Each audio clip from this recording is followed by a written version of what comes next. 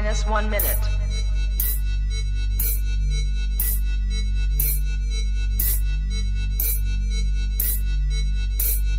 T minus 50 seconds.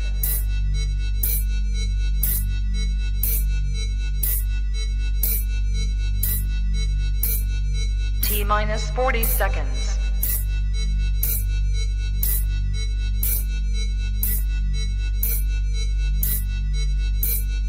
T minus 30 seconds.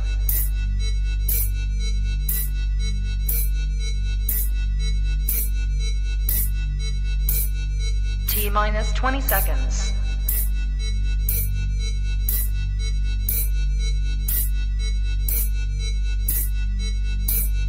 Ten, 9, 8, 7, 6, 5, 4, 3, 2, 1, 0.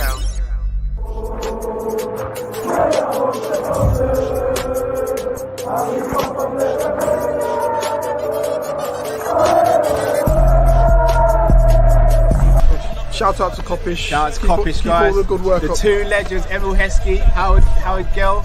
Can't get much better than that, guys. Yeah. You know what to do now. Like, comment, subscribe. I'm with legends, guys. Kopish. Good evening, lovely people. Hope you're well. Welcome back to a Friday call-in show. It's the last Friday of the month, so you know how it goes, people. Call-in show. Please do smash that like button.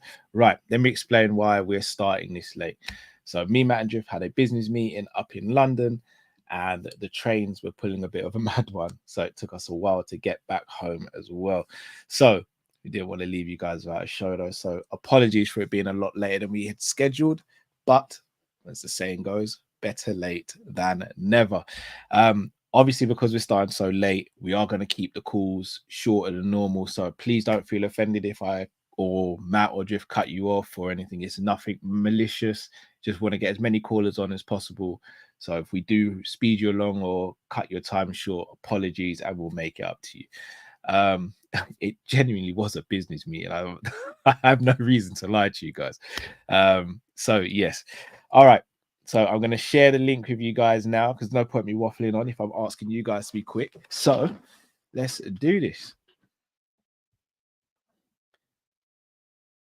So the link is in the chat, so you guys should see that now. Come on in and share your thoughts, everyone. Share your thoughts, everyone. All right, going to get the first caller on. It's his debut, if I'm not mistaken. Been following us and supporting us for a really long time, so I'm very excited to speak to this person.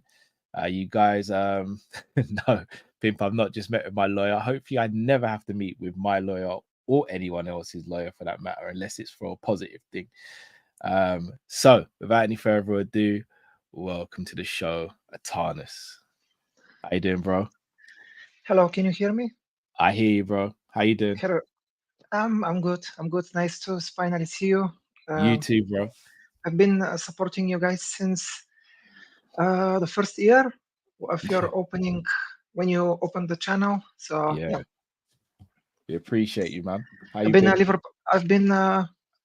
a Liverpool fan when I watched the game in Istanbul, 2005.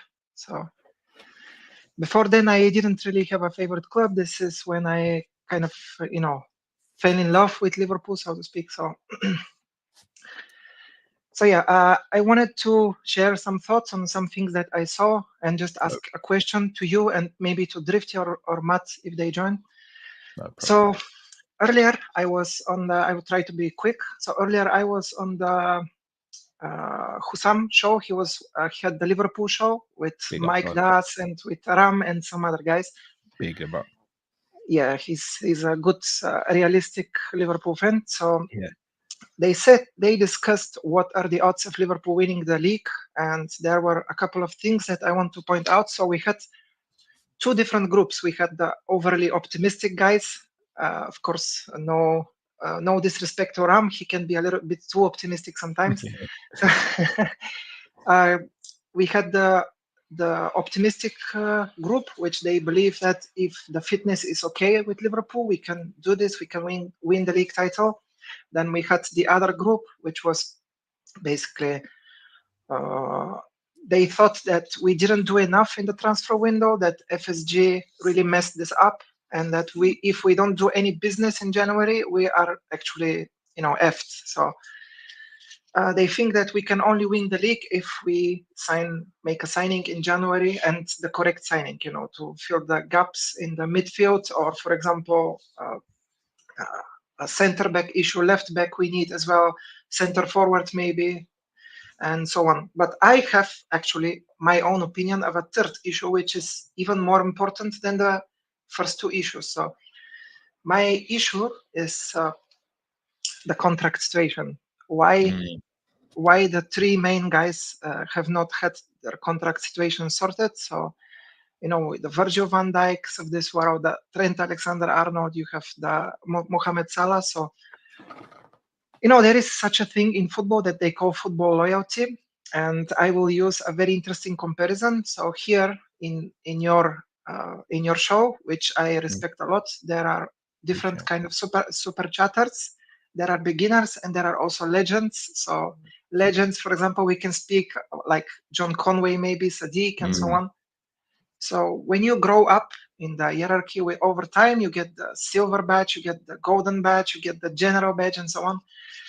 So I will refer this to football. So if we have people like Van Dijk who have been with us through our very bad periods and have always performed and have always been loyal to the club, which I'm sure that there have been offers for Van Dijk and he declined them to stay with Liverpool. So my point is, why are you not? Has this man not deserved a new contract over with his loyalty to Liverpool? Why are these guys not getting the deserved loyalty, even just 2 years extension? Like if they did so much for FSG, if I'm an owner and these guys brought me so much money with their performances, I'm just gonna give them two years contracts. Why not? If they brought me so much success, what is a 2-year contract in the grand scheme of things? So this is my question to you. Why is loyalty in football not important for Fenway Sports Group? This is my question. Thank you so much. Respect to you, and really, this was a dream of mine to come on the show. So it's a pleasure, bro. Thank you so much for supporting. Big up, bro. Appreciate you, man. Everyone. Bless you, bro. Thank you. Thank you, man. Big up Atanas. Big up Atanas, as always. Right, I'll answer that. So I'll start with the odds on winning the league stuff. So Drift is probably the only one on the channel who actually thinks we're going to win the league, and he's not even doing that clickbait or anything. We literally spoke about it today. He genuinely believes we're going to win the league. Now, I think he's optimistic in the same way Ram is. Shout out to Ram. I don't think it's impossible for us to win the league, especially with Rodri's injury as well. I actually think it improves our odds. And I'll make a bit of a bold statement. I actually think that the loss of Rodri for such a long time means City will drop. I had City win. Sorry, I had Arsenal winning the league, City finishing second, and then Liverpool finishing third. I now think I will swap Liverpool for City, and I think Liverpool will finish second and City will finish third. I think Rodri is that big of a player for them. In the same way, if we lost to Virgil van Dijk or an Alisson, I don't think we can't win the league. In fact, we can win the league, but I think so many things would have to go right for us to win the league. That's why I don't believe we will do it, because it'd almost be like lightning striking in a bottle. I don't see that happening. Alex, you're right. If City go and get Zubimendi in January, then yeah, they could be right back in there again. But it depends how far they potentially fall away from the pack. I think Rodri is that influential for them that it's a massive loss for them. And again, I don't wish injury on any player. I'm actually upset Rodri's injured, because if we are going to win it, I prefer City to have Rodri and us win it while they have Rodri, rather than have a built-in excuse if we do go and win it. That being said, though, City are a team that do fix things quite quickly when there are issues. So yeah, I reckon they'll go for Zubimendi. I think that would be quite crazy not to. Whether he goes there or not remains to be seen. Theo, you're right. Who creates Arsenal's goals without Odegaard? I do think they'll get enough goals though, and I don't think they'll have to score a lot of goals because their defense is so strong. And look, like or dislike how Arteta plays, one thing he does do is set up very well defensively. As much as I hate to admit it, They do that set up very well defensively. Very pragmatic. I'm not going to sit here and act like they're this revolutionary team. Very pragmatic. But if they're keeping clean sheets and they're able to get 1-0s and 2-0s or 2-1s, 3 points are 3 points at the end of the day. So I hope I'm wrong about Arsenal winning it. I hope Drifty's right about us winning it, but I err on the side of caution. In terms of football contracts and football loyalty, Tanas, I'm fully with you on this one. I find it frustrating that this is why I have so many back and forths with people, because it feels as though loyalty in football should only come one way. It should only come from the player side. When how many times do we in the comment section, myself included, say, I'd sell that player.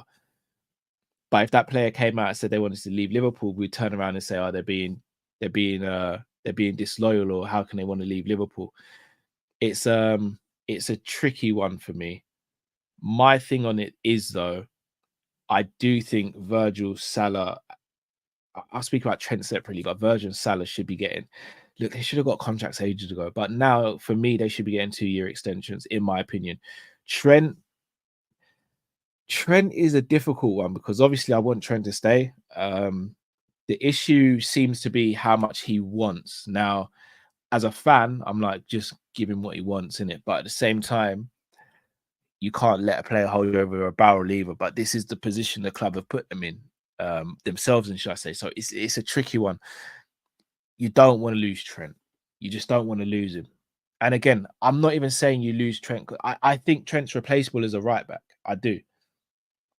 He's a phenomenal footballer. But as a right back, if we're just looking at him as a right back, he's replaceable.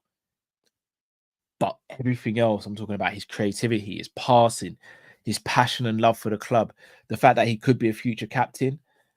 When you put all of that and package it together, you cannot lose a player like Trent, especially on a free. Like, if we were to lose Trent, Salah and Virgil on a free, you're looking at least £200 million of transfer fees that you've lost out on. And with how our ownership moves, are we just going to get £200 million? And are they going to turn around and go, yeah, well, you've lost those three on a free. Here's 200 mil to go and replace them. We all know that we're not. Plus, then I asked the question, who do you bring in that's actually attainable to take over from Virgil?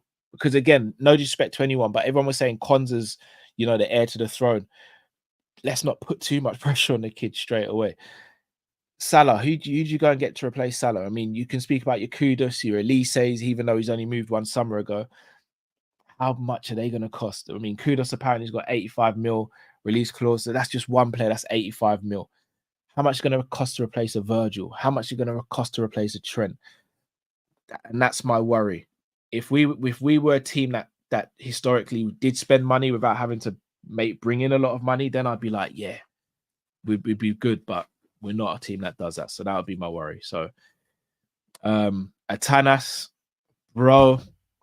So on that, why I'm a bit more positive about how the setup is behind the scenes at Liverpool now is because Edwards, whether you like him or dislike him, Edwards is a football man. Like Billy Hogan, Tom Werner, John W. Henry, they're all businessmen. Edwards, Hughes, all these, look, they're football men. They really are football men. The problem is, will the businessmen support the football men to create legacy and history on the football pitch? And as of right now, the history kind of suggests no. So we will see. We will see. But big up your Tanas. Great questions, bro. Right, let's get the next caller on. Mr. Receipts. Jamal, you there, bro? Yeah, I'm here. Can you hear me, Kal? Yes, bro. How are you doing, man? Yeah, I'm good. I'm good. Yeah, I'm just I'm calling about when you guys was in the AC Milan game, when you guys was talking, you asked if you would have took the AC Milan goalie at Liverpool, and you said no because of our common denominator. Now you guys didn't say what it was, but I think I know it was. It is because of black goalkeepers, Kal.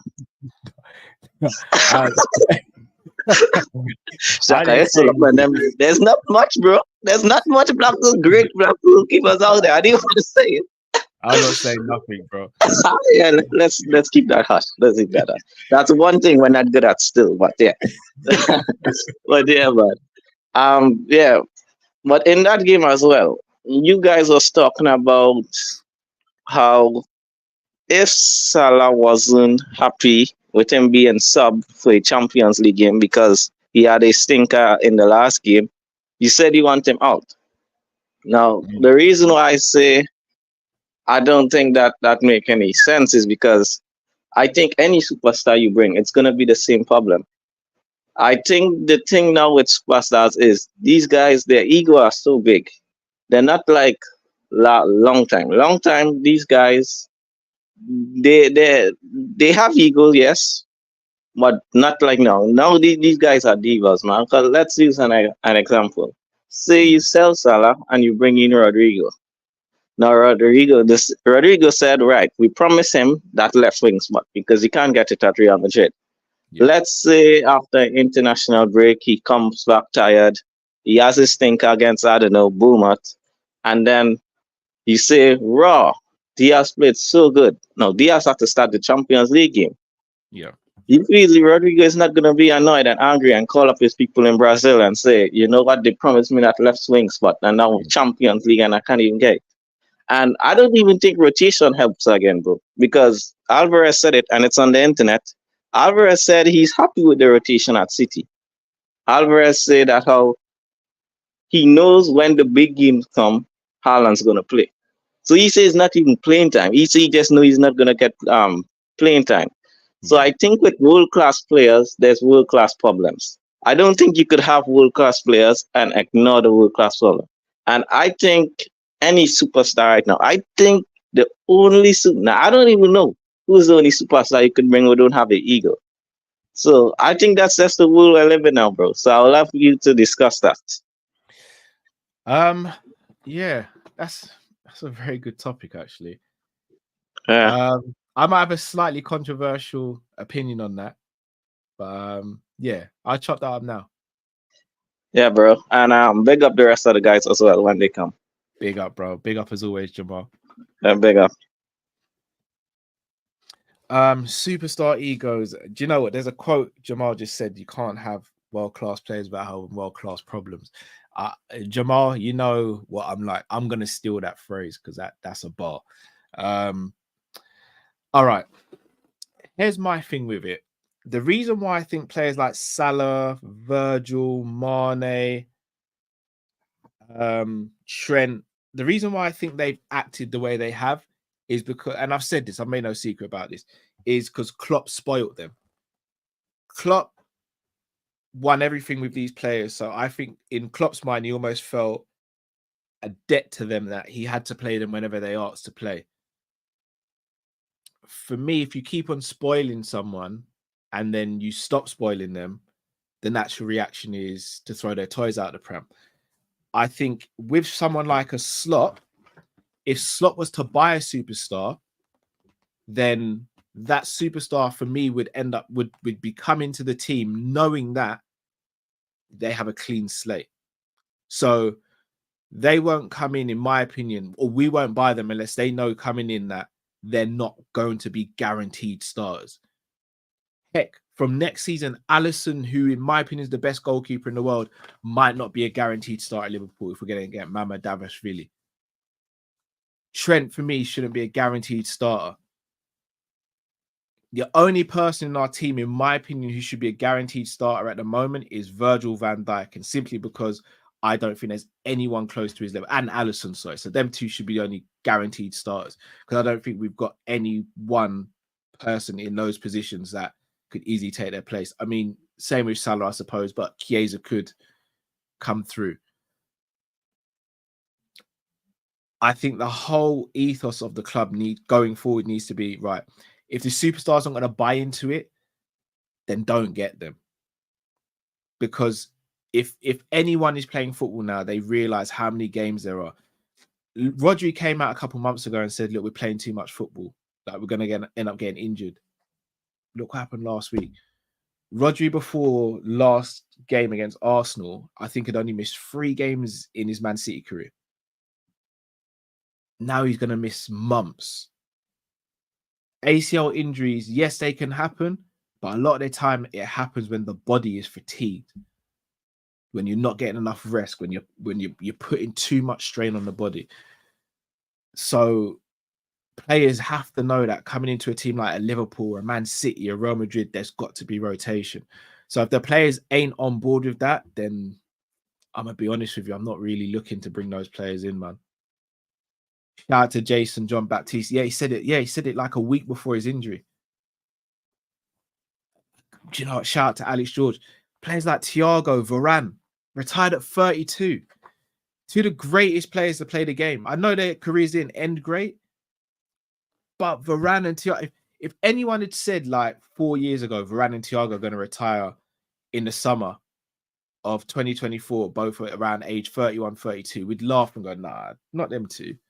Thiago can play forever with how good and talented he is. And Rafa Varane is one of the best defenders in the world. He'll be fine. Now look, because the schedule, the amount of training, everything all catches up. So, yeah. Look, I'm intrigued to see how Slot handles things because it's easy for Slot to be ruthless at the moment. We saw Klopp be ruthless at the very beginning of his tenure. Let's see what happens when we start winning things under Slot and he starts to build a real liking to some of the players. Will he have his favorites? Only time will tell. But yeah, this notion of players being guaranteed a spot, I don't like it. And if a player is guaranteed a spot, that means our squad's not strong enough, in my opinion, because no one should be guaranteed a spot. So that's just my opinion, though. Might be completely wrong, but that's just the way I look at it. But big up Jamal. Right, next caller. AJ, you there, bro? Yes, sir. Can you hear me? Yes, I hear you, bro. How are you? Doing all right. How about yourself? Not too bad, bro. Had a busy week, but got health and family's all good, so I got to give God thanks, man. How's everything with you? Everything is going great, man. Just trying to handle this doctorate program. So I'm fortunate enough to finally grab a call-in show and get in on here. So I'm gonna try to make the most of it. Yeah, go for it, bro. All right. So I got a couple of points to make. Yeah. Starting off with, I think a certain section of the fan base has to closely evaluate our squad depth in terms of looking at how we can actually win the league, just like you were referring to earlier with the amount of games that we may end up playing. Injuries are a part of the game, so we know those will come. And how we react to those injuries, I think, will ultimately decide whether we leave the season with silverware or not. That's why I think the January transfer window is so crucial for us, because there are a couple of key positions where if we do lose our first 11 player, I think we could be in severe trouble. And those positions being center back and the 6.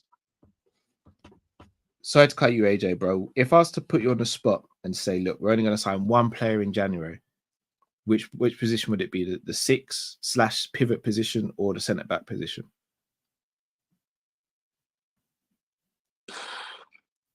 It's tough, isn't it?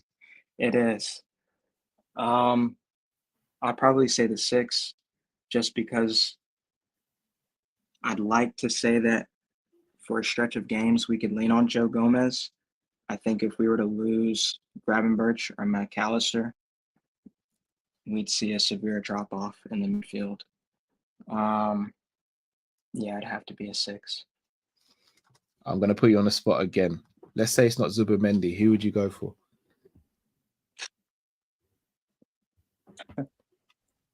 That's another It's mad, isn't question. Yeah, it's crazy. Just because since our philosophy has changed with Slot, it's difficult to pinpoint a player that can fulfill all the duties of a slot 6, because even though I believe Gravenberch is a great player, I still believe we need someone that's a little bit more switched on defensively. And so if you take the attributes of Gravenberch and add that defensive acumen, if you look out there in Europe or South America or wherever in the world, I think you'd have trouble finding a player of high quality that's ready to come in and contribute to the level that we need for 3 or 4 months. So if not Zubimendi, if we had more ambitious owners, I'd have a couple of names for you, but I think you'd be hard pressed to find someone that would be available in January. The reason I asked that question, bro, not to catch you out, is because I'm with you. I'm exactly with you on this. And this is why I don't think we'll sign a centre midfielder, because I can't think of too many players out there that come in and equal or raise the level of the midfielders who are actually available. Like Zubimendi for me would have done it, but I think as a club we'll move on from him, or he might even move on from us. Barring your Camavingas, your Schuurmanis, and your Joshua Kimmiches and players like that, I don't know. I just don't know who's out there. And maybe that's my fault because I don't have enough knowledge on some of the centre midfielders out there. But I don't know, man. I feel like we've missed a boat a couple of summers now. Shout out to Mark in the comments. Even Adam Wharton has not had a good start to the season at all. And that for me was like why I was like, let's pump the brakes on the whole Adam Wharton thing, because last season, the end of last season was excellent, but at the beginning of this season, he's not been good at all. And these are the inconsistencies you're going to get with young players, but I don't think we've got that sort of cushion to have an Adam Wharton in our team because we don't have more established players yet. So I don't know, man. I don't know. I would probably try and go for a centre back in January just to get that position sorted and maybe give us a bit more time to sort out the centre midfield. In your opinion, would you go for a specialist or someone that can play left back as well? Ideally, someone who can play left back as well. Okay. Just to bridge the gap. So, bro, go on. Yeah, it seems that, and maybe I am too focused on the Premier League, but it seems that the wave is to grab ball-playing defenders that can play out wide. I don't want to put too much on Cancelo, but it seems like ever since that mistake he made against us, there's just been a wave of ball-playing fullbacks that have that strength and height that seems like clubs are focusing on more. That was kind of my first point. And then the second point was, with that being the case,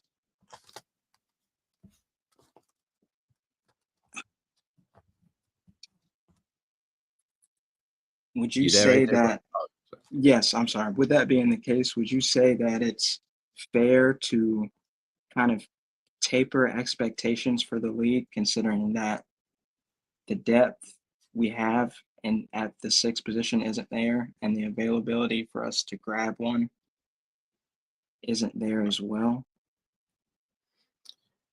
Yeah, personally, I do. If I'm going to be honest, so I don't expect us to win the league. I'd love it if we did win the league. I just don't expect us to win it. I expect us to have a decent Champions League run. I'm with you. I think if we had signed a centre midfielder, I'd be way more confident and comfortable. But the fact that Gravenberch are playing so well, they need a break. And no disrespect to Jones, no disrespect to Szoboszlai, Endo or Tyler Morton, I just don't know if they can get close to the level that we need on a consistent basis if Mac or Gravenberch either fall out of form or get injured, God forbid. Right, I agree. And I'll leave you with one question before I hop off to kind of change the mood a little bit. I am taking a vacation across the pond from the United States to the UK, and I need your top 3 Jamaican restaurant recommendations. Oh, in London, yeah? Yes, sir. Oh, top 3. I don't know if it's still open. Usain Bolt's restaurant, Tracks and Records, that was very good. Ayana's. There's a place called Ayana's. Ayanas.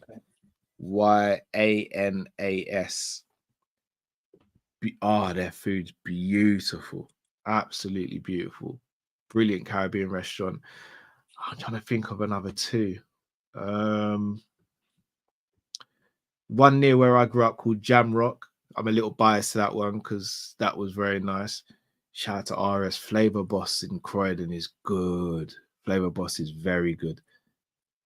There's one in Brixton. I can't remember the name of it, but they do a beautiful fried sweet chili fish. You're making me hungry, man. Someone say Matt's house. That's but yeah, those are the three. But Ayana's for me might be the best. Whoever said Matt's house is crazy. Yeah, Ayana's. If you can get to Ayana's, they're very good. All right, thank you, Cal. Bless up. Bless you, bro. Weekend. Safe journey when you come over, man, and have a good stay. Yes, sir. Of course, this would be my first Liverpool game. I've seen them at a couple of friendlies over here. I live on the East Coast. Nice. So I saw them in Charlotte in about 2018 or 2019, and then I saw them in South Carolina this past summer. So I'm excited. Yeah, enjoy, man. Enjoy. All right. Have a good weekend. You too, bro. Big up. Thanks for calling in. Thank you. Big ups to AJ. Some very good questions on points as well there. All right. Help the next caller. The man of many talents, music being one of the best. Man like John II in the building.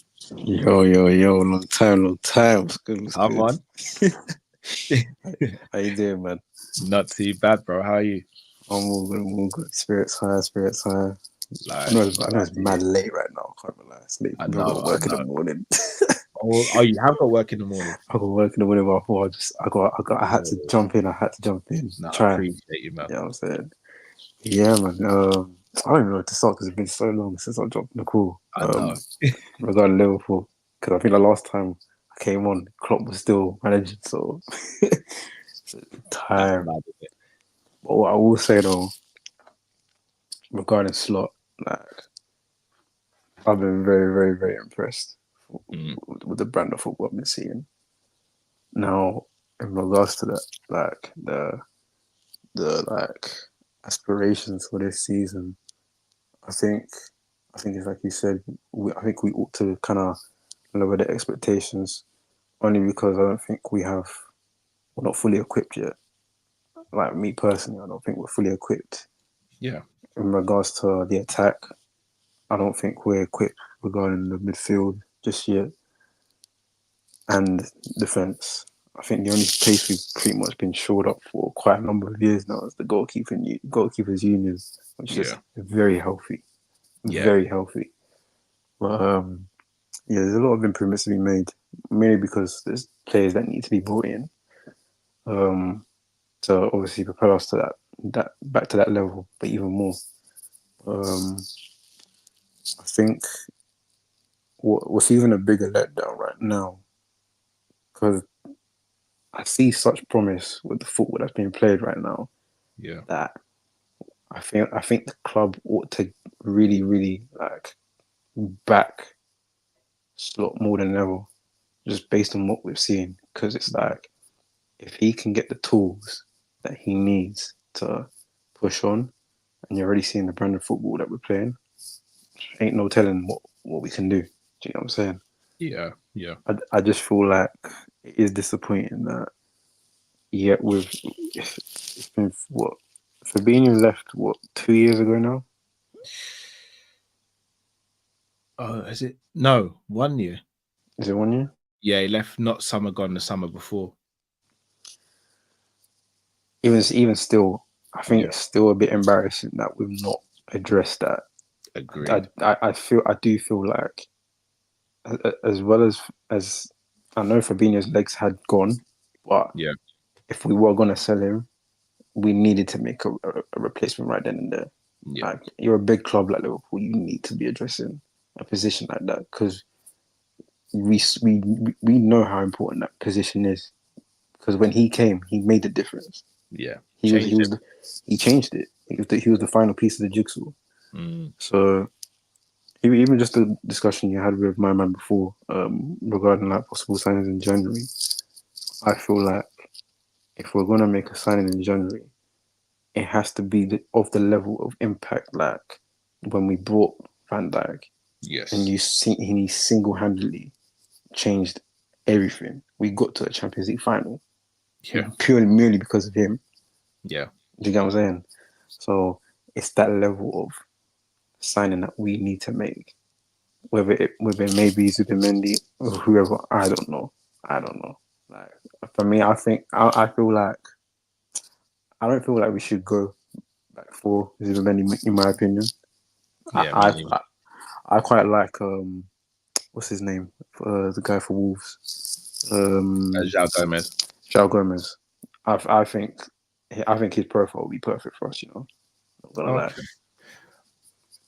I may need to watch him a bit closer because whenever I've watched him, I've never thought he's had a bad game anytime I've watched him. I've just not been overly impressed. Mm-hmm. Mm-hmm.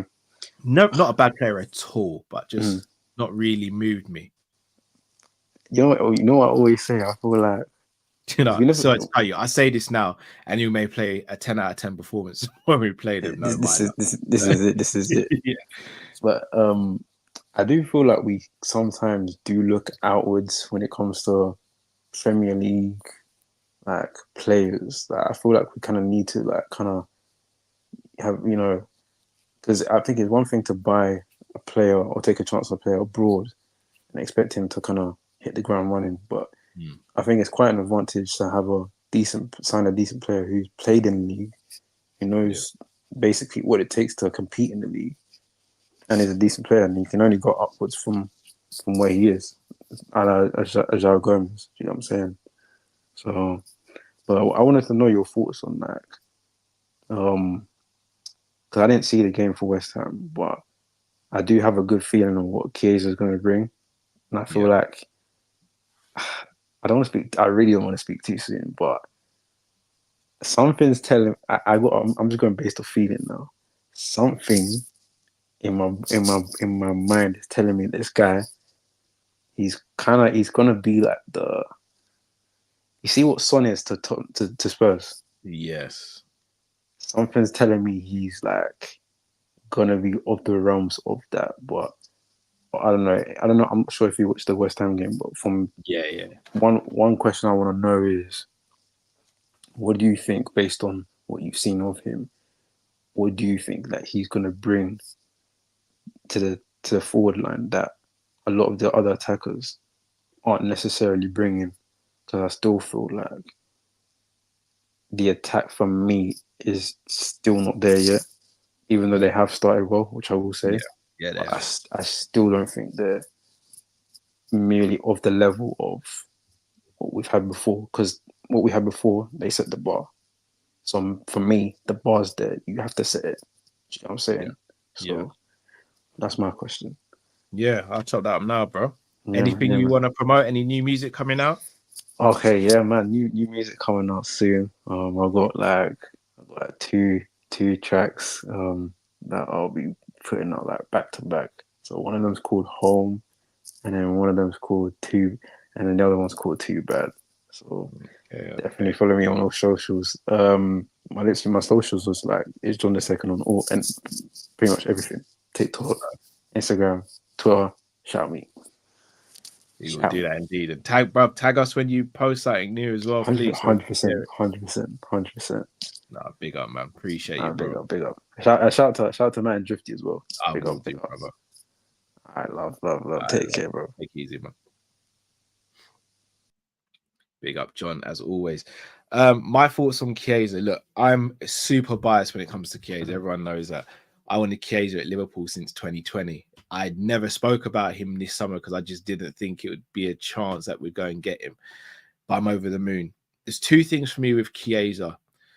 It's, can he keep up with the pace of the league without getting injured? And how much game time will he get to show how good he is? Because at the moment, he can't play on the left wing because Diaz and Gakpo are cooking up a storm.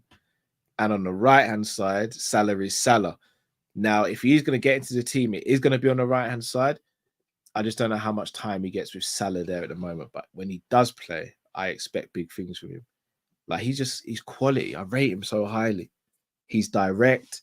He's got a good shot with both feet. He's quick. He's strong. He's tenacious. All the attributes you want from a winger, effectively, he has. He really does. And look, Diaz and Gakpo, they have to keep this form up. And I'm not saying they've got to score and assist every game because it's impossible for that to happen.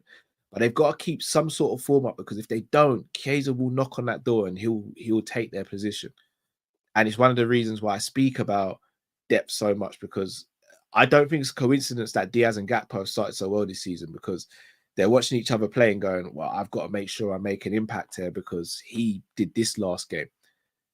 Like, Luis Diaz would have just seen what Gakpo did against West Ham and went, boy, I'm happy we won. I'm happy he got his goals, but it means I've got to show out against Wolves again. There's no rest. And I love it because iron sharpens iron and it brings the best out of each other. So, yeah, Chiesa, I have very few worries and doubts about Chiesa. I just want to see him get more game time. I want to see him get back up to match fitness and sharpness as well. So, yeah, I'm looking forward to it. Right, before we bring our next caller, come on in, bro. Well, hey, people. Wow, Come go on. on. Apologies, I'm late, people, but I'm here. We are here. Big up, bro, for obviously holding down the fort and everything there. You get me? Pleasure, bro. Pleasure. Each and every time. And big up to all the callers and big up to all the people as well in the chat as well. You're done already. You get me? Not like a Friday night calling show, innit? You know the ones. For real. It's late, innit? Even though it's late, we've still got yeah.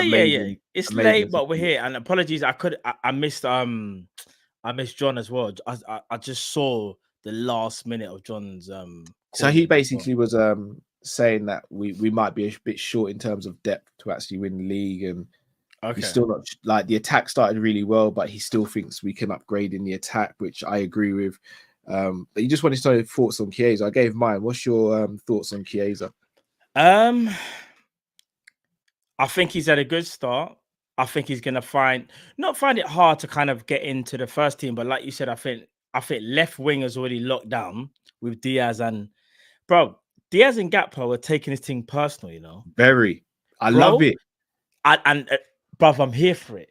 Diaz does something, Gakpo responds. Gakpo does something, Diaz responds. That's what we've always wanted, to be fair. And I think, you know, we're good for that. Right wing, this is where I think it comes down to Arne Slot. If Salah has bad games, are you going to play Chiesa? The one thing I worry about is the contract situation might play a little bit into it. It's almost like trying to maybe say, Salah, we really rate you and want you to stay, so we're going to give you a bit more leeway. Something that I do think we shouldn't really be doing, but we're in this situation because of his contract. Chiesa deserves minutes, in my opinion. I think he only had a little, cameo. He played 60 minutes, I think, against West Ham. Will he play against Wolves? I don't think he'll start, Cal. I think he'll be on the bench again. And I think he'll probably make impact potentially. But I'm here for it. And I'm here for the fact that we have forwards now that are challenging each other. Like, for example, even Jota. Jota's had stinkers, scored 2 against West Ham. Do you know what I mean? After what Nunez done against, you know what I'm saying? So, bro, I'm here for it. So, yeah, agree. If you haven't already, guys, smash that like button, subscribe if you're new to the channel. Right, let's get our next caller in. Paul A, you there, bro? Paul, you there, bro? Can you hear me? Oh, mad echo, bro. Yeah, you sounded like you was in the middle of a DJ set in a car park. Is the echo better now? Yeah. Okay. You sounded like Zordon from Power Rangers. Yeah, no, I have a mic, but it's my first time ever using it. Oh, okay. No, you sound good now, bro. Yeah, that initial, the initial thing was mad, but you're cool. You're cool now, you sounded like God. Man, you took it from a higher place. Paul, how you doing, man? What's I'm going good, on, bro? thank you. I was good to see you guys again. Thank you for having Definitely, me bro. on. No, pleasure, man. Quick point to what you guys were just discussing. I think Salah should hold bench, and I think if he throws his toys out the pram, then he can cut no players bigger than the team, bigger than the club. If he's honest with himself, he's throwing up stinkers at the last 2-3 games. I don't care about that goal against who's the goal against when he West got Ham. subbed on? West. Yeah, I don't West care Ham. about that. Yeah, in a cup thing. That's minor, man. West Ham already losing that 3-1.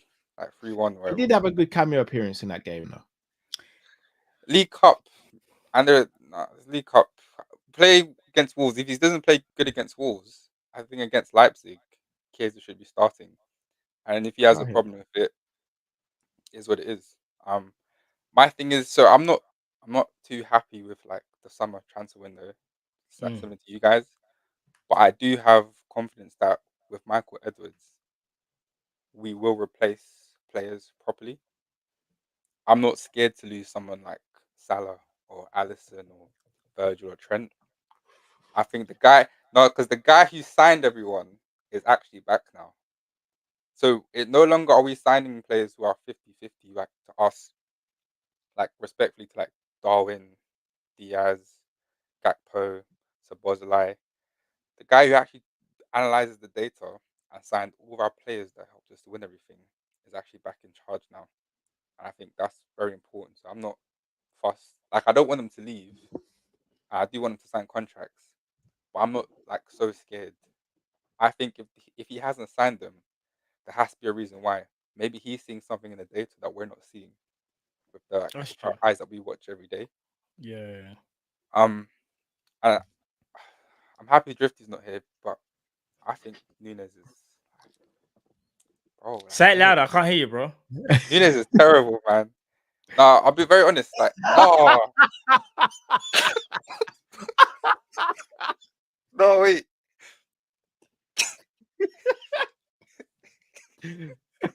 Oh wait, I'll say it. I'll say it still.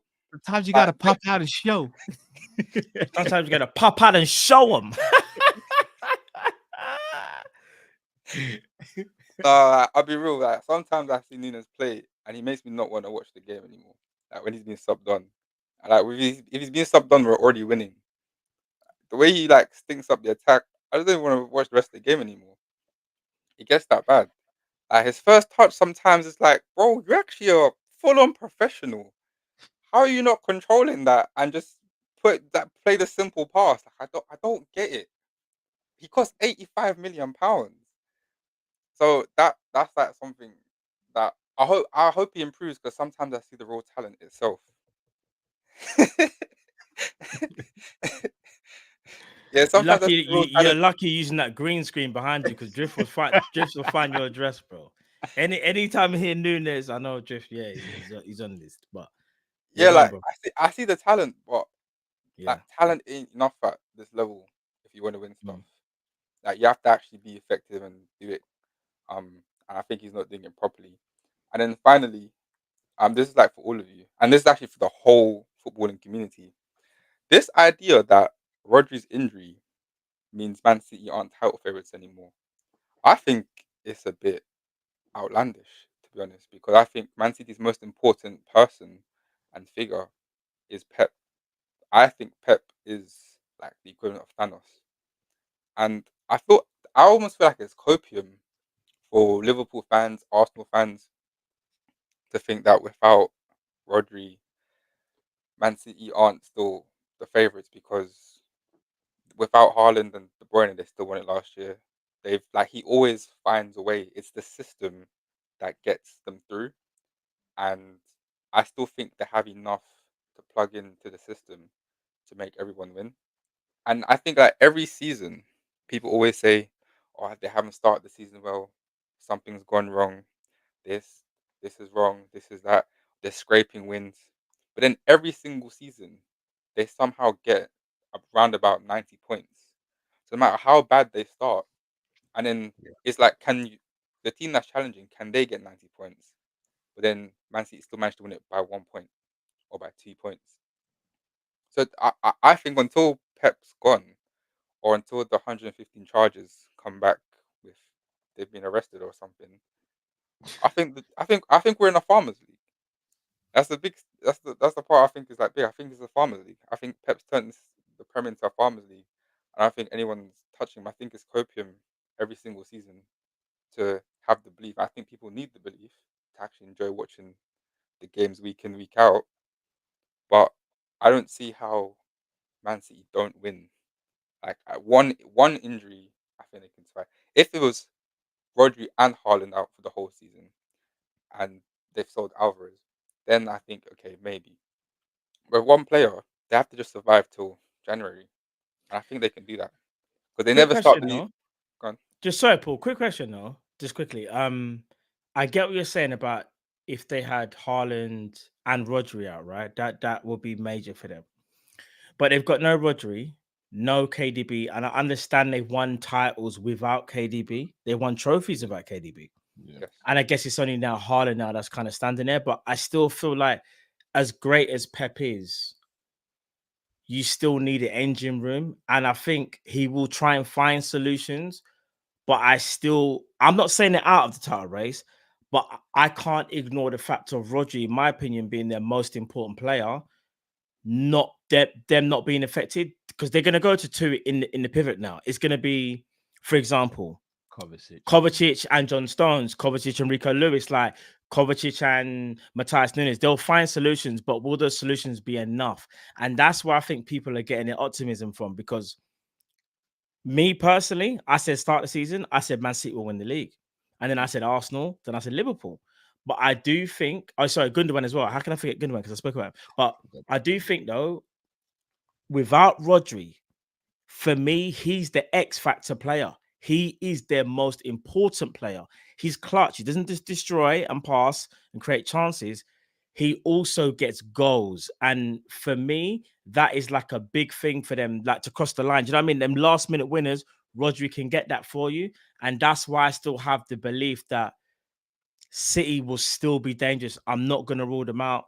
Do you know what I'm saying? But I understand it drops them down a level because Rodri is so important. I agree, but I think to counter your point of the last minute winners, they brought back Ilkay. Agreed. And I think for this season, I'm not saying Champions League, I'm not saying the cups, but league format, week in, week out, I still think they have enough. And I can't see how player for player, or not even player for player, squad for squad, I still think they're a better squad. And when the last time they had this issue where we're like, oh, how is Pep going to fix this problem? When they had no fullbacks, and we're like, what's he going to do? The man started playing 4 centre backs, and no one knew what to do. Like, we call him like a crazy genius because sometimes he does stuff and it goes terribly wrong, like that Champions League final against Chelsea. But then sometimes he does a piece of genius, and we're just left in awe and amazement. Pushing the four centre backs, and then John Stones pushes up into midfield. That took the league by surprise. It's just like, what does he do next? We don't know until he does it. But I think until he's gone, he is the guy. He is the man to beat. Ric Flair said, "To be the man, you've got to beat the man." He is the one to beat. I hear that. I hear that. No, I hear. We're gonna chop that up, bro. We're gonna chop that up, Paul. Makes a very good point. Nice to see you, Drifty. Hope you're well this evening. Big up yourself, Paul. Big up yourself. Big up, bro. It's too late, bro. Big up, Paul, guys. Bless up, big up, bro. So Paul spoke about everyone walking on eggshells, boy. So all right, so let me say this. So Paul, big up Paul. He spoke about a few things regarding even Darwin Nunez. One thing I will say though, and this is all like jokes aside, I do think there's now this general consensus that Darwin Nunez just can't play football. Like, I do feel like we've gone a bit over the top, in my opinion. Because I feel like there's one thing saying I don't think he's good enough for Liverpool, and there's one thing saying critiquing little things. Because I'll be real, I've seen Jota's first touch be absolutely abysmal. Like, I've seen it from Szoboszlai. It happens. I think because he cost so much money, everyone wanted the perfect striker, and I get it. When you pay that amount of money, you want the completed project, so to speak, or the completed player, and he isn't. It's just unfortunate he isn't. Can he get better? Yes. But will he be good enough to be Liverpool's first choice number 9? That's Yes. up for debate. And that's where I will say, for me personally, it is a debate because right now he's shown glimpses, but not consistency. So he's had their moments where he's gone on to score goals, important goals, winners. I'll never forget that goal where he got the header, McAllister clipped it in. But I just think now this has to be the season where he convinces everybody that he is the starting number 9. Because I feel like if it doesn't happen this season, it never will be. And even as fans as well, like as a new player, how many years can you give a player before you just say they're not going to make it? Do you get what I'm saying? Like, this is his 3rd year. So for me, this has to be it. There's no more excuses. Because the first year, he's learning the language. He doesn't understand. It's like, bro, all right, I hear you, but you're still a human being. And to be honest, I understand language is important, but in front of goal, it has nothing to do with language. That's to do with your shooting accuracy and your composure. Second season, I'd arguably say Liverpool were going for a title, but maybe emotions are running high. And that's for all the players because Salah fell off a cliff towards the end of the season, but he also picked up an injury. So I understand that. Every single player towards the end of the season just fell off. We can't just sit there and say Nunez, Diaz missed chances, Jota, all of them, Salah. Now, this 3rd year has to be it for me personally. And do you want to know something? I'm going to go against sort of the fan base. I think if he gets the game time, he might be able to show us something that we haven't seen. And that's consistency. Because I don't think it's mainly about his effort or his endeavor or even quality at times, because he has quality. I know we joke about and say, he creates chaos, havoc. But that's because he does actually cause problems.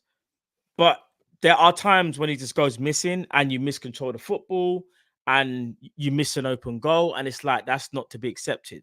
This year for me is the truth. We will find out whether he is good or not. We will definitely find out because under a new manager, new slate, new beginning. Let's see what you got, Darwin. Hopefully he can get them goals, bro. I'm not saying anything about Darwin. Not while Drift's here. I'm not speaking about Darwin either. I thought I said that's quite a positive speech in my opinion. No, it was, but I still ain't saying anything to add to that, Cal? No, bro. You know I'm not gonna add anything. No, nothing. No, you got nothing. Mm-mm. Wow. I got 2 kids. Quick question, though, Cal. Quick question. I'm gonna bring on the next caller, Matt, if that's all right with you, bro. Oh, raw. We're doing that. Are we doing that? Are you? It depends if you're gonna try and throw me under the bus, bro. I'm not throwing you under the bus. I'm asking you just a genuine question. Go for it. Do you think Darwin Nunez will succeed at Liverpool? Do you think he'll succeed? Success is for me such a subjective word. Succeed. I don't think it's quite. No, they're subjective. No, it's not. Because one man's success is another man's failure.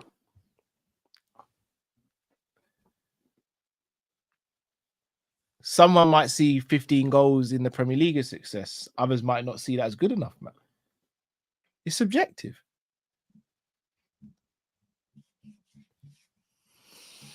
No, I wasn't. Bro, check the tapes. I weren't doing that, bro. Bro, you know I wouldn't do that. Bro, Alex George, maybe like little Woody, yeah? Okay, cool. I see you. No, all jokes aside though, Cal, genuine, just like genuine, bro. Do you think you'll succeed? What are you doing, bro? What do you mean? I'm asking you a genuine question. Do you think you'll succeed? Why now? What do you mean? Why now? The caller was big up Paul A. Each and every time, bro. Paul A never asked me that question. You're asking. No. He spoke about Darwin and he obviously was criticizing, and I was like, you know what? I understand the criticism, but maybe a bit too harsh. And then obviously I spoke about, I think if he's given a chance in the right amount of time, well, basically this year will be the year where we find out it'll be good enough. And I'm asking you just a genuine question. Do you think it'll be good enough? I know if I ask Drift will say, yeah, I'm asking you, bro. It's just a simple question.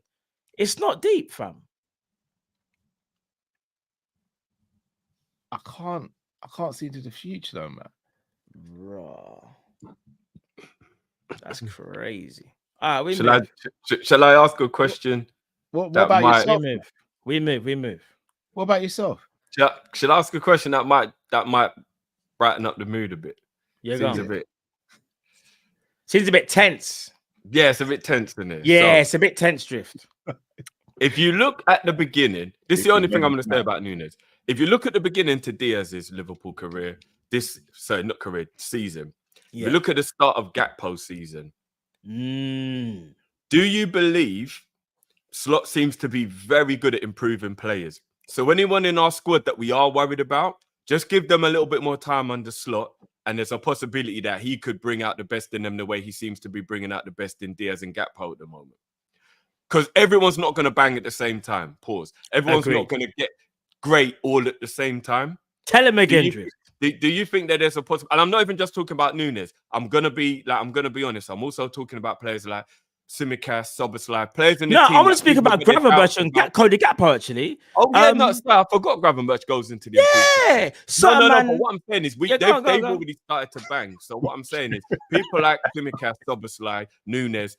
Do you think they'll also start to feel the effect of Slot improving players, the new system, whatever? And then eventually everybody who is actually talented, which Nunez and Szoboszlai, in my opinion, are, will eventually catch up with the Diaz, the Gakpo, and then they'll start playing well. Because me personally, I do. I think once he gets to actually work with everybody for a long enough period of time, I think they will all get up to speed, and then I think they'll all start playing well. That's me. Even Chiesa's got to get up to speed. I think Chiesa will bang. Remember, I think Nunez. I think they'll all start playing well. I feel like this is like a me and you conversation right now because I see there's someone else that I don't really want to get involved. But just quickly, one thing I will say: Gravenberch, especially Drift. I kid you not, me and you would have wanted. In fact, I don't want to disrespect the chat because I love the chat, and I'm not even going to say nothing bad. But it's difficult to remember if there was anyone else that was on the same boat as gassed as we were. We were saying that, bro, this guy's a talent.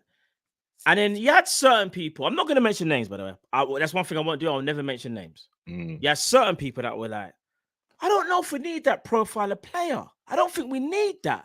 And I was like, fair enough, but I think he's a talent. Again, I'm not going to mention names. Another person I'm going to mention, Cody Gakpo. Been on a tear. Had a great Euros as well, by the way. And I said, give Gakpo the minutes, he will bag. And albeit Gakpo didn't have a great start, Diaz was moving crazy, yeah? But it seems like Gakpo's now answering the call.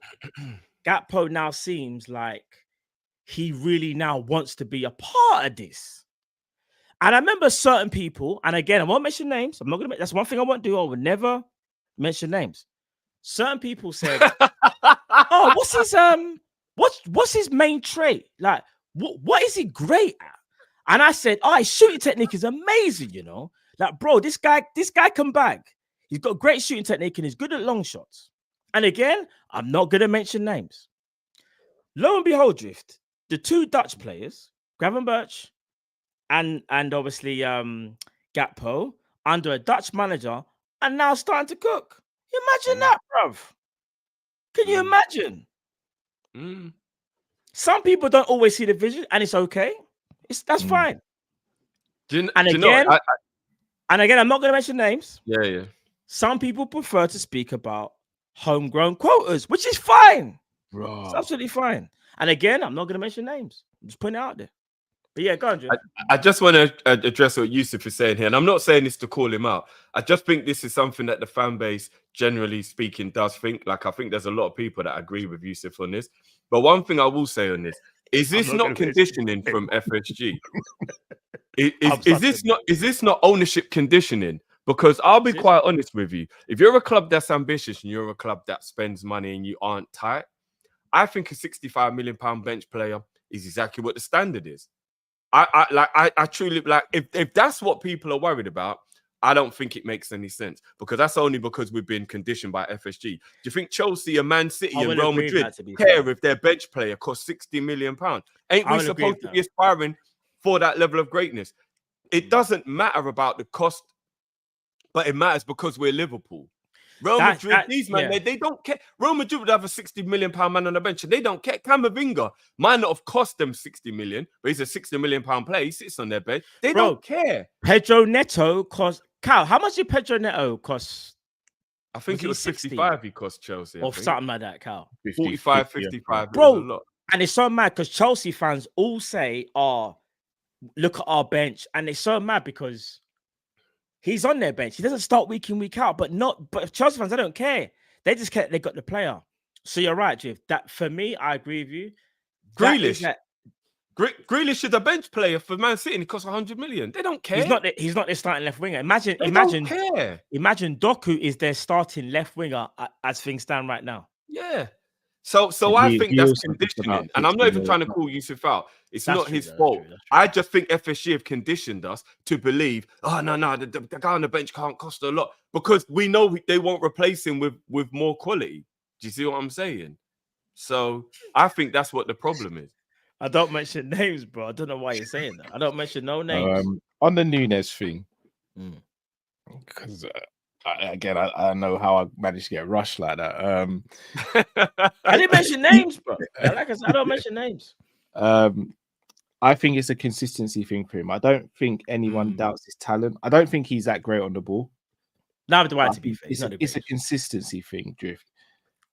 I think with Diaz, when he first comes to the club, there was consistency with him, whereas there hasn't been that with Darwin. In regards to Gravenberch and Gakpo, yeah, they have showed signs of it. Well, especially Gravenberch have both improved. But I agree with you both. I believe like Slot has improved players, so if that's the case, we should give everyone time, like Szoboszlai, innit, man? You went there. Okay. All right. I'm ready to participate in today's Friday night show. Whenever you are. We were keeping that personal. It's so mad, yeah, because I didn't mention names. I didn't mention names. I didn't say what we was had said. certain conversations, yeah, it's cool. I'm not gonna say nothing else. No, but obviously you're a Sobo fan, innit? So people have been getting on Sobo's back and that. So fan. Yeah, so I'm saying. I'm hoping everyone gives Sobo. Let me ask you a quick question. Everyone gives Sobo that time. Quick question. As things currently stand right now, yeah, do you think Szoboszlai should be starting for Liverpool? Yes or no? Yes, only because Harvey Elliott's not available. And would you say that's a problem because we're almost saying it's by default? Yeah, of course. Yeah, of course. Not by quality. For me personally, again, everyone knows I've made no secret. My starting number 10 is McAllister, but here's the problem: you drop McAllister at the moment, then what happens in the pivot? Here's what I'm going to say about Szoboszlai. For all the promise, I think Sobo might end up playing in the pivot roles going forward. Maybe for all the promise. For all the promise that Szoboszlai has shown, his decision making has not been good enough. Hasn't been good enough. Yeah, it just hasn't. It just hasn't. And I'll be honest with you, if he continues, like, do you know what it was for me that kind of made me really get annoyed with him, and it's taken me a lot to get annoyed because I've always defended him. There was a 4-on-3 pause against Bournemouth. And bro, Forest.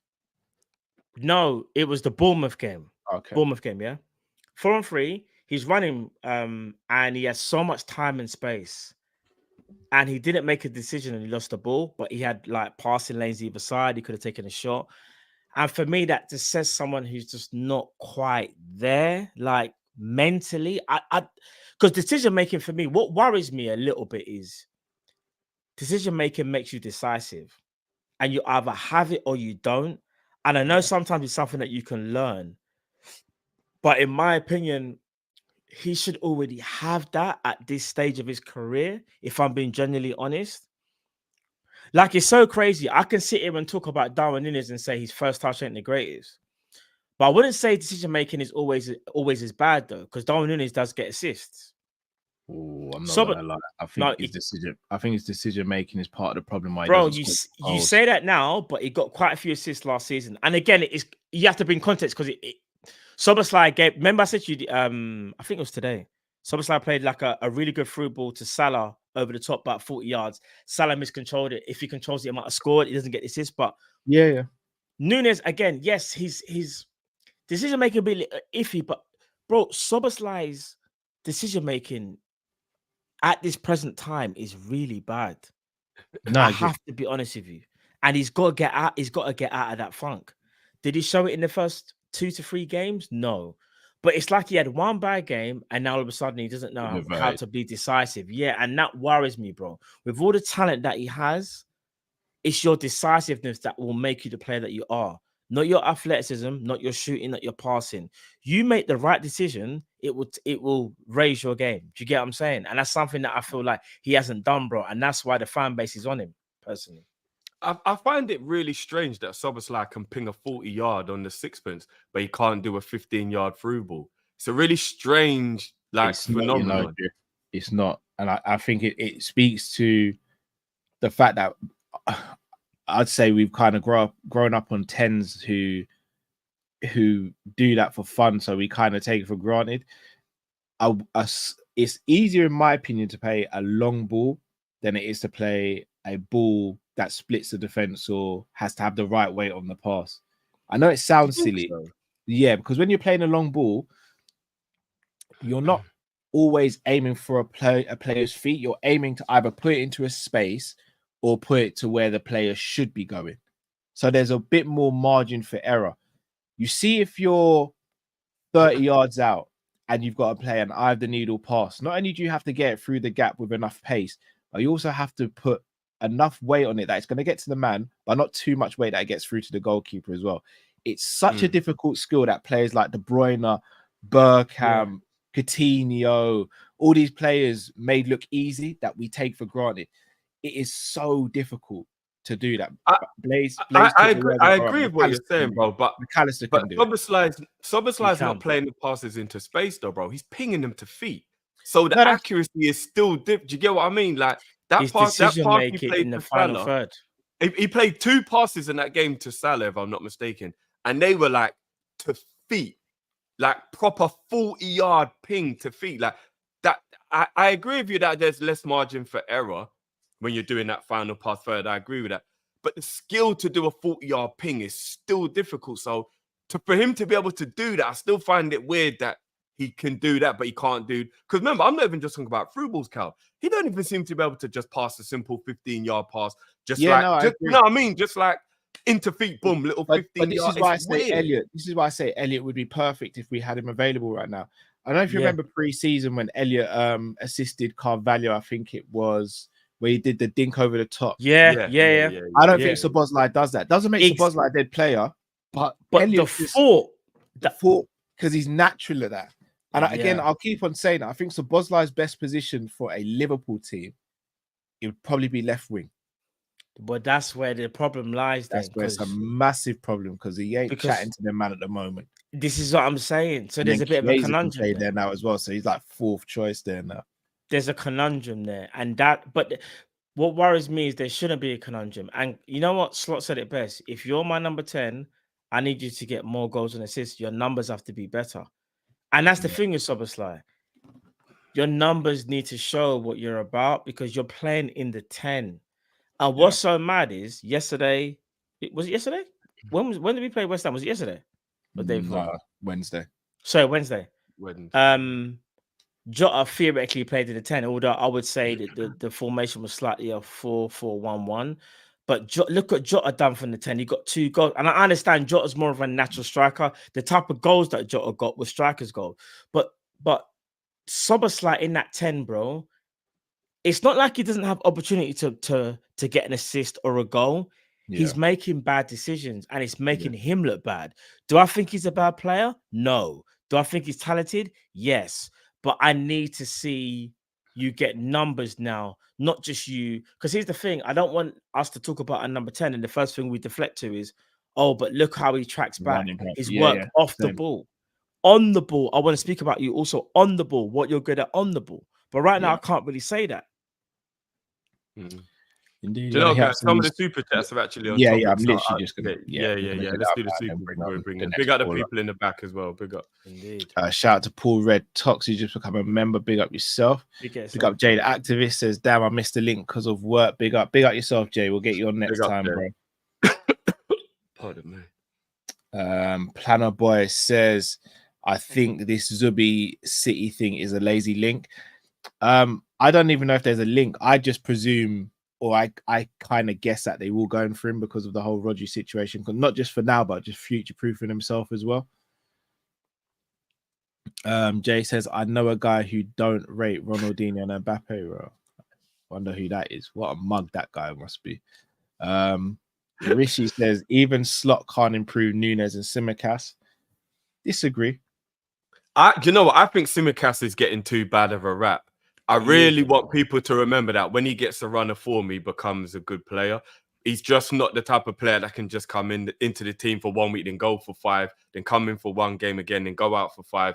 Like you don't even have to go back that far. When Robbo broke his shoulder or dislocated his shoulder, until Simicast got that horrible injury against Arsenal, remember how well he was playing, but he was poor in the first game. But then he played again, and he was playing really well until he got the injury against Arsenal. I think people give Simicast a bad rap. Yeah, and then Gomez come in and did really well. And then and then Gomez had to come in, and then long distance Liverpool said Zay, Edwards and Richard Hughes want to get rid of most Klopp players and give Slot new players. That is why they want VVD and Salah gone. They are arrogant. Time will tell, man. Time will tell. I hope they don't want that, but time will tell. Zia says Matt is proper stirring that pot to boiling point. Yeah, water flowing. I wasn't doing anything, bro. I was just speaking. Jay says Verts, Graf, and Maka midfield wins the league. Yeah, it does. Florian Verts in the 10. Yeah. It's a shame, but it is a shame we're not going to go for him. Yeah. No, we won't. Shout out to Zabiri, been a member for 45 months. Hey, big up Zabiri. 45 months, you know. What a legend. Should bro. Curtis get a look in the 10? Yes. Yeah. There's a conversation, yeah. Yeah, I'm gonna say it right here, right now, and I know it might upset a few people, it might rattle a few people, but it is what it is. Curtis Jones is a better number 10 than Szoboszlai.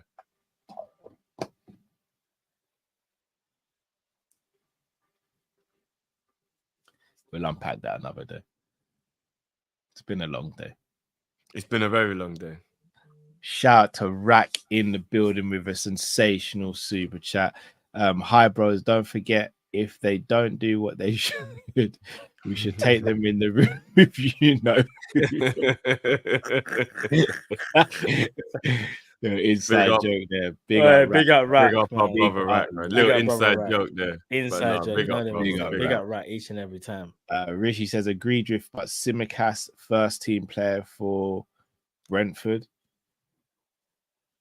What, you guys think that his level is actually that bad? That he's like a relegation battler? I'll be honest, we can improve on Simicast and Robbo at this point.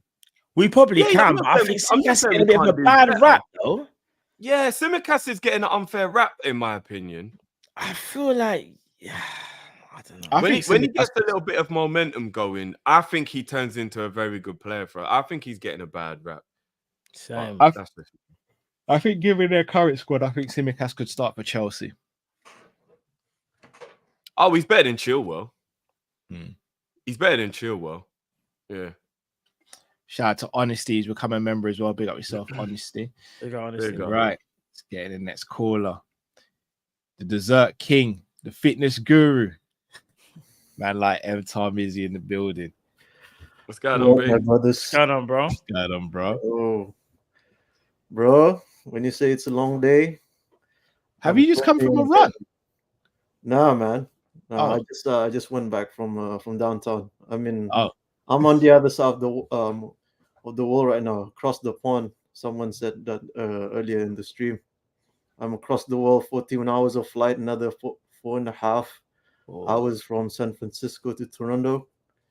Brother, here you're in Canada now, yeah? Yeah, I'm in Canada, man. Okay. Enjoying the fall. You know what I'm saying? 4 seasons in one day. You know, like that. Yeah, I heard Canada around this time of year, starting to prepare you for that -30 or whatever it is they get over there. Yeah. And I just had to run 5K yesterday, and I had to dash out like Jojo Mamadashvili. You know what I'm saying? Man saw a sign of a deer, like a deer warning into the woods. Like I'll just ran out from the wild in it. Just Jeez. making sure I'm trying to be safe. So you're running in Canada? Nah, I have a fitness competition next Saturday. Okay. It's like an obstacle race. It's like a Spartan. So when I send 10 kpr to Cal, it's just more than asking Mandem to keep the healthy habit in it and eat more sweets. Bro, I rate it. I rate like, it. honestly, the journey that you've been on, the fitness journey you've been on, bro, I rate it. Because I'm not gonna lie, even going to other countries to compete and to do stuff as well, that is dedication to what you're doing. So I applaud you, bro. Facts. Big up yourself, man. Tom Izzy, ask Kyle what he had to eat today. Hey, listen. Matt is a troublemaker. Yeah, Matt's a menace tonight. Just ask him. I'm just saying. Just ask him. Just ask him. Bro, Matt is such a troublemaker. Matt never used to be this bad, you know. He was bad, but he's a menace. I'll tell everyone. Yeah, all I'm gonna say is, I Tom Izzy, check it out. Yeah, so I did a detox. I was in Portugal from Sunday night through to Tuesday, flew back, and then we had our meeting and stuff today. So I said I'm taking this week off from diet. Innit? This was my week off. Because I did the week before I did a detox, bro. Like I was just on juices and cashews, plain cashews, and meat. Pause. Just So, so this week I said, let me take the week off, innit? Let me take the week off. So yeah, I had a Biscoff cheesecake, bro. Oh my days, bro. Listen. No. It was that it? It was like was that it, Cal? It was like a Oh, it's a Cinnabon. What's that? Is that a Cinnabon spread? No, it's a whey protein, but it's they collab with a Cinnabon. Oh, yeah, raw. Yeah, it doesn't feel like a cheat day. Look at his lips, bro. Wait there. This is where you're gonna get yourself in trouble. Drift, correct me if I'm wrong. Was the Biscoff the only thing Cal had, or was there? Yeah, no, true say, because basically, Tom Izzy, what happened was because there was another dish on the table. I'm a man that doesn't like wasting stuff. This climate and how life is, and I live in FSG lifestyle, as we all know. There was another cheesecake on the table that no one else was eating, so I thought I can't let that go to waste. It was my cheesecake, but obviously because I'm lactose, I asked Kyle if he wanted it, and he obliged. He basically forced me to eat it, so I was like, all right. Yeah. Oh, and you see when we left the meeting, where did you not go after, Drift? Sorry, I'm asking Drift, by the way. Drift, where did you go after? Makeshi 6'9", bro. What is going on? Where did you go after? Where did you go after? All right, no, do you know what? All right, so I'm asking Drift. I didn't know if you was there, Cal. You might have went home. See, Matt's doing it. He's doing it, Matt. I'm gonna be honest with you, brother. Yeah, you should have followed us, bro. We tore that place up, baby. Bro, you should have. There you go. Self-snitching. You should have followed us, bro. What did you not actually get there? What was the Cal?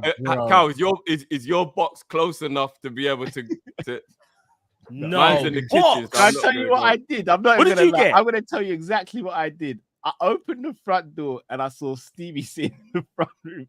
I left the box in the porch until he went upstairs. Did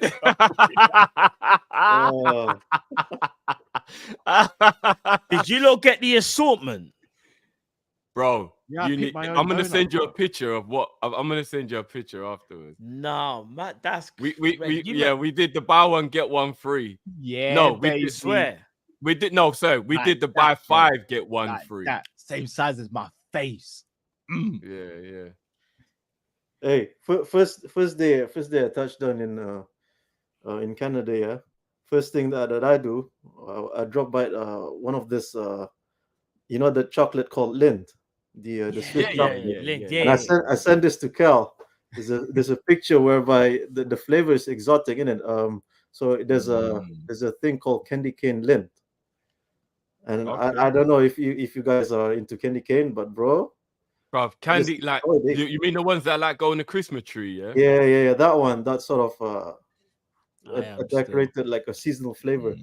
Bro, I just destroyed it, and then the next thing you know, I dashed out, run like there's a marathon incoming in it. Nah, man, but I mean, feels good to be back on the stream. Big up, you guys waiting. I just have a couple of questions. I haven't followed football lately because, with my prep and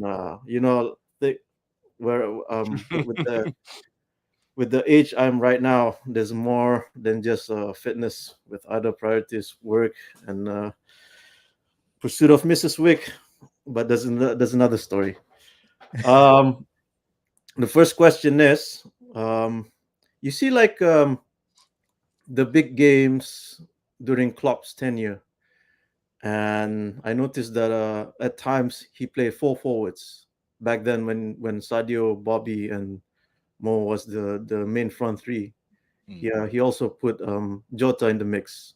So it's like the last dice. Could you see that in slot whereby doesn't have to be the forwards, but he could flood the midfield to gain more control, to gain more possession, or even pack the defense like how Arsenal do last season against Man City, 4 centre backs and all that. Even Man City themselves, that's their go-to at times when it comes to crucial games like even the Champions League, whatnot. Could you see that the last dice, if you could say, from the gaffer? And talking about the big games, do you think that with the system being neutralized, like how Arsenal against Man City is like very intrigued, whereby how many times we've seen with the set pieces so crucial? Don't you think that the set pieces is more important than ever this season when like the system is just doesn't work against the big teams? Those are 2 of my questions. And Cal, all I'm gonna say is, if I'm in London, someone's gonna rate the M&S in it. Remember that? I'm there with you, bro. I'm there with you. Griff knows this because he can. Bro. Next time I get a chance to go M&S, bro, I'm hitting it up, bro. I'm not gonna lie, that looked amazing. I'm guessing Griff gonna smash his PR in the run, in it. Not just not just yourself, Cal. But big up to you lot. Big up, bro. People. Big up, bro. Big up yourself, bro. Big love as always, bro. Take care. Big up, man. Big up. Yeah, man. I'll send you what Mizzy sent me from M&S, bro. I know he sent me the same thing. Oh, did he say? Yeah, bro. Yeah. I've never even seen it before. What is it? I bet I might know it. If it's from M&S, I might know. What is it? Man, I don't know. What is it? I don't know. You didn't follow us today. We're doing one of them ones. Okay. No, Matt. Like as I said, like you've come really far with this whole like journey with sweet food and all that. But today showed me signs you're kind of regressing, bro. Excuse me. Okay. Okay. You're moaning about the richness of the brownie and. You're incriminating someone else. I'm just saying. No, true. No. You're incriminating your brethren. I'm just saying, Carl. I was the first one. No, wait. I was the first one to say, this is nice, but it's kind of rich, kind of sweet, And someone else, not saying names, someone else went, said you still prefer no, you're moving. This is why you're an amateur. 5 minutes later. Yeah, bro, you know something. You're kind of right still. Like, all right, hear me out, though, man. Hear me out. 2 things. You still at the dinner said, I prefer wings over dessert. You said those words came out your mouth. That when you say stuff like that, it means you ain't graduated yet. You're still on the course. Let me say one thing. When I said that, I just want to apologize to absolutely nobody Wings over dessert every day, fam. And that's why you're not gonna graduate, bro. I hear that. I'm not trying to be on you man's level. Keep handing in the coursework late, bro. I'm not trying to be on you man. You man on another level. I'll admit that. And here's the thing, yeah. Facts, bro. Facts. Listen, I'd rather these man would rather the sugary and all that. I'd rather soul food. That's my thing, innit? Like, I totally understand where you're coming from, Matt. But you said wings over Cinnabon. That's a sin. No, I never said that. Cow, am I lying? I don't think he said that. I never said that. Don't put words in my mouth. I'm gonna be real. If he said that, I might have flipped the table. I never, bro. Remember Drift? Remember that. when you mentioned the donut place, and I thought you was gonna say Cinnabon. You saw, I thought you were gonna say Cinnabon, and you saw my face, bro. Don't know. Cinnabon's different. That's elite. Oh no! But what if I told you that the place we went today had 3 different versions of the Biscoff? 3 different versions. Cinnabon, fam. It's not Cinnabon. It's not Cinnabon though. No, be real. Is it better than Cinnabon? Yes or no? I haven't actually tried. I ain't tucked into it yet, but Matt, I ain't tucked in yet. No, but Matt, I'm telling you, bro. It look, bro. But when you, and I'll be real, if you both knew that it was better than Cinnabon, I'm handing in my resignation and we're fighting. No, but Drift introduced me to this. Can you guys hear me? My screen's gone blank. Can you hear me? Yeah. You're still there, but you're just overly smiling. Hear this. That is the perfect freeze. Yeah, about to tuck into some donuts. You see, after this show, guys, I'm gonna switch off the lights. I'm gonna light a couple candles, put on some jazz music, and I'm gonna tuck into one of these donuts with the coldest apple juice you can think of. Kyle, quick question, because you're overly smiling right now. So this is perfect. That is the perfect freeze for what we're talking about. It's unbelievable. If I said to you, you've got jerk chicken, curry goat, rice and peas, plantain, coleslaw, potato salad, or you could say have Cinnabon, but you can get like 4 Biscoff ones, whatever. Which one are you honestly picking? Well, to answer your question extremely easily, when we finish the show, I have actually got stewed chicken, rice and peas, festival and plantain, and then I'm gonna have donuts. So today I don't even have to answer that question. No, but what I'm saying is, if you had to pick one, like say like I'm about to have both, bro. I don't. No. But if it was your last, like say like for example, like you were like, I'm after this I'm gonna do like a detox, whatever. So say like it's the last thing you're gonna have. Would you? Oh, the dessert, bro. Yeah, Cinnabon. This is why you're not there yet, Matt. You're the one that holds yourself back. You're the Szoboszlai when it comes to sweet stuff, bro. Wrong decision making. Bro. No, you man are going that sugar sad. I can't lie. That's sugar sad, fam. I can't lie. Soul food wins each and every. Don't get me wrong. Cinnabon is elite. That's the one thing I will say to you. The Cinnabon thing is like elite. That's Lionel Messi. That's elite. But you see, soul food, fam. I don't know, man. I worry for you, look. That I just worry sometimes. Because you can't beat jerk chicken and curry. You know what, Imran? We'll answer that question after we finish with the callers. That's a good question. I've got that saved. All right, I'm gonna jump out and jump back in. Hopefully, Zabiri, even that though, bro. Zabiri, I agree with you. Even that though, bro. Yeah, yard food over soul food. Yeah. I'm just, bro. You man love the sugar over the savory, whereas I'm savory over sugar, which is fine, innit? But I'm savory over sugar, innit? But this is what I'm saying, man. I'd never disrespect you and say I know more about chicken wings than you or anything like that. I'd never do that. But you could never ever speak to me in Drift, especially Drift, about this sweet thing. Pause. You couldn't, bro. But I'm not trying to, bro. Like it's so I don't know. Yeah, dumplings there, bro. There's so many things I missed on my plate. I was just trying to give you just a quick example. Just giving you a plate. Remember, I haven't put everything on the plate, man. I tell you the only way you might convince me to not have the Cinnabon is if it was ackee and saltfish with hard food, homemade coleslaw, and a Guinness punch. I If no, you no, gave no. me that, You're forgetting the equalizer. What's your lot's equalizer? The salad cream. oh yeah. No. But I don't need salad cream with ackee and saltfish. No, But if I it's can ri- solve if it. it's But I'm rice just and saying. peas, then No, I no, no. need. But if I said to you like rice and peas, jerk chicken, curry goat, coleslaw, potato salad, Oh well, plantain, like now what I'm dumpling. gonna have today. So stew chicken, Right. rice and peas, Yeah. plantain, Are festival. you man picking still cream. picking Cinnabon over that? No, I don't. I don't think I would pick the Cinnabon over that. If No, I'm but being this is where you're totally being honest. disingenuous because you're Yeah. mixing different foods together, whereas you're just putting Cinnabon. I could say you could have one Cinnabon, Yeah. one cheesecake, Yeah.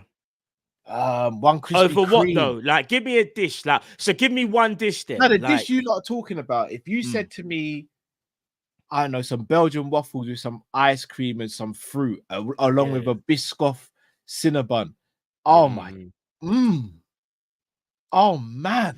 But there's nothing wrong with it. I'm just saying, if someone said to me, like curry goat and rice, or like a donut, for example, I'm picking the curry goat and rice. But it would also depend on how hungry you are, because if you're starving, you're gonna need the savory, aren't you? Like it also No, it's depends true. how No, hungry. don't get me you wrong, are, because you know? that's why I would say you lot are the Sugar King. Pause, car. No, Don't get me wrong. See, I even like that's sugar. disrespectful to Drift. Drift is the king, bro. I'm the prince. No, you're right. Yeah. Carl, you're the apprentice. You're the prince. Yeah. No. That's disrespectful. I'm the prince, bro. That's disrespectful, bro. Sorry. But you guys want to say that. You guys want to say it.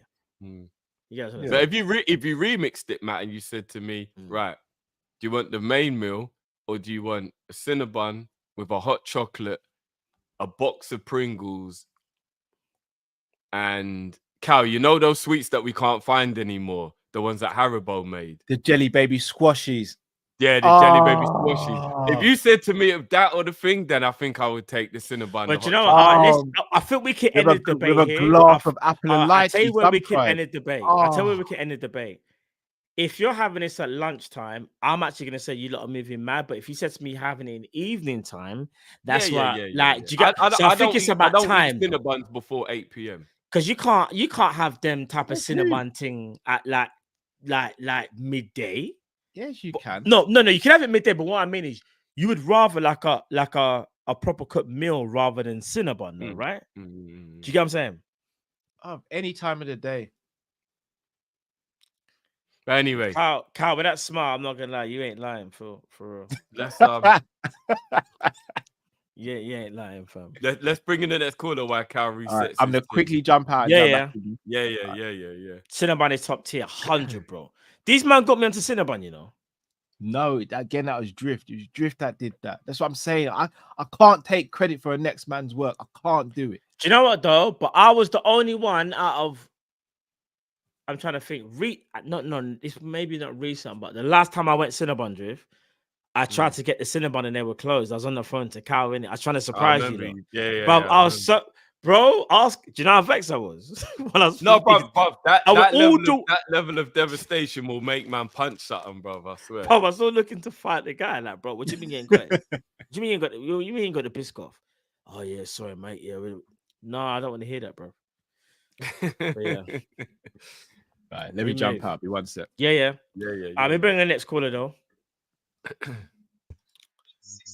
Hi. Yes. What's going on, Bruno, bro? I have to say, first of all, Callum, that smile, why does that remind me of that horror movie called Smile? For some reason. That's it. Did you think it was a good film, Bruno? I thought it was all right. Still, that film. It reminds me of that film. Oh yeah. First of all, as well, next bit, yeah. So a Preston player bites one of our players in the back of the neck, yeah? Where's the 10-match ban? Who bit one of our players? Say that again, Bruno, sorry? Owen Beck was bitten in the back of the neck by Preston. What? Yeah. He was bitten. I thought he was hit. He got bitten. Yeah. What is this? The Walking Dead? Yeah. One of the Preston players bit one of our players in the back of the neck. Where's the 10-match ban? Players being charged. Where's the 10-match ban? That's crazy. That's mad, bro. Where's the consistency?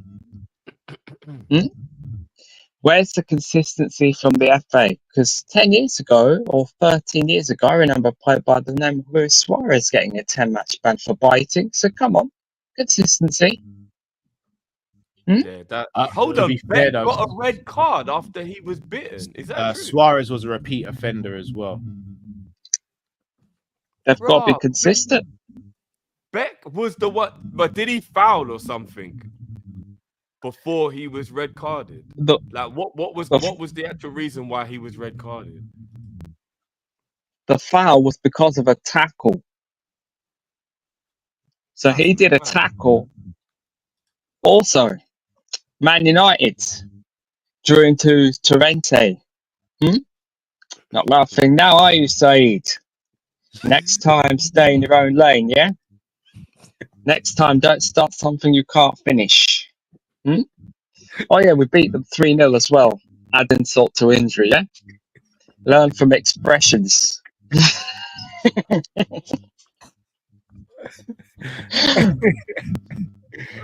Oh, speaking of expressions, yeah, they've got to play against Man United on Sunday.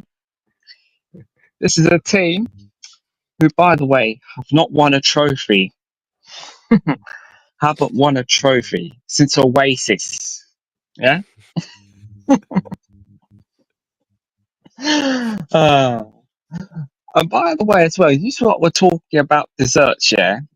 There's obviously apple crumbles. There's obviously cheesecakes. There's see, you can have desserts, yeah, but it's not all the time. If you have it all the time, you're gonna have problems.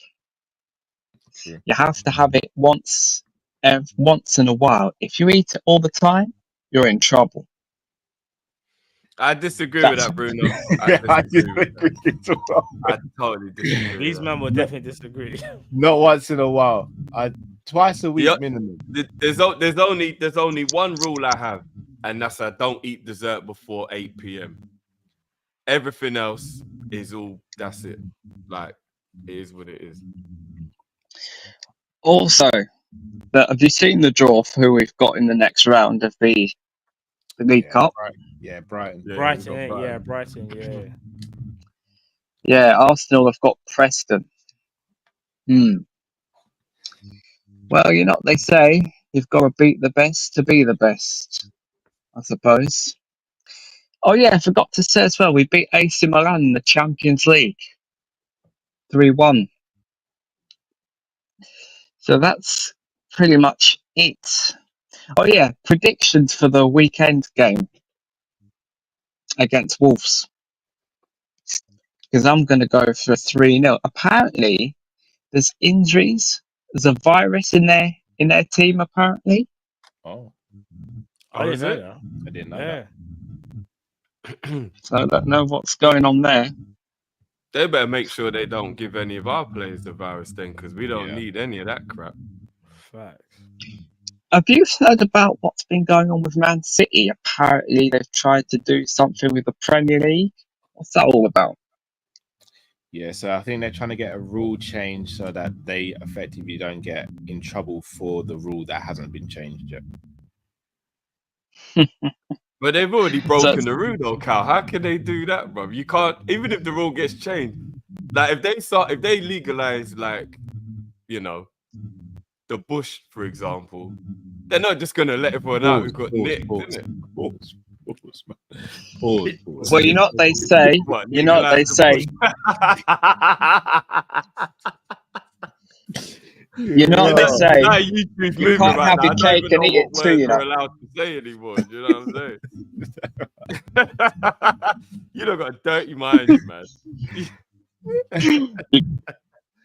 Anyway, you can't have your cake and eat it too, as they say.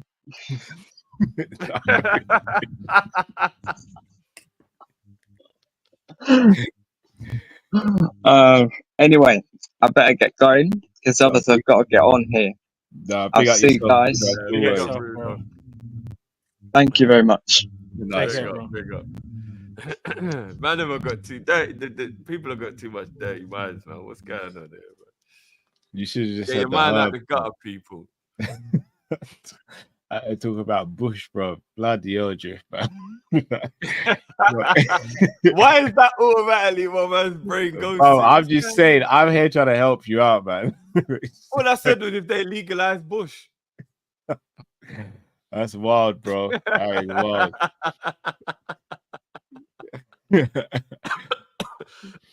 Right. Our next caller, all the way from the States by way of Jamaica.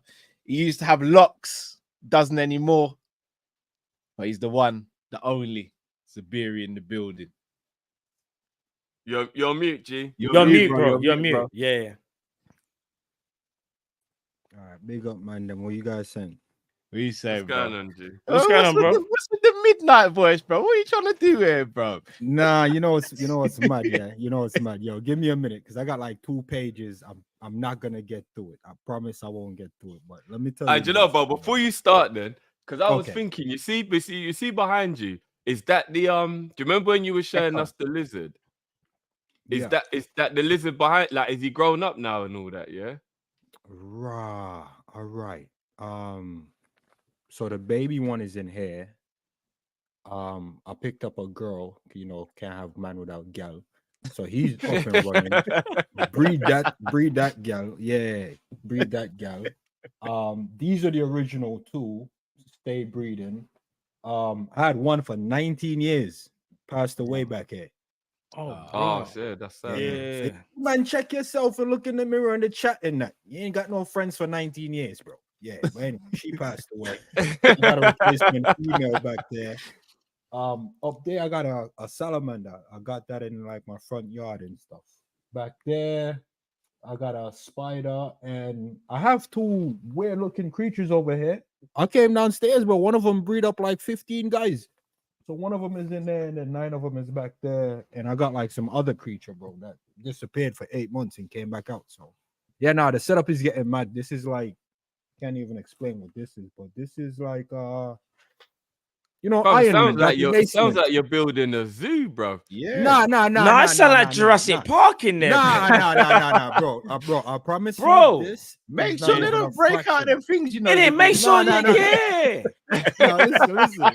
Listen. Here's what's crazy. Yeah. This isn't a fraction of what's down here. When I mean a fraction, you know, Iron Man got the basement. Yeah. Mm-hmm.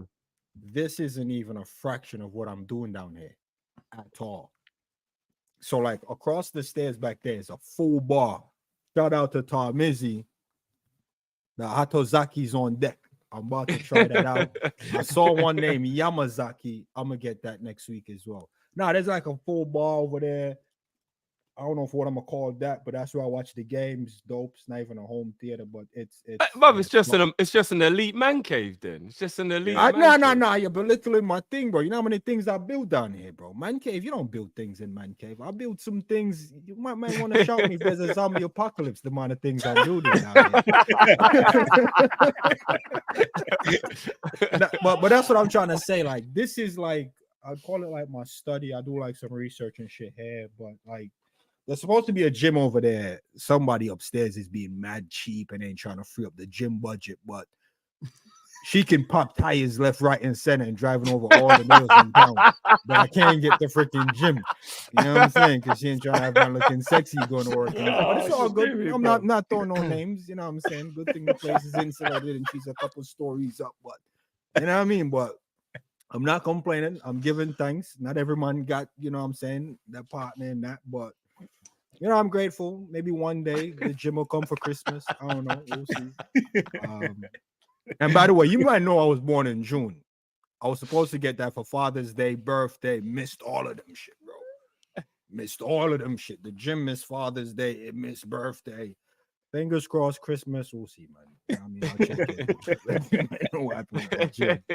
But yeah, nah, everything is up and running, man. Cal, you gotta start taking accountability, bro. I know you're half Jamaican. You can't be turning lights off, putting jazz music, and tucking into donuts. That's not what you wanna. I'm pretty sure your mom will not be proud of that one, bro. brother to brother, I just want to say, yeah, nah, brother, you can't be tucking into donuts like that, bro. I've never heard a man say, "Yo, I'm gonna tuck into donuts." Man, have you ever tucked into a plate of food? Never, bro. I'm not gonna lie, that is a very popular English saying, Yeah, though, bro. It's an English Yo, thing, bro. Listen. Oh man, Drifty, you ever tucked into cinnamon? No, you've never, bro. Listen, there's nothing. Yo, man, a man said donuts. So Barry, talk to them, man. They don't listen to me, bro. They don't I've listen to never me. tucked into a bottle of Guinness, bro. Like, there's certain words you just don't put with food, bro. And I'm a foodie. And Matt, listen, Matt, I know it's three of you, man. I try to petition to come in. I figure Matt, tinfoil hat maybe, but Matt, they know we're gonna link up, bro. Because there's no way I'm picking dessert over food, bro. You got the aromas and the flavors and the timing. They don't know, bro. Listen, they bro, don't when you know. grind up the pimento, They don't listen, know. Let me not get. Man, I'm thinking about the food upstairs still. But listen, man, I don't eat desserts like this crib, bro. No sugars allowed here, bro. You mad? Sugar? Nah, man. Nah, You don't eat dessert. Nah, That's bro. crazy. Nah, I know bro. a few people that don't eat dessert at The all. only dessert I'll eat is that Jamaican rum cake. And I don't say Jamaican rum cake like I'm an alcoholic, but Drifty, if you know, you know. Matt.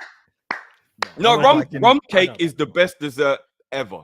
Period. 100%. Drifter, you'll slide. Cal is on the fences because certain. Ooh, I don't know if it's the best ever. I don't know if it's the best. No, Matt. It's up there. No. It's up there. Jamaican rum cake is the best dessert I'll ever, accept bro. no comment at this time. You can tell these men how you feel 100%. about it, but I can't accept your answer at this time. Man, it's up there. You can eat that with ice cream. No, it's elite. I'm just trying to think though. I'm trying to think. Have we missed out anything though, bro? Like, really? Matt, let me tell you what you missed. No, Matt. Let me paint you a picture. Since you man love dessert, Jamaican rum cake is the only dessert you can have with any dessert on earth. Tell me I'm wrong. You can eat that with cinnamon. You can eat that with ice cream, cannoli. There's no dessert you can't put that. It's very versatile. You're right. It's elite. Belgian waffles. All right, Cal, listen, man. Yeah, you know what? Tuck into your donuts, bro. We're not taking that. Yeah, we're not taking that right now, man. Listen, you know, Cal. I don't know if you shared the video that I sent to you with the man them still, but that video troubled me for a minute. When you get a chance, send it to Matt and Drifty. I won't mention it. That troubled me for a minute. Because I'm like, man's gonna come on stream and pretend like he's good and just got released. Yeah, share that with the man still. But yeah, when you man see it, yeah, you might are in for something still. We don't know who's the real Callum at this time. You see that video. AI thing or clone thing? What we bro, saying? I don't know. I don't know who's who. But the one in the video looks more Jamaican, is what I'm saying. And then this man gonna say Belgian waffle. Yeah, I don't trust that. So back to football, real quick though, man. I'm gonna give a quick prediction on Champions League. I think we get there with 5 wins, 2 draw, and 1 loss. I think we'll get there with that. So I think to the next round? Yeah, I think we'll be calm with that. Okay. The manager at 7 games in, I wanted to see him in 10 games. 7 games, 18 goals, conceded 3, best defense in the league, best defense in the top 5 leagues, bro. I told you, man, about a new manager bounce. I know you, man, how some of the chat feels about FSG. Big up yourself. I'm not here to convince you. Matt, don't convince these men about savory over flavor. Some man is just gonna die on what they on. You know what I'm trying to say? Facts. I'm not here to convince you, man, about Yeah, FSG. it's true. You can't convince it. Yeah, no, you're right. Years Everyone's ago, teaching I their tell own. you, man, FSG set up a system where we can pluck any manager, put them in there, and he's gonna cook. Nah, Zamir, the way the kitchen is set up, man, need the blah, blah, blah. I'm like, yo, any manager. These man literally went and picked a random man none of you man knew about. That's very no true. man knew about this man. Drop him in, what do we get? Are we not? No, but gonna he's say still not? quality though, bro. He's still quality. No, He's but not Zabiri means random, Zabiri's got a random. point there because No, no one knew I'm not about Arnie Slot disrespecting really before. Do you get what I'm We- saying? I we- see we man didn't say in they put in England, but YouTube Holland because did. Arnie Slot got picked. No, we didn't know about him over here, bro. But in Holland, he is the most raved No, but- about manager. But what he means is like, you see, like worldwide, unanimously, he wasn't a big name. Yes, in Holland, he wasn't on anyone's list. He wasn't on Yeah, he anyone's wasn't. Yeah, he wasn't on anyone's Yes, list. He remember wasn't we on were talking about Amarim, Alonso. No one mentioned Arnie Slot. You know. No, Nobody. that's true. Yeah, But yeah. in Holland, they properly rave about Slot. So what I'm saying is he's not a nobody. It's just he hadn't crossed the pond yet. He hadn't. Do you get what I mean? But like, Bro, he's I'm gonna not tell like you right now, a random guy. Drift, when you talk about crossing the pond, let me show you what that means. Bro, Christopher Columbus come over here and said he discovered over here. Man was living over here. So if he haven't crossed the pond, bro, he's a nobody, bro. I don't know this man. True. He's a nobody, bro. I ain't know him. Bro, No one in America knew who he was, bro. No. I hear you. But if you've won a domestic league and you've got to a European Cup final, I know it was the lowest level, and you've reached the European Cup final, and only Mourinho was able to stop you winning a European trophy as well with Feyenoord, who are not notorious. I think they've only won the league twice in their whole history. You're still a certain caliber of manager. Do you get what I'm saying? Like, even though we didn't know about you, you're still. Do you get what I'm saying? That you're still of a certain level. Do you get what I'm saying? So, like, I think he was an under the radar manager rather than a nobody, if that makes sense. You get what I'm saying? 100%. But this under the radar, I like the way he's moving under the radar with his wins. And did you see how man do that Tiger Woods celebration at United, bro? Yeah. Do you know what? I know it's early to say, but I would say he's got aura about him, you know. His demeanor. All right, Matt, don't talk it up too much, because no, not too much, but he's got his demeanor. Do you want to know what? Benedict here has actually got a point as well. Do you know secretly he rejected Man United and publicly he also rejected Spurs? Like English clubs are looking at him before we look at him.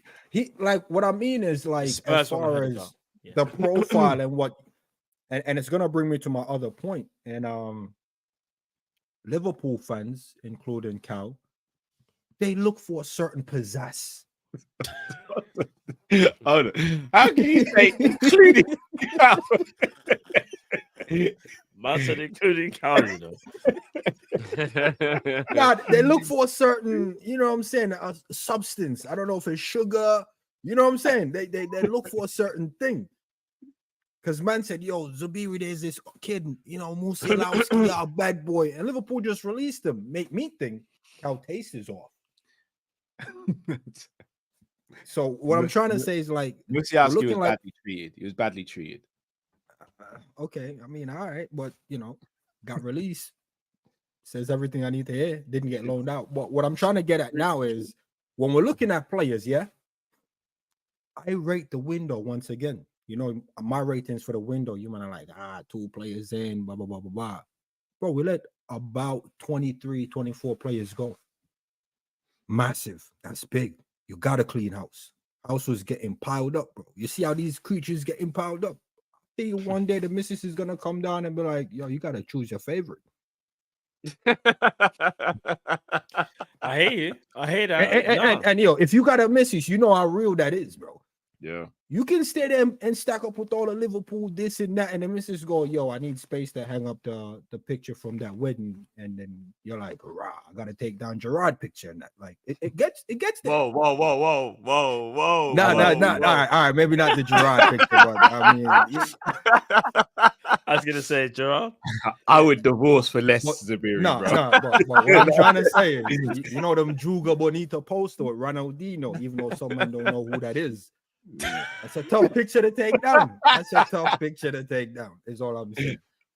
But no, we have to get rid of some players to give the new manager room to really spread his wings. And right now, believe it or not, we have 2 players for every position. And for me, that is mad, because the only question is left now is, who in those positions aren't good enough? Because if you're gonna think to bring someone else or say we need this guy, it's not gonna make sense to me unless you tell me who ain't good enough. And I'm a big Curtis hater in the past, and he's given me a sample size when he had that good run. I think it was the end of last season. It was like 10 games in there. It was really solid. And I'm like, rah, Jones, he ain't too bad, you know. Seeing Szoboszlai rates Szoboszlai highly. At Liverpool, I don't know if it's the system. I don't know if it's Trent. Man telling me he's a Hendo, but with quality. Drift is right. Man can't hit a 5-yard pass. The weight is off. He got a shot on him. Ain't taking much shot. I don't really quite get it. So I know what Jones can do. He ain't no 40-yard pass. That's my gripe with Jones. He ain't spreading the play. Sits on the ball too long. I'm like, I don't know if I can trust Jones in there for 90 minutes. So put McAllister up there. Who goes in a double pivot? I'm an Endo fan, Wataru. I don't know if the double pivot is going to help him or not, but I feel like it will help him. But I don't want to carry anybody in the team. And I feel like we're carrying a left back. I feel like we're carrying Robertson. Big Simi fan. Big Simi fan. I think Robbo Days is done. Salah, I think he can adapt, but I think we should let him go and move on as well. I know some of you, man, don't like changes. Drift, but yeah, there's days, man. Listen, I don't want to date you. You know what I'm saying? Put your age on it, bro. But you know what I mean, bro. Change is good, Drift. And I want to ask you that one question, bro. The change so far, is it good, or you're gonna put the caveat of Postecoglou on there? Because Postecoglou had a good 7 games. He did. Yeah, he did. You're right. Yeah, he did. So where you man at? Or you man gonna be like, let's see, because Postecoglou 7, or you man are gonna say, nah, the change ain't too bad, you know. So I believe in Slot personally. I do believe in him. I think he's gonna do very well. I think he's gonna surprise a few people. He surprised me even so far. I'll be honest, because change is something that you kind of have to accept. It's always going to happen. And I think Klopp was amazing in what he done, but I could also see I wasn't basically blinded by mistakes that he did because he's not perfect. No manager's perfect. It's not that Arne Slot is being better because he's not. It's just that he's doing something different. And I think what the players needed was something a bit different. A different voice, different regime, another way of playing. It kind of like has revitalized the players. And that's nothing against Klopp because what Klopp done was legendary for us. True. Now it's just a new chapter. And I think give him time. And not only that, we have to back him. Because one thing I will say, I know, Zabu, you might sit here and say transfer window weren't too bad. But I still feel like this is still Klopp's team. And I feel like Slot needs to bring in his own players to really stamp his authority. And we'll see an even better version of what this team could potentially do. And I think we're going to see that maybe over the next 2 or 3 years. And that's what I'm hoping for as well. I'm with you there, but I'm glad he didn't make too much signing in the first window. That's like true. You don't want 23 players out, bro. That's big. That tells me he's that is. Bro, before you start bringing in the furnitures, bro, you gotta dash out them old whatnot and cabinets, bro, from grandma. No, facts. Yeah, you know what I'm saying? You gotta, bro. You can't modernize with the old furnitures. You can't just keep bringing in new things and you still got the old things in the yard. You know what I'm saying? You gotta get rid of stuff. Bro, it's like you got a bad missus and you're trying to bring the new thing. You gotta get rid of the old missus first. You can't bring facts. You know what I'm saying? Not every man does that, Zabu. Massive the old man is still living in the yard. Not every man does that.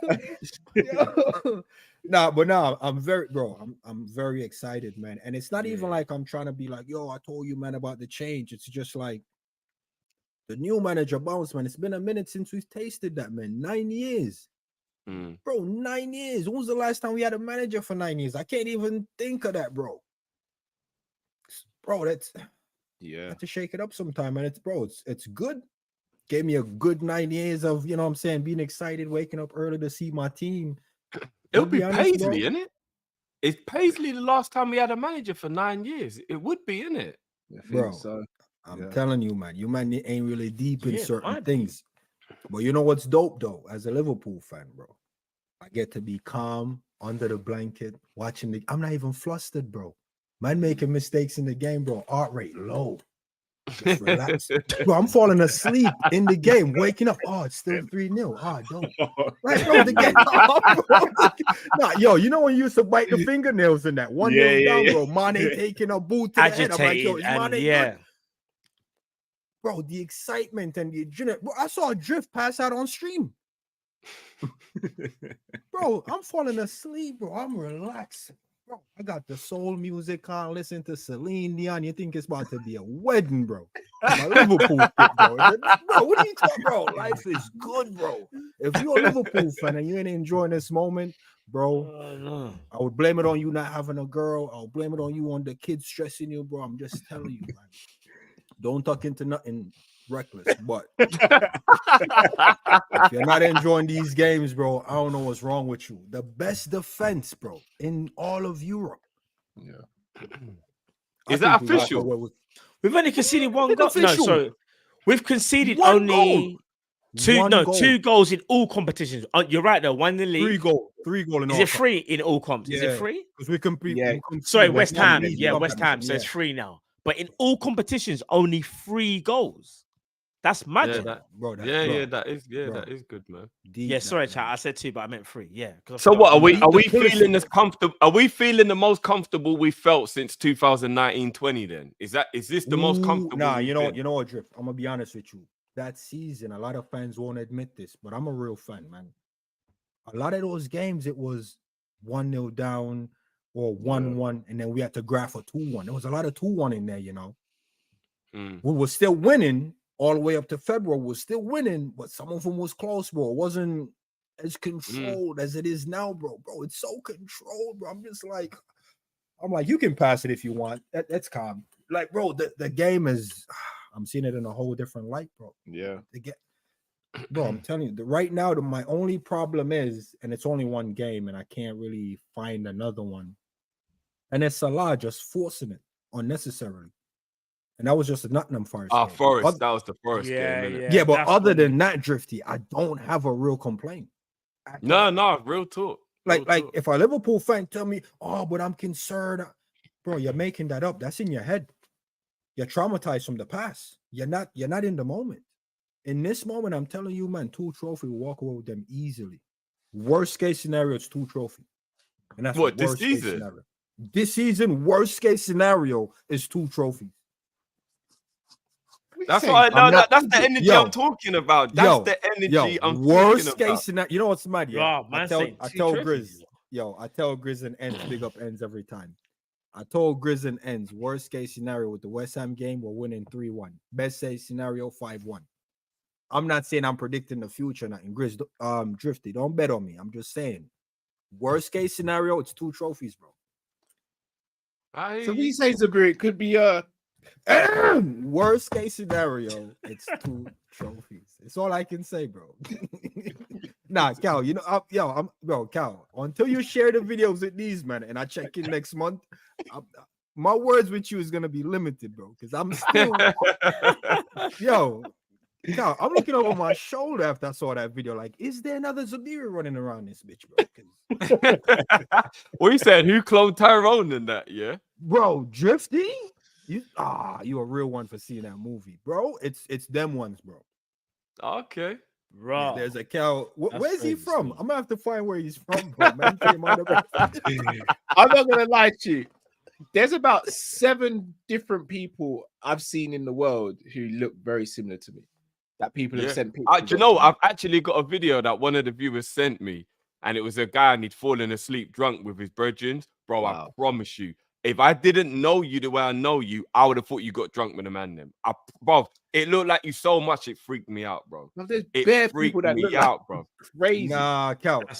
On the scale of all them people that look like you, where did the one that I sent you rank? This is high up there. I'm not gonna lie, bro. Creepy.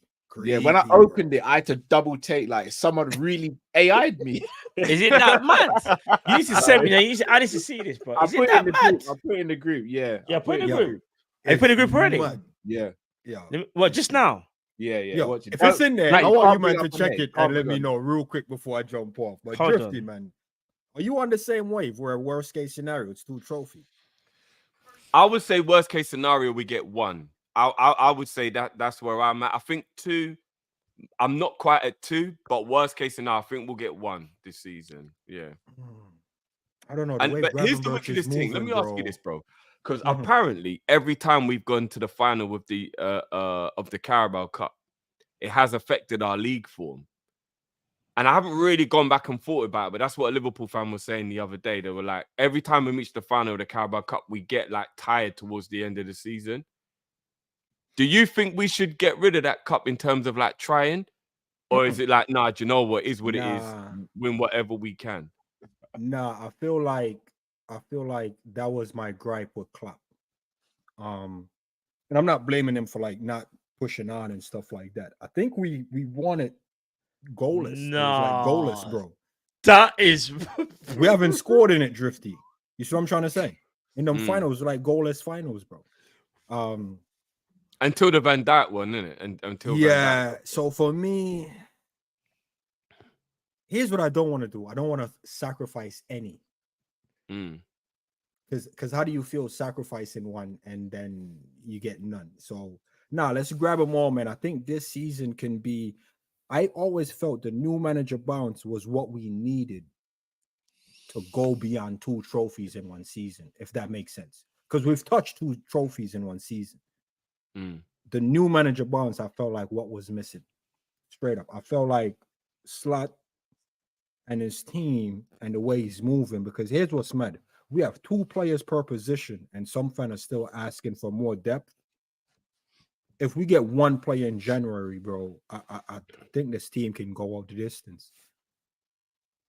So whoever that fan is that's talking about the Carabao Cup affecting the league form, in one of them seasons, it was still 1 point. So how much effect did it really have? Yeah, I hear that. You see what I'm saying? So, like I said, don't go gambling on it yet, but just remember, September, I checked in, told you, man, where I stood. FSG, the system, it's dope enough to pick a random guy, whether it's top or not, but you know what I'm saying? Oh, Cal, you got A-Thief all of a sudden in that, bro. Bro, Cal, I don't trust you, you know? Matt thinks the person looks like Matt, what you saying? You saw it because I saw you over there. Matt, bro, when you go outside. I'm not gonna lie. I just because I had to do this with the phone. I was aligning the 2, and I was like, bro, I'm looking at the face thinking that's crazy. I need to know the last time Cal was in the States, because if he said 6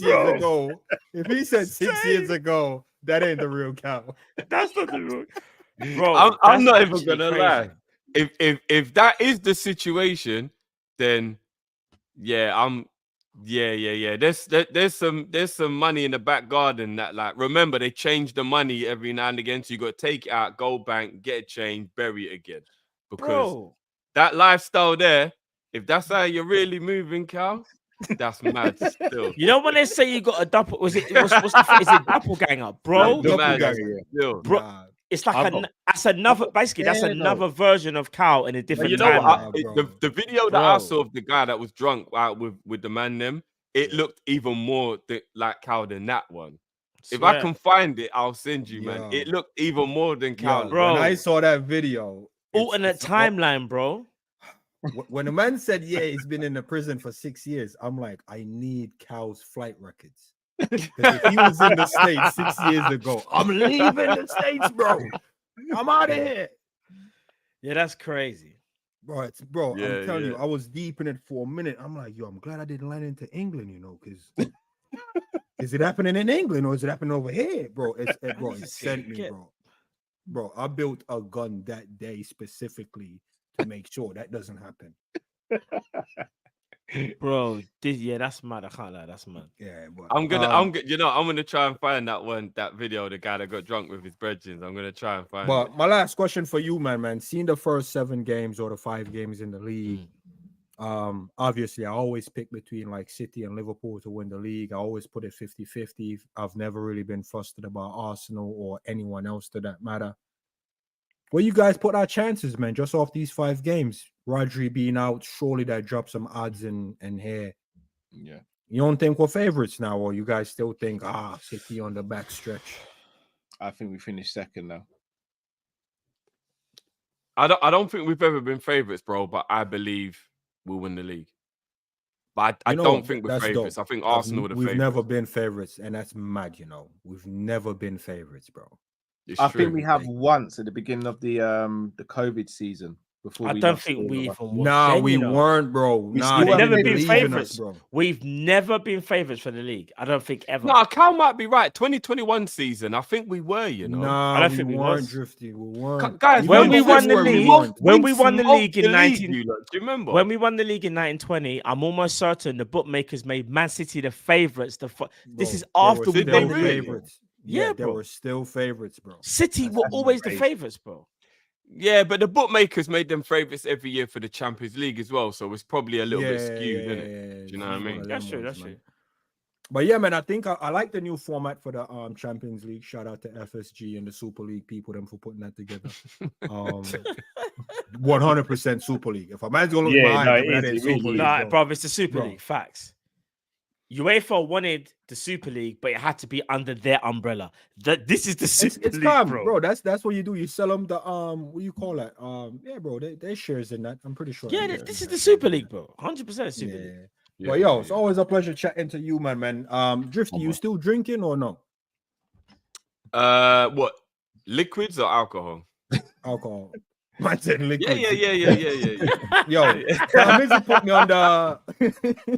And you know, are we talking water? Are we talking lemonade? Are we talking orange Nah, juice? you know, get what I'm Drifty, saying? man. Yeah, I can't. Yeah. Man, you see what I It's Friday I see night, what bro. you're It's dealing Friday with, night. bro. I only These do it on the sugar mans, weekend bro. now. Oh, I only Bro, do it I'm on telling the you, man, these weekend sugar now. man are different, bro. Yeah, man said Tell you, liquids man. or all right, man. You know what, bro? Bless up every time. Cal. We'll see what happens, man. Because yeah, I see the beard coming in and that. Are you seeing? Yeah. Hey, All right. it ain't fully connected. My shit is, you know what I'm saying, in the dust as well. But I don't know, bro. You could be a clone, man. Beard might not be real. Not calling you out or nothing, bro. But you know what I'm saying? Big up every time, bro. Good chat. Big up, bro. Love G, love, man. Blessings each and every time, bro. Big up. Bless up, man. Hey, do you know what? I promise you, even though we've got the best community, you lot have got your minds are in the gutter, people. Man, them just turn anything sexual. What's going on, guys? Reel it back in, man. Reel it back in, man. What was the late? I didn't want to. I didn't want to ask actually. The fact that you said talking about liquids and all of a sudden Diddy came out to play. Jesus Christ. Well, where your mind where if you hear the word liquid, it goes sexual? What are we doing here, people? Reel That's it back kinda mad in, man. Reel it back in, man. Yeah, man says it's after dark now, isn't it? Because it's like Reel it back in. one something in the morning and them thing there. People are going Reel mad. it back in, man. But no, do you know what? Quickly, big up Tom every single time. Big up yourself, bro. Big up Tom. Big up Tom Little, man. And let's gossipers just like doing a bit of ban. I think it's his birthday, bro. Is it Tom's birthday today? I If don't it know. is, happy birthday, G. Happy Big birthday, up yeah. yourself, Just man. confirm with us, Tom, so we don't go too crazy with the celebration. It's not even your birthday. Confirm that with us. Although If football it gossip is, is though, very reliable. if it is, man, we'll have to drop the rhythm. You get me? Big up, Tom.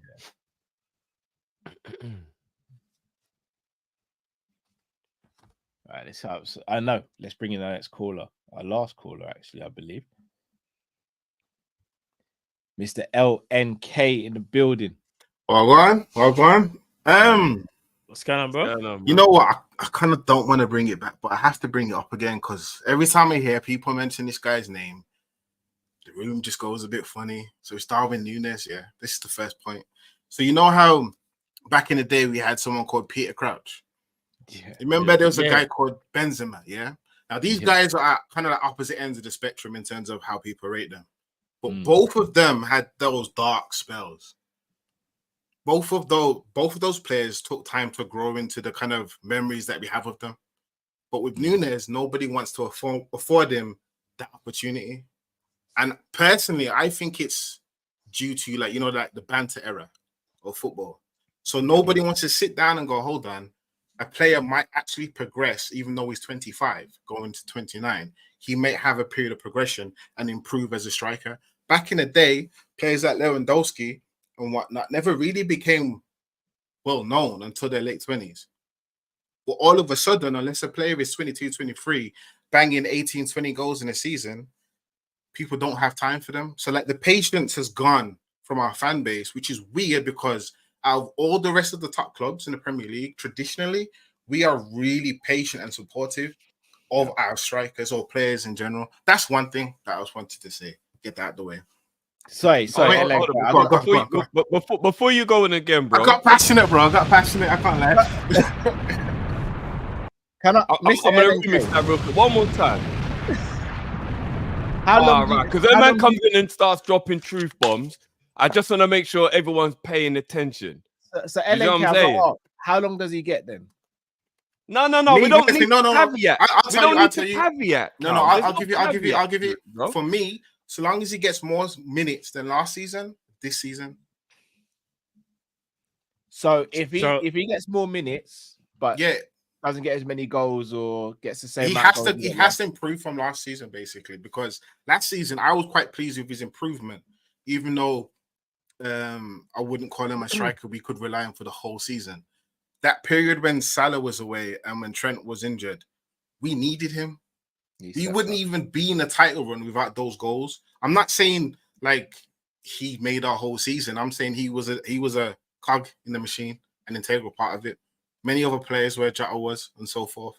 But you kind of have to give people time to do anything, which is why you're seeing what we're seeing from Gravenberch now.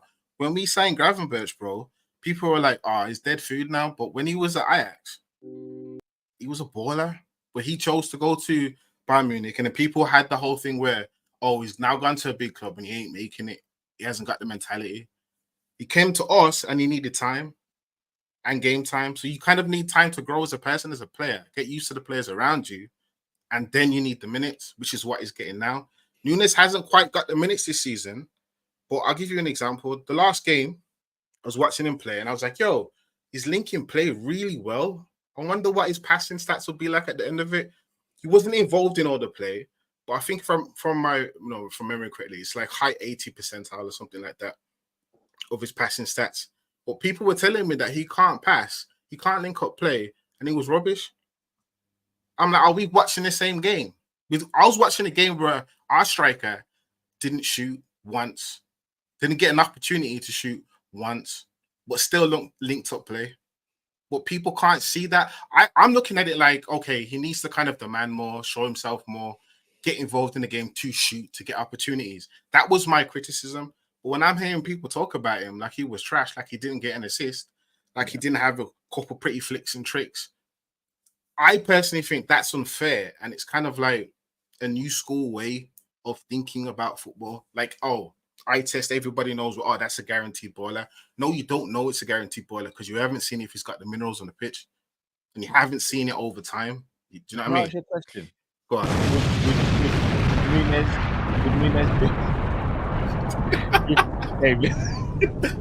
Don't worry, G. We drowned him out. Don't worry. No negativity. Would Nunez be your starting striker then? At the moment, yes. Because every time I watch us and I watch Jota play, I'm happy to see him playing because he's an amazing player. But in the back of my head, I'm always like, if he gets tackled too hard, if he runs and he kind of certain just goes, certain slips, I'm expecting that to happen. Like this, even though I would say our new style of play is more conducive to keeping players fitter for longer, Jota's had such a bad injury spell at Liverpool. I'm always expecting it to happen. So I'm waiting for that to happen this season. And what I don't want is a striker to come in cold. I don't want Nunez to need 5-6 games to start banging. I want my striker to be consistently available. Mr. LNK, let me ask a quick question. Actually. Go on. So, in regards to Darwin Nunez, we got to keep drowning out this. No. We're having a debate. This is the debate show, isn't it? Like, it's Friday night, innit? Bro, this ain't a debate. I've been doing like a couple shows with Man United fans, bro. I've been held to the fire for ages over this. So let me ask you this quick question. As Liverpool fans, I would say we are the most forgiving, and I think we always give players time, in my personal opinion, anyway. And the reason why I'm even bringing this up is because Darwin Nunez, now this is his third season. Yeah. Third season, yeah. Do you think he's been given enough time, or do you think this is the season now where this will make or break his Liverpool career? Because other players, that might not have been given a chance, because 3 years is a lot for a player who we have to keep it a buck as well. Record fee for our club. He's Go on, bro. What's your next point, bro? Go on, bro. What's the next point, bro? Let's keep going. Okay. I'm gonna address Matt's point. Yeah, I understand about is this season his make or break season? I already said I think it is, but for me, the reason why I think it is he has to earn the minutes on the pitch. So long as Nunez is doing what I need him to do, which is putting the effort on the pitch and make himself available to shoot, to score. Yeah, I've got no complaints. If he can't do that, he's not a bad bench option, or he can be moved on. I understand that eventually happening. What I'm saying is, if I look at his progression, when he first came in, people saw him like, oh, he's our version of Haaland. He was never that, number one. Number two, Haaland can't play football outside the penalty box half the time. Nunez can. And he improved that drastically last season. Now, one thing I would say is, with Slot, what you're seeing is not a new manager bound, it's a progression. So when we were watching, back when we last won it, and we watched Fabinho and whatnot, just commanding presence, the whole system, even though it wasn't a security system, it was more stable than it was last season. Now, last season, we had the whole new midfield. When we had this whole new midfield, everybody was trying to make things work to win something that season. So there were players who were playing roles that may not suit them, but were kind of like shoehorned in to try and get that success last season. In some games it worked, some games it kind of fell apart. You can see the kind of carryover in the Forest game when things went to crap, So then everyone looked to Salah. Ball constantly gets played to Salah. And we didn't have the other players stepping up like we usually do. So what you've seen since Slot's come in is the stability that they were going towards, because we still do things like invert. The stability has been ingrained into the team more and more and more. And I think that's given certain players a platform to shine. So when I look at players like Gravenberch and I see his progression, I can see him being given a platform to shine. With Darwin Nunez, I can see it slowly happening, but I think he's the type of player that might need more work with the manager, which is why it's happening slower. But in terms of the patience from the fan base, I'll give you a perfect example. Someone said to me, every time Nunez comes on the pitch, he's offside. But then at the same time, the man tell me that Nunez misses the most chances, record missing chances, stats the highest. Bro, you can't get that stat if you're offside. There's no common sense and understanding of, there's a progression. Certain things you have to wait for, because we're not in a position where we can sign another 17, 18, 19 million striker. Half the strikers aren't as good as people think they are in terms of numbers.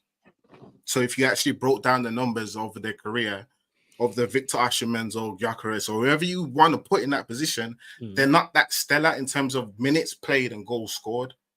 So but what we've seen... What I was going to say, that I hear what you're saying. It's just that even with Gravenberch, though, I see with Gravenberch, you're kind of right. Gravenberch has been given a platform to kind of like really show his abilities, because I was kind of an advocate for saying last year he was playing in a midfield three, and he was kind of like that maverick player, whereas now he's the focal point to our build-up. So that means there's more onus on him. He's more important. He actually has a specific role to the team, and he's obviously really excelling.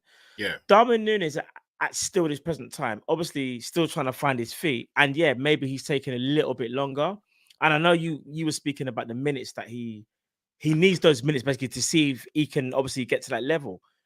But what I was also thinking is that if the manager wasn't giving him those minutes, there kind of has to be a reason. Now, albeit now it looks like he might now, because Jota's thrown up those stinkers.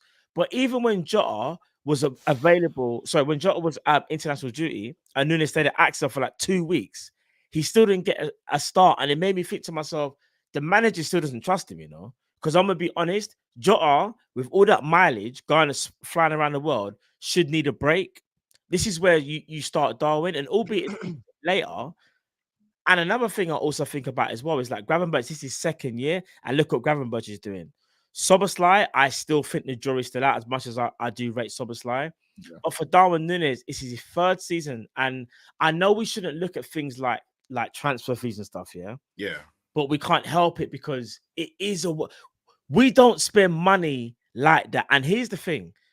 When Newcastle bought Isak for about 65 to 70 mil, no one sat there and went, he doesn't know the language or price. No one talks about no one speaks about price. No one speaks about his price. Like we're giving these, not giving excuses, but we're giving reasons as to why we think he's not excelling. And that's is it reasons? Is it no. Is that wrong though? Is that wrong? No. It's not wrong. No. It's not wrong, but we're looking for them because sometimes it's a thing of like we're having to look for something because we're trying to understand why it's not happening. But the truth of the matter is, if you are bought for a certain amount of money and you're supposed to be the lead striker, so to say, or take us to the next level, maybe because obviously eventually Salah and whoever's going to leave. One season I understand it because it's your first season. You're going to need an adaptation period, and you're at Liverpool. And to be fair to Isak, as big as Newcastle are, as great as Newcastle are, I will always rate Newcastle. Obviously, they're not as big as Liverpool, but I still sit there and think to myself. But I still feel like we're having to not hold the striker's hand, so to speak, but we're always looking for bailouts, like the language, the style of play. Because I was even told he doesn't even suit his style of play, which I think he actually does. I'd agree he does. Yeah. All it is for Darwin Nunez is, does he have the ability to be consistent? And this is what, and not only that, if you're consistent, that's what will take you to the top level. Question though, and when we talk about his consistency, are we talking about him fluffing shots, or are we talking about like keepers making very good saves, him hitting the post way too often, or maybe incorrect shot selection from time to time? Because if it was him ballooning it, Because I'll give you an example. I've seen clips from last season where Nunez, it's like all he has to do is tap it in, but he goes over the bar. Yeah. I saw Salah do the exact same thing, but you'll never have the reaction with Salah because Salah has credit in the bank. Yeah, that's true. Nunez doesn't have that credit, Agreed, so he has to build it up. But the truth of the matter is, all players can miss chances like that. The majority of his missed chances were either the keeper saved or he's hit the post. Now, if his chances were like he's taking a shot and it's going into row Z, then I'm thinking that, this is serious. We need to move him on. But because I don't see that from him when I'm watching him, I'm like, okay, one, he's unlucky. Two, he needs to improve his shot selection. So his calmness of mind in those moments, I think he just needs constant repetition. Is that type of player. So I can't assume him being that type of player is the same as if we got an Isak. Isak seems more natural, far more instinctive. So when it comes to his finishing, in terms of like it looks more cultured. I agree. Whereas Nunez seems more heavy metal. Yeah. When we signed Nunez, I know it's a very easy comparison to make because they're the same countrymen. But I said he reminds me of an old school Cavani. Because Cavani was never the most technically gifted, but one thing Cavani could do was put the ball in the back of the net. And that's what I kind of thought Nunez was going to be. Not the most technically gifted. If you go look at Cavani with his dribbling, Cavani was not a good dribbler with the ball, innit? He was very basic, but like he was good enough. And that's how I kind of see Darwin Nunez. For me, Darwin Nunez can be, in my opinion, like Cavani. But for me, it's the finishing. Like, his finishing's inconsistent. It's not bad. I'm not really too fussed about his dribbling like one-on-one takers because that's not his game. His game for me is finishing those chances. His game for me is like making sure you make that right one. Try not to be offside. Now I know Cavani was offside, but Cavani for me, like some people are saying I'm being disrespectful to Cavani. I'm not. I'm saying style of play, people. His style of play. If you go and watch Cavani, his style of play for me, they were kind of similar style of play. We're not talking about quality because you got people are saying I'm being disrespectful because they're looking at what Cavani became. Yeah. What I'm talking about is the way Darwin likes to play the game. It's always on the shoulder. He's mainly on the shoulder. He wants to run in behind, and not only that, it's up to our midfielders to find it. Because one thing I will say about the offside thing, to his credit, he makes good runs. If we don't pass in the ball quick enough, that's on us, not on him. That's on us. I think for that's not a team thing. That's just not it him. is a It's team thing, thing, and yeah. it's an understanding, and that's why I will say that's why I kind of don't get mad at him at that, because there's been many times that I thought Darwin's about You to know what run in, though? play You know him the what though? ball, and no one plays it to him. Yeah, go on, You bro. just answered your question. So you Yeah. asked me, why would they rely on Jota more now? Mm. That's the exact reason. Jota has more time, more kind of familiarity, or Yeah. he's built up that rapport with the rest of the forwards and the midfielders, so he can time the runs better. It just works out better. Whereas Nunez, he's too quick for them from time to time. I agree, actually. Yeah. So I think for me, You're when mute, Salah Cal. first, Sorry, when Cal, Salah you're mute. first, oh. I think. Yeah, you're not on mute actually, Cal. But we can't hear you though, Cal. Is your mic on? Yeah, come back in. Yeah. I don't know. Yeah, Cal's having technical issues, I think. All right. When we first signed Salah, yeah. One thing that I ain't gonna lie and say that I was gassed about the signing. I just knew he was good. But when he first came and I saw how often he got into good positions, how often he looked like he was in scoring positions, that's when I was like, okay, this guy's the truth. He's going to be that guy for us. Yeah. When I see Nunez consistently do that, that makes me understand what the club sees in him. I don't think it's just about wanting to make him work because of the cost. Otherwise, I think they'd do more PR for him, and they don't really do that. I think for me, they kind of see something in him, and if he doesn't produce it over the next season, maybe 2 at a stretch, then I could see him being moved on. But for me, I think Arnie Stott likes him. Even though we haven't seen him too much, I think he's going to slowly integrate him into the team. But that's just the Nunez talk. What I kind of wanted to come on and talk about was the club slap thing, because I've been hearing people talk about, when we played club football the other day, and that was why it messed up and stuff like that. It's against Forest. Yeah, and then people get upset because, okay, how can you disrespect Klopp like that? And I think what people are misunderstanding is Klopp set the foundation, and during the end of Klopp's era, the team was evolving. So now it's evolved. Now we have more of a this is not Klopp 2.0. This is Liverpool 2.0. And what Klopp did, the best thing that Klopp ever did was he did what Shankly did. He built the culture of the club back up, yeah. And he left it in a great position to go on. So you were talking with the other caller about the Carabao Cup games and how it affected us.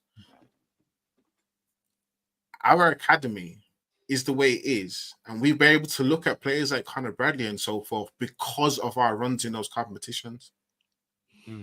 So because of that foundation, now Slot's gone here, and we can talk about that we can bring in Tyler Morton, we can do this, we can do that. We got Kwanzaa. There aren't many clubs who can talk like that, who can use those players in games the way we can. Half of these other clubs are gassing up 16-year-olds. Very true. Yeah. Well, ours are far more tried and tested. So I think when it comes to the kind of like appreciation of what Slot's doing, it's not wrong to say that we were doing things that are reminiscent of what we did on the club, because it's the same team. They have certain habits. I think this is also why Szoboszlai is having a slower start. I was listening to an interview, and his mentality when asked about getting more numbers was he cares more about the team winning than his stats, which is the obvious answer that you give.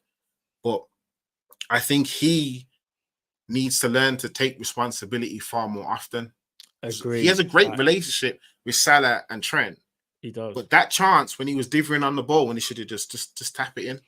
Just tap it in. Just tap the thing in. But for me, it's all promising. I think the fan base needs to calm down on following the banter from other fans, because none of these other fan bases want any good for Liverpool. They just want everyone at each other's throats. It's like one day someone's telling me Trent's trash, can't defend. I'm like, okay, look at what Trent's doing, and then all of a sudden, Real Madrid's coming in for Trent. Real Madrid's coming in for Trent. You're going to be paired. You're going to lose him. You ain't got the contracts down. But I don't get lost in the whole I need to defend X, Y, and Z player. For me, I just need to look at the situation at the club and enjoy what's happening. And people need to enjoy the fact that the best kind of like comparison I can make from club to slut, and this is going to sound overly gassed, but there's a bunch of reasons, is Shankly to Paisley. Yeah, I knew you can say that. Yeah, you can't compare what Slot's doing to Ferguson and Tombstone. You can't do that. Yeah, you can't compare it to Arteta. What Arteta did, when he came in. There's the closest you can compare it to is Chelsea, but no, because we didn't have a bad season prior. Mr. Elenke, can I ask you a question? If Szoboszlai doesn't have a great season this season, would you give him another season, or would you look to cash in? All right, deep this year. If you were telling me we're getting Verts, I'm like, yeah, he can go. I don't care. Yeah, as much as I want to support the player while he's here, yeah. If we had a really good alternative, I'm saying yeah. If the alternative is just Harvey Elliott, you know where I'm going. Get him. If I asked you, we could get Isak in the summer. Would you keep Nunez or would you get him Isak? I'd keep him and put him on the bench. If by the end of the season, for example, if Nunez is scoring 16, 18, yeah, he's done all right. I'll probably still keep him. Yeah, but I still make Isak the main guy.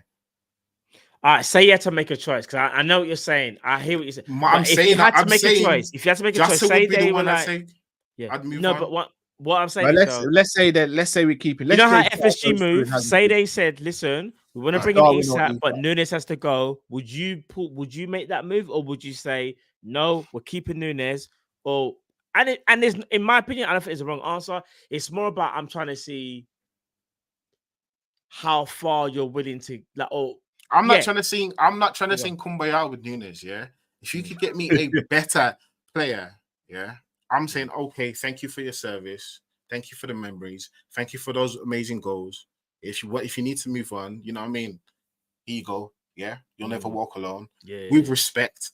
So, but if we can upgrade on a player, and that goes for any player within our squad. Player. Yeah. So you would upgrade then? Yeah. I think Isak, I don't know how well he would work in a slot system. He'd cook. I think he'd cook out the place. I don't know, because the one player I would have wanted for the slot system is Victor Gyökeres. Would you say Gyökeres then? Perfectly. Because even though what's so mad is some people might not know this. He was at I want to say Coventry for a year as well. Yeah, he was at Coventry. All right, so Gyökeres is going mad right now. If Liverpool were offered Gyökeres and we had to get rid of Nunez, would you make that deal, or would you still be like, no, we'll give Nunez another go, or would you take Gyökeres? What one would you pick? I would sign Victor Gyökeres and I wouldn't release Nunez yet. I don't care about losing that money on Nunez. I'd want to make sure that transition was smooth. Yeah. Because I assume no, bro. You know what it is? By you taking Gyökeres, you've already but I told you already. There's only one player, and for me, it wasn't Isak. It was him. No. But what I'm saying, But what I'm saying is, you're picking him because you feel like he's better than. For me, yes, because I can rely on Nunez more to be fit. There you go. Yeah. Like Jota scares me. Jota for me is a great player to have, but for me, I don't even want him as my number 2 because for your option off the bench, has to be available. All right, so hear me out on this, because you're right. Absolutely everything you just said is right about his availability to make it onto the pitch. Yeah. But you also said you'd start Darwin ahead of Jota. But Jota on the pitch is way more reliable than Nunez in front of goal.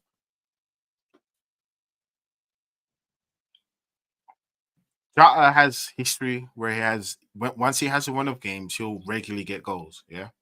He doesn't even need a run, bro. I know. But like, can you sit down, hand on heart, and tell me that this man is not going to crumble in 10 games or in 8 games? Absolutely not. But so when that happens, what do? That's when you have to lean on Nunez. And then when Nunez comes in, he's cold. But you got to play your best players when they're available. I don't know. It's techie. Our striker situation is techie because both forwards do have quality. One is still trying to find his feet and get to find his best ability and whether we think he can take the club forward. And the other one is a good goal scorer. In fact, amazing goal scorer, but it probably means his availability has always been a bit techie. But if you just go by this season, don't go off the past, just this season. Just this season, alone, would you start Jota over Nunez right now? Absolutely. So Jota has shown in the first few games he's performed at a level high enough for you to say that. That's Be techie honest, for me. come on. No. Jota had 2 good games, and the others were kind of mid. Game season. Nunez has had 2 good games. He didn't score in one. What was the second good game? The West Ham game. He actually had a good game. What, the Jota's other had day? 2.5, maybe. Yes, I watched it back, bro. I watched it back. I actually watched it back. I said, because the one thing I said, one critique was I wanted him to shoot more, but I had to admit he was never put into position to shoot. Yeah, there were many times where someone should cut it back, or Robinson taking a shot. Yeah, that one instead was of cutting it back. You get me? Yeah. If you go back and watch it, he was never played the ball. The one time you could say he was kind of is the Chiesa. Do you know? Who are you starting today? Chiesa. LNK, who are you starting today if you're the manager? Because it's so mad, because this is why I'm going to kind of agree with you. Up until the other day, I didn't think Jota had been that good. From the Man United game, I actually said he was the worst. It's not like he was the worst player out of everyone at Man United. I'll be honest with you. He just wasn't banging. Yeah, he just did have a stinker, but he was probably the worst. And then he kind of didn't really find his form again. Lo and behold, Nunez scores the banger, and you're thinking, all right, here we go. Nunez didn't have a bad game against West Ham either. They have a bad game. But then Jota then now scores a brace. This is where it gets techie about our forward line. That's what I'm saying. What would I do? What would you do, bro? Yeah, for tomorrow, for today. I would look to get 60 minutes out of Jota. Would you? Yeah. 60 minutes out of Jota, and then I'd bring on Nunez. That makes sense. What about you, Drift? All jokes aside, Drift, would you start Nunez, Drift, or would you give Jota a chance because he scored the 2 goals? Because this is where I find it techie. Because those 2 goals were in the League Cup. Jota had a good game, but then in the league, Nunez scored the banger. What do you do, Drift? On a serious note.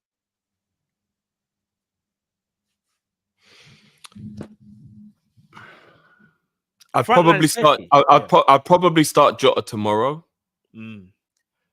But we're in a situation where I feel personally, either one I'm fine with. I love them both. I think they're both good for different reasons. Horses for courses. I don't mind which one you play. You don't know how I feel about Jota. You don't know how I feel about. But who would you start if you're the manager? Are you picking? You said I would play Jota tomorrow. Yeah, I'd play Jota tomorrow for the Wolves game. He's coming off the back of a brilliant brace, a very good game against West Ham. I'll play Jota tomorrow. But Jota was terrible for 3 of the first 5 games. Was it terrible? No, he was terrible. He was non-existent. No, all right, we're gonna hold him to the same standard that we hold Nunez to. He was terrible. No, but Matt, look me in my eye and told me we didn't do 2 watch-alongs. Well, we couldn't believe the misses Jota was making. And if it was Nunez, he would have been crucified. No, wait. He would have been crucified. But when it is Nunez, we're told, but he did all this other stuff, so now so we're not though. That's me that says that. That's me that says that. No one else, bro. I'll be honest. Since the Man United game, he and I'm not gonna lie to you, he's had some bad misses. He's had 2. I think remember, he's had 2 bad misses this season. Cal, let me ask you a question. Sorry to cut you, man. Could Nunez go 6 games and only have 1 goal? No. When did Jota do that? Jota's first 5 games of the season, he only got 1 goal. Thankfully, he scored in his 6th game, but he went 5 games and only got 1 goal. Nunez could never go 5 games and only score 1 goal. Never. He'd get crucified. He'd be dragged. But he's done it numerous times. And he gets dragged, bro. People are on him. He's getting rinsed. Why do you think he has to come on social media? Okay, going by last season, though, when Nunez actually had a run of games, he scored. That was when he mainly scored. That's not true, bro. In the January period. Bruv, he went 11 before that. He went 11 goals. He went 11 games, if I'm not mistaken, without a goal. Then he scored against Burnley. Yeah, no, but Kyle, you're being a little bit disingenuous because if you look at the minutes, he wasn't playing 80, 90 minutes a game. He was getting 30 minutes, 60 He minutes. went 11 games without a LNK, goal. you did this. No, He well, went 11 I get. games You without know a what it goal. is. I get You Cal's got point valid here. points. No, when the I think it's season valid without a points. goal, Valid but we points, didn't though. play anything. No, It's he valid didn't go his points. I season think it's without valid a points on goal. both sides. Again, though. that's I think it's valid incorrect. He points. didn't go Nah, his 'cause season. if you look at Well, a calendar Nunez's year, minutes, bro. yeah, Nunez didn't get many starts. Yeah, number one. Yeah. So that does take a toll in terms of certain players needing rhythm. Yeah. So I think that was mainly because even when he came on against Newcastle, it was a substitute. Yeah, it was. Yeah. And he was used like an impact sub for a good few games, and it just didn't work. When Salah went off to AFCON, and he was the main starter because Jota got injured, yeah, he was the main one relying on goals. That was when he scored most of his goals. It's not a coincidence. It's not saying that the rest are bad. He's great. No, it's just that when certain players have consistency, in terms of minutes, you're more likely to see consistency in terms of output. I've got something for the whole panel. Nunez needs minutes. Yeah. To get to where he needs to be. Jota, like we say, is still the best finisher at the club. Is there an argument for Slot to be really brave tomorrow and play Jota in the 10 like he did against West Ham and drop Szoboszlai? And I'm going to ask you all, LNK, are you putting Jota in the 10 tomorrow or Szoboszlai? Szoboszlai. Drift? Jota. Kal? Sobo. I'm actually going Jota. That's fine. I understand it. And it may be really, really offensive, but as much as I rate Szoboszlai's defensive contribution and what he does offer to the team defensively, I actually feel like that 4-4-1-1 or whatever you want to call it, whether it's a 4-2-3-1, showed me Jota can do the 10 and he can do the second striker. And it's just a goal threat.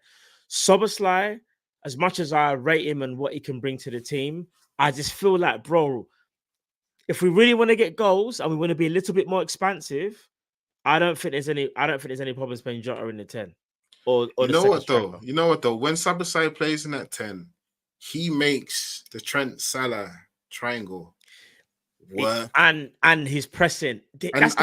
I'm not just talking about his running. I'm not just talking about that. Yeah. I'm talking about quickly passing the ball on. So you know the Ipswich move when Trent passes in the ball. I think Trent passes in the ball, and Szoboszlai kind of like drags it back and then passes it around the player. Trent runs on past Yeah. it. I know you're talking about. Yeah. Those type of movements. He's the only player at the moment who's playing the 10 that does those kind of things quickly. Everyone else takes too long. Jota looks good when he's playing the 10 position when he's out towards the left because he's used to that position. If I was to say, okay, who do I want in general in that position, I would say Szoboszlai at the moment, but that would be the place in the pitch outside of our 6 that I would want to buy a player, but I don't think we're going to. Can I just Szoboszlai debunk does something bring really balance. quick as well? Yeah, go.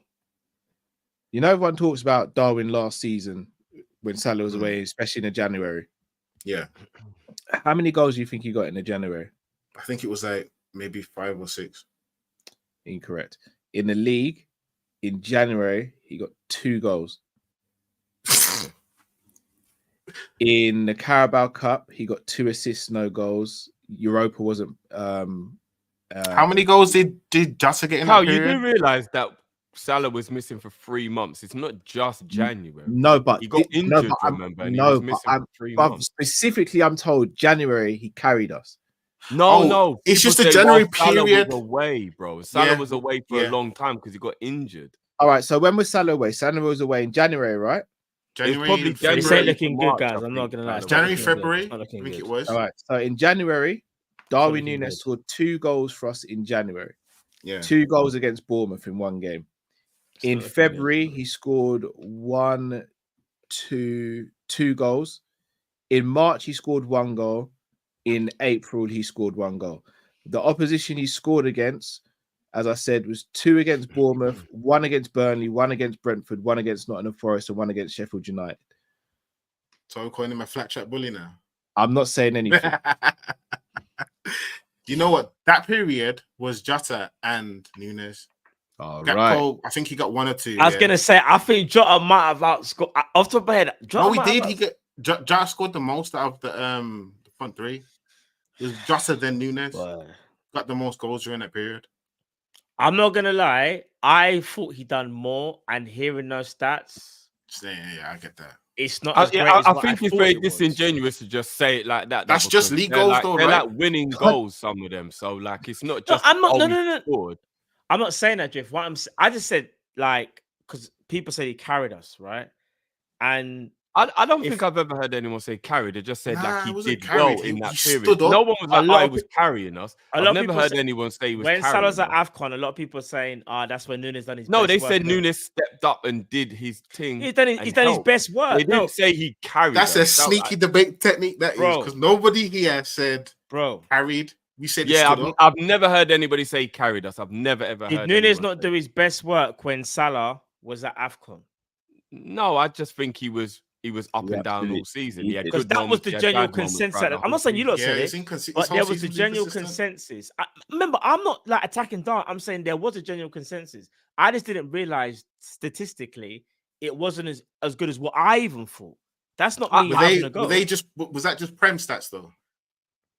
No, that was Prem stats, but all right. So Prem stats was the ones I listed. In the Europa, he scored. He scored in the. He scored 2 against Sparta Prague and then 1 against Sparta Prague, and then he didn't score against Atalanta in any of the games. Premier League listed, and then FA Cup, he got 1 goal against Norwich. And then Carabao Cup, he got 1 goal against Bournemouth, which was a very good goal. But he also got 2 assists in the Fulham game in the semi-final first leg. So that sounds like about 10 GA in the time Salah was away in all comps, right? From like just trying to tally up the things that you said. Well, effectively around that. So that was what. So in fact, no, I did the whole of the Carabao. Scored 1 in the whole of the Carabao Cup. Because Cody Gakpo was, he was our top goal scorer. Cody was doing well. Yeah. I'm gonna be honest. Whichever way you want to spin it, whichever one you look at, I never want to get dragged into these Nunez combos anymore because people are haters. But 31 GA across the season, even though maybe you know the Europa League isn't of a certain level or whatever, he was the second highest goal contributor in the entire squad behind Salah. So I still think it's extremely disingenuous when people find ways to discredit him. Because then I say, well, everyone else is playing in those same competitions. How would you rate Salah's season out of 10 last season, Drift? I think Salah's season was pretty poor last year. All right, so GA is not everything then. No, of course. But Salah's performances were also poor. Nunez's performances were good. There was a few misses that really stand out and make you go, that was the one thing about... He wasn't dropping stinkers in terms of his overall performance. Salah, on the whole, had better performances overall than Nunez last season. I disagree with that, but I don't want to get into it. How is he not? Because I think from January to the end of the season, Salah was actually horrendous. Salah was maybe there might be 1 or 2 moments in there, and obviously he was injured for 2 or 3 months of that. I mean, that's his context though, because Salah picked up the hamstring injury though. Yeah, generally speaking, I think Salah's form and just overall performances, obviously I give him the grace, he was injured and stuff. Yeah. But from January onwards, he was horrendous. Salah never recovered from that injury. He was absolutely horrendous. Remember, just when Nunez was having poor misses, he was still having a good overall game. But how did he miss that? Or I can't believe he missed that. But his performance wasn't terrible. Salah was terrible. What was his record for hitting the post last season? In that one game, I think he hit the post 10 times. I think he hit the post 4 times against Chelsea. Which was a record. No, across the season, I think Nunez hit the woodwork 10 times. I think across the season last year. Salah's hamstring injury was significant for me because when we rushed him back, he got injured again, didn't he? And then he was out longer. Yeah.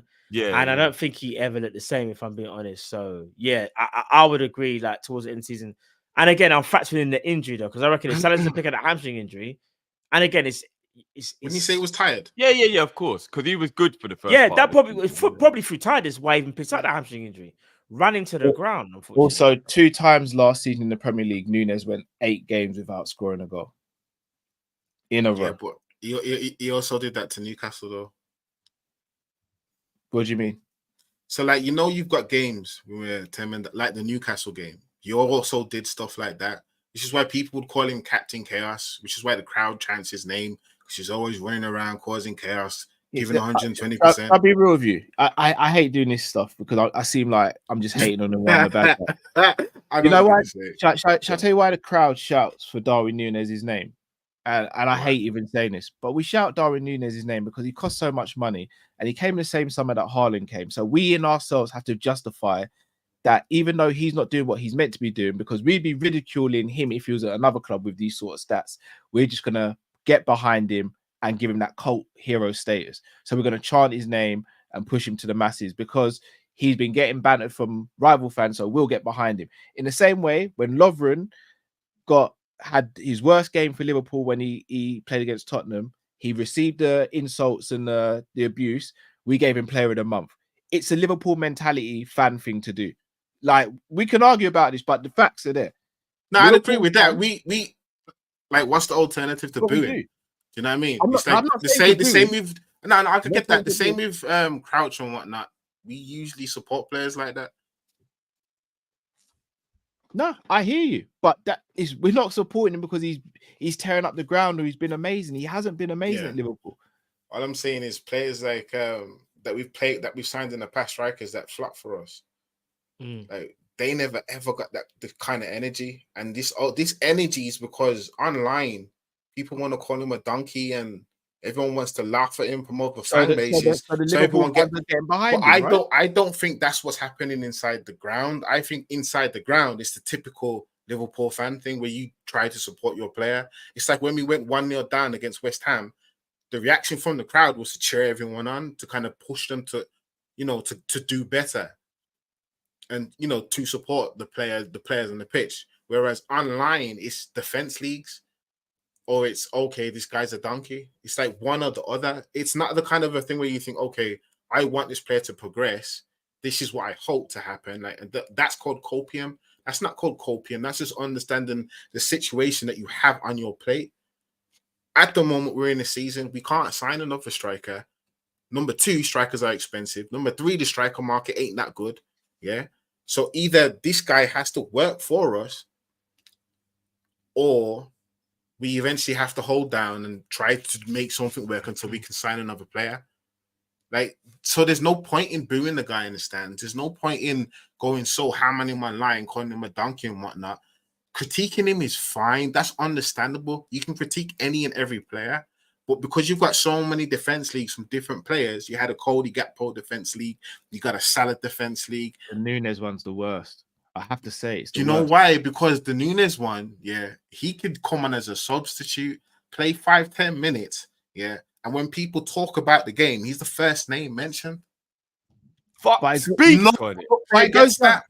But hold on, let's not act like it's what I mean. It's never consistent, because what happens when Nunez does one good pass or one good thing and everyone talks about over the top. It's over the top, because then you get we don't hear this though. Then you get the apologies. No. But Cal, that is only because people it's just are annoyed at the abuse that he got leading up to that point. I always say this to you, bro. The abuse he gets is just as loud as the praise he gets. It's just that both sides only choose to hear one side of it. Me being in the middle of it, I can see both sides.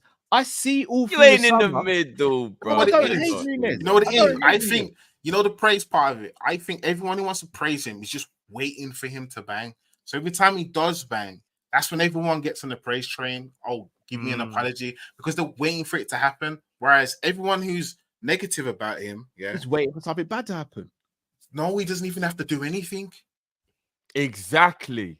That's how bad it is. So you know one thing. You know what it is. When it comes to disrespect, disrespect is when it's loud. The praise or the apology has to be louder. So you're going to get that kind of imbalance between the two. The praise was there bore he even kicked a ball. Bro, okay. Do you remember what I said before? Hold on, wait. Sorry, Chiesa- okay, sorry to cut you. Because I genuinely think people forget what was said when he first came to the club. Was he compared to Luis Suarez when he first joined Liverpool Football Club? Yes or no? No, he wasn't No. compared to Suarez. No, it was not Suarez. No, Was they it- started. I mean, No. It was They Cavani. started comparing him when he after compared- his second season and saying, Thank you, Matt. He didn't cook in his first season. Everyone Yeah. said, "Oh, but Suarez in his first season, this, that, and the other." After What's the he second cooking in his season. second season? When he first, Oh no, signed for that's not a Liverpool- comparison. They're just When he saying first- give him time. That wasn't a comparison. Wait. When he was signed, what ex-Liverpool striker was he compared to before he even played a football game for Liverpool Football Club? Torres. Thank you. All right. Who else was he compared? Yeah, play style. Rob, come on, Drift. This is what People I'm saying. saw the You're goal not against being- Barcelona. you're being No, that biased was here, after he People played saw- at Liverpool for a few weeks, not like No, it just wasn't, literally Nah, before it he was was James- signed. "Nah, they were comparing it to Ellen Torres." Kane They saying were. It was that Barcelona goal. Yeah, they were. Fam. All right. Who was he? Who on this show, on our shows, what were people saying about Darwin? Darwin's gonna outscore Haaland. No, I don't Yeah, think that's anyone. no. But hold on. No. People, that was you that was can't- you everyone can't- you gassing lot because can't say I've got we're sick talking to memory. Man City. We're Hold talking on, to you Man lot can't- City. You can't say I've got sick memory and then doubt my memory, guys. It's got to be one of the two. I remember Nah. people on Twitter saying that. I don't remember anyone on here saying People in here Oh, said right. this. People were saying, I don't people, remember people were people in here saying people that. were comparing who's going to You score said more, you would have a who's better going to season bang. than Haaland. Did they? You said that, Drift. No, I've never said that. You're doubting Cal's memory The now. only, the only thing I've said when it That's compares to Haaland. crazy. No. The only thing I've ever done with Nunez and Haaland is I've said he's a better all-round player than Haaland. I never said he was going to score more goals than Haaland. You can't doubt the man's memory all of a sudden now, bro. No. You know what, I though? said he's a better all-round player. I never said he was going to score more couple goals. counters, Did though. you say he's a gunman, Drift? When he was at Benfica, yeah, I did. So hold on. When he came to Liverpool, you never said he was a gunman. No, when I heard we were going after him, I I'm here said for this. he's a gunman based on what I've seen at Benfica. Yes, Drift, we did a call-in show with I don't wanted wanna get- Nunez. Remember, I know you did. before we did a- actually even signed him. Hard memory, crazy fam. three quarters away into the first season we had Nunez. We had a call-in show. I think it was I don't want to get his name wrong. It's Kadeem, I think it was, and he's from Trinidad, and he's got like the crickets in the background because of where his setup is and everything. Yeah. And I'm not denying that he was a gunman at You and him on Benfica. a calling show both said, "Yeah, Nunez is a gunman. Don't worry about it. It'll be cool." Yeah, when he was next at Benfica, I did say that. Yeah, season." Kadima, 100%. sorry, it's Kadima. You know what? It's paid if you owe Kyle money, you know. I'm gonna get a nickel. A nickel. Like, But you know what? To be fair, if you take away what he's done at Liverpool and you look at the good season he had for Benfica, 31 or 32 goals I think he scored for Benfica, including Champions League. He did look like a gunman. You know what though, Drift? I was told he was a gunman. He's off one season because when you look at the rest of his career, you can't call a man a gunman off one amazing season out of five. But at 23 years old, Cal, it is kind of okay to do that because he's not 29 and he's had loads of seasons. He was only 23, 22, 23. You know what though? Haaland's a gunman because at the same age, Haaland had all of. I'm being told Isak's a gunman. Isak ain't been prolific apart from last season, and he wasn't even prolific. He was just good. Why are people telling me Isak's a gunman then? Did you say Isak wasn't prolific last season? No, I said that's the only prolific season he's had. So why am I being told Isak's a gunman? No, it's not. You know what Yes, the it difference is. was? You know what the difference I think was? Isak- Darwin that's Nunez different. was doing it in the Champions League. That's what all the Exactly. hype was. Yeah. For one Most- season. One season. No, but Callie's 22 years old. Like it's not like he's been around for One ages. season. All right, but if you look at Darwin Nunez' minutes, his career minutes, this includes Liverpool. If you look at Victor Gyökeres, if you looked at Victor Osimhen, if you look at what's his name from Villa? What's his name? Watkins. Yeah, Ollie Watkins, and you do a comparison of minutes to games and goals. Yeah, the stats are not as wide and crazy as you think they are. They're actually really close, and there's only one player who stands out, and that's Victor Gyökeres. have a look at it. If you look at it and go, okay, how many career minutes has Darwin Nunez has? Let's say he's had like 12,000 or 11,000 minutes, and then you go and do the same. And you look at Ivan Toney and you look at the rest of them. They've had more than double the amount of minutes, but they don't have the amount of goals that you would expect from that amount of minutes over him. Put it that way. That might be absolutely factually correct. But then this is where stats have to be contextualized. Ivan Toney was playing with Brentford in a team where, apart from Mbeumo and Wissa, wasn't really creating anything for him. So he is having to do a lot of the stuff himself. When Darwin Nunez has the lowest conversion rate, like if we're going to do the stats, then let's speak about all the stats. Offside the most, lowest conversion rate, most chances misses, most big chances misses. Correlation is not always causation. We both know that, bro. Yeah. But so that's what I'm saying. Why do we not speak about those stats? No, Why is it only those stats are important. Those stats are important. But what I'm saying is, okay, if you could look at, say, okay, is not converting chances, yeah, but is getting that amount of chances, yeah, there's something there. There's something to work on. Whether you want to do stats or eye test, there's something to work on. A man he's hitting the post like 11 times in the season. If half of those go in, most people are talking about his season in a vastly different way because he's got close to 20 goals. But respectfully, they didn't go in, bro. They didn't. All right, Cal. Because obviously, like LNK, I'm gonna actually apologize on behalf of Kopish. Yeah, and these men are winding me up. And obviously, we got one last caller to bring in as well. But just quickly, so everybody told me Isak was a gunman, and everybody told me that Nunez is a waste man. But people only want to pull things out when they feel to. So let's just talk about this season. I know what you're going to do here. I've got a rebuttal straight away, but go for it. This season, Isak's played 500 minutes. Nunez has played 250 minutes. And they both got one goal. So Isak's played twice as much. Why isn't Isak banging in all the goals like everybody told me he would? Has he got an assist? No, Isak's literally just got a goal. And he's played double the amount of time. So I just want to ask, I think Isak is a done. But what I'm saying is, people do pick and choose when they decide to bring stats, do this, do that. He played 5 games season, though. I don't care. He's a gunman. He's played 6 games and scored 1 goal. I was told Isak is a gunman. He's played 6 games and he scored 1 goal. So explain to me why nobody's having any kind of conversation about that now. But if Isak gets like 4 or 5 goals in the next few games, I'll hear all the hype again. Oh, this man, I rate Isak. I'm not trying to put Isak down. Yeah. I'm just saying people are being very selective when they decide to bring stats in, when they want to do the eye test, when they want to do this, and when they want to do that. And I think it's quite unfair because nobody here is telling anybody else Isak is dead because he's only got 1 goal in 6. But if Nunez had 6 games and only scored 1 goal, everybody will be telling me he's dead. Okay, so, then, Drew. In 69 many goals does Isak have to get before you really think, are you a gunman? The difference is... Hold on, Matt. Sorry. In 69 games, since Nunez has been at Liverpool, in 69 Premier League games, he has scored 21 goals. Isak in 52, 57 games for Newcastle since he's come to the Premier League has scored 32 goals. Since we're going to do proper scaling, so if we want to do proper scaling, 30 and 52 or 21. If we want to do proper scaling, then we might as well just talk about their whole careers because they're very similar in ages. They're very similar in age. So if we want to do their whole career, Isak has got 288 games played and he's got 118 goals. Nunez has got 240 games played and he's got 102 goals. There's not much difference between the two of them. But I get told one is a bum and one is a superstar. So it's a little confusing to me if we want to do the statistics. One was playing at Real Sociedad, which is maybe at best the 4th best team in La Liga.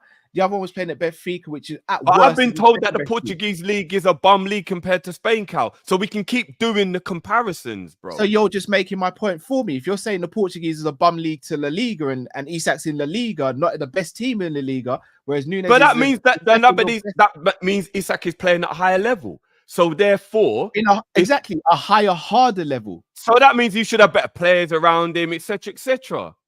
If he's in a better league and a higher level, shouldn't he have better players around him then?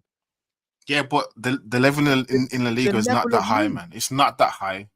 No, I'm just saying if the you're level in the playing league is not just It's better higher than players the around Portuguese you. Hold league, on. though. It's still higher than the Portuguese league. Patson Daka was smoking the Austrian league. What happened when he come to Leicester? It's Around high. better players and all that. No, that's The the league has been Bro, if you're for- playing the Liga, and just is right to a point, you are gonna play better players, but you're also gonna come up against better defenses and better teams. Whereas in the Portuguese league, you're gonna come up against not so great teams. You should be able to score more goals. I can't. That's all well and fine. You both got points. Here's what I will say though. Sorry, bear me They one have second. better- Sorry, yeah, they both. He was entered also the at Prem. Dortmund, by the way. So it's a bit disingenuous to only talk about. How old was he Spain. when he was at course. Dortment? How old was he when he was at Dortmund? Of course, Oh my God. No, but hear this though. They're both in the Prem, and I understand. Here's what you got to look at. Nunez plays for Liverpool. Isak plays for Newcastle. I'd also Yeah, like to add that Isak has played 4,000 minutes more as well. So remember, you're forgetting the fact that Isak has actually. But bro, played I've not even come on here and 41 said games more I'm not than even come up here and said Isak is a gunman. But I think what the general That's what I've been told. consensus no, but the general consensus is a better player, though, bro. Now, And the I general don't consensus- even need stats to even tell me that. I can. No, my Matt, eyes, nobody cares about whether he's a better player. They just Bro, talk about no. putting the ball in the back of the I- net. that's They're very true, just but- talking about putting the But ball. all in right the then, back but of the net. Drift, if you even want to go with that argument, who is more clinical in front of goal? Who is actually more clinical? I don't know. I've only seen Isak Nah, be Drift, prolific can I be for honest one with you? Can I be season. honest with you? No, I've only seen Isak be prolific for one season. Every so I can't tell striker you. misses chances, but I can't lie, bro. I've seen enough football in my life to see Isak is more clinical than Nunez. That's not even a given for me. That's not a given. It's not about. Look, he's a everybody gun said man. that Vlahovic was clinical. Who? Everyone said Vlahovic was clinical. Bro, What's he do? What's he up Well, to? Vlahovic ain't gonna do it. I'm talking about Nunez and Isak. No, but Isak's only had one standout season in his but career. bro, Everybody's just acting like it's Bro, gospel. listen to what I'm saying. Listen to what I'm saying. Can I Listen interject to for what 1 I'm saying. second? Listen to what I'm saying. Isak is just more. Why No, did no. why did you call Nunez a gunman after one good season then? But you can't do it with Isak. Because within that season he scored 31 or 32 goals. In how many games? I mean, that's irrelevant, bro. He scored Not 31 irrelevant. goals in a season. Yeah, and what was Isak's record? Well, I'll try and find what the most 30 amount of games goals in the Isak's league, ever 21 scored in one goals. season. Let me try and find how many goals Isak scored in one season. So let me ask you a question. If both players are bearing down on goal, one of them the goalkeeper, who would you say is more likely to score, Isak or Nunez? Player who's been playing more minutes. He has had more consistent minutes. It's not. I don't really think. I don't really It's think a there's massive that. effect on I it. think people think it's crazy. disrespectful if you think someone is more clinical. It's actually just Nah, something it's so not. simple. Well, okay, Haaland is more clinical than Nunez and Isak. He's more All clinical. right, guys. but I just still miss did big chances, but he's more clinical. Isak I just is more did a, clinical I than just Nunez. did a quick I don't get it. Like I just quickly went through all of Isak's seasons, and the most goals he's ever scored in a season before he 21? went to Newcastle was 18. Right. So the what's most Nunez? goals he's ever got in one season before he went to What 17. league? Sorry. What league? What league? That was in La Liga. He scored 17 goals in 44 games, which, if For I'm that being Sociedad honest, team. isn't the greatest. 17 goals in 44 games. And ain't where the did greatest, Sociedad? No, context. You know, Sociedad weren't the team that you're thinking of Sociedad now. I'll tell you that for free, bro. No, but Yeah, no. The point I'm making is, Yeah. Newcastle last year was the first year when Isak really was like, oh, okay, this guy is a bit of a bad man when it comes to scoring goals. Before that, it was a little bit iffy whether you could call him a gunman. And he had that brilliant season last year for Newcastle. Now I'm being told he's a gunman. But before that season, he'd only had 17 in one season. That was the most he'd ever scored. And that was in all comps, by the way. That wasn't even just like in one league. That was all comps. So the point I'm making is, I rate Isak. I think Isak is a good player. But I think it's very recency bias. This is how football goes. That he has that one good season at Newcastle, and then all of a sudden, he just head and shoulders shits on Nunez. It's like, but does he? Like though? Anthony Gordon, isn't it? Yeah, but does he though? Like, honestly, because everybody always wants the shiny toy that's over there. You want what you don't have. But if Isak is really this super gunman everybody's telling me, how can it only have been last season in the first season where he actually looked like a gunman? I'm just saying. It's people just kind of see what they want. As a player, He's a better player than Nunez. He's Right. got a better touch. He's got a better all-round play. But we're But only you don't talking think about he's more goal clinical? scoring when we talk about Do the you think he's comparison. more clinical? Yes, it's straight. Yes or no? Do you think he's more To clinical? be honest with you, I would need to, because what Nunez did at Benfica is what Isak done last season. So I kind of need to see a few more years Isak, of you both can't of them compare to know, Benfica though, bro, to the Prem. Come on, we can't do that. bro. Bruno It's like Fernandes the goalpost looked just like keeps the getting best moved to midfielder suit in the Europe in scenario. sport him. He's come to Man United and people have realized what he is. But The people never talk the about Bruno like goalposts that get back in the day, moved though. to suit the scenario, basically. No, Because and I'm not yes, discrediting. the Premier League is harder than the Portuguese It's league. a Yes, harder it is. league. No, You but find as out more LNK about the said, player. during that season, Matt, he was Yeah. banging in the Champions League as well. Nunez got 6 or 7 goals and about 3 assists Bruv, he in scored the against Champions League. us. But we can't just do the No, when I'm but it's the saying this though, Portuguese no, league. but you're taking it We wrong. You're can't taking just it wrong. do that. No, you're taking it wrong. When I'm saying these things, I'm not discrediting Nunez. I'm trying to say these stats are still good, but there's someone else, in my opinion, who's done it at a harder level. Do you get what I'm saying? And not only that, like Nunez can score goals. That's not the debate. The debate literally is who is more clinical. Because you said we can't talk about best player because I think it is Isak. He'd be more Isak's a complete. better player. He's Yeah, more assured. 100%. But if we're talking about conversion, who is more deadlier in front of goal? I would have to sit here and say, as things stand currently, it's Isak. Can that change? Excuse me, maybe so. But as things stand right now, you would have to say Isak is more clinical. Another, than Darwin. let me ask you this Hold on, question. can You I get what I'm ask trying to one say? question? Can I ask one question? Yeah, Do go you on, bro. think the whole clinical edge only comes like naturally or instinctively, or do you think it's something that comes with consistency? I think I it's a think- bit of both. I think you're Personally. 90% born with it and 10% I think you it's a can bit of both. improve. Personally. Because repetition, yeah, is the key to success. Everybody knows this. You do something over Agreed. and over again, that's how you become adept at it. Now, there's I would say for me, the instinctive part is being in the correct position. That part of it is the part that you can't really teach. It's hard to get someone into that. But when it comes to the clinical edge in front of goal, it becomes from if someone is, how can I put it? It's like you can have someone who plays for a lower league team, yeah. When they play us, they get a great chance, one that you would expect all of our strikers to put away, and they fluff it. It goes into row Z because they're not consistently getting into those positions. It doesn't mean that they're a bad player. It's just they're cold when they get there. But if you have someone who's well practiced over a period of time doing something repetitively, they will get better. Now, if you look at the minutes that he has over Nunez, yeah, you have to expect him to be more coated, more practiced, similar to the Tsimikas argument. When he's been playing for a longer period of time, his touch is better, control is better. You still have key things like when he crosses the ball, still it's still class, yeah. Kind of like when Nunez shoots, you're still going to get a world-class goal out of him because of how he shoots. It's still there. For me, Nunez, the perfect example of Nunez was the Bournemouth goal from last season.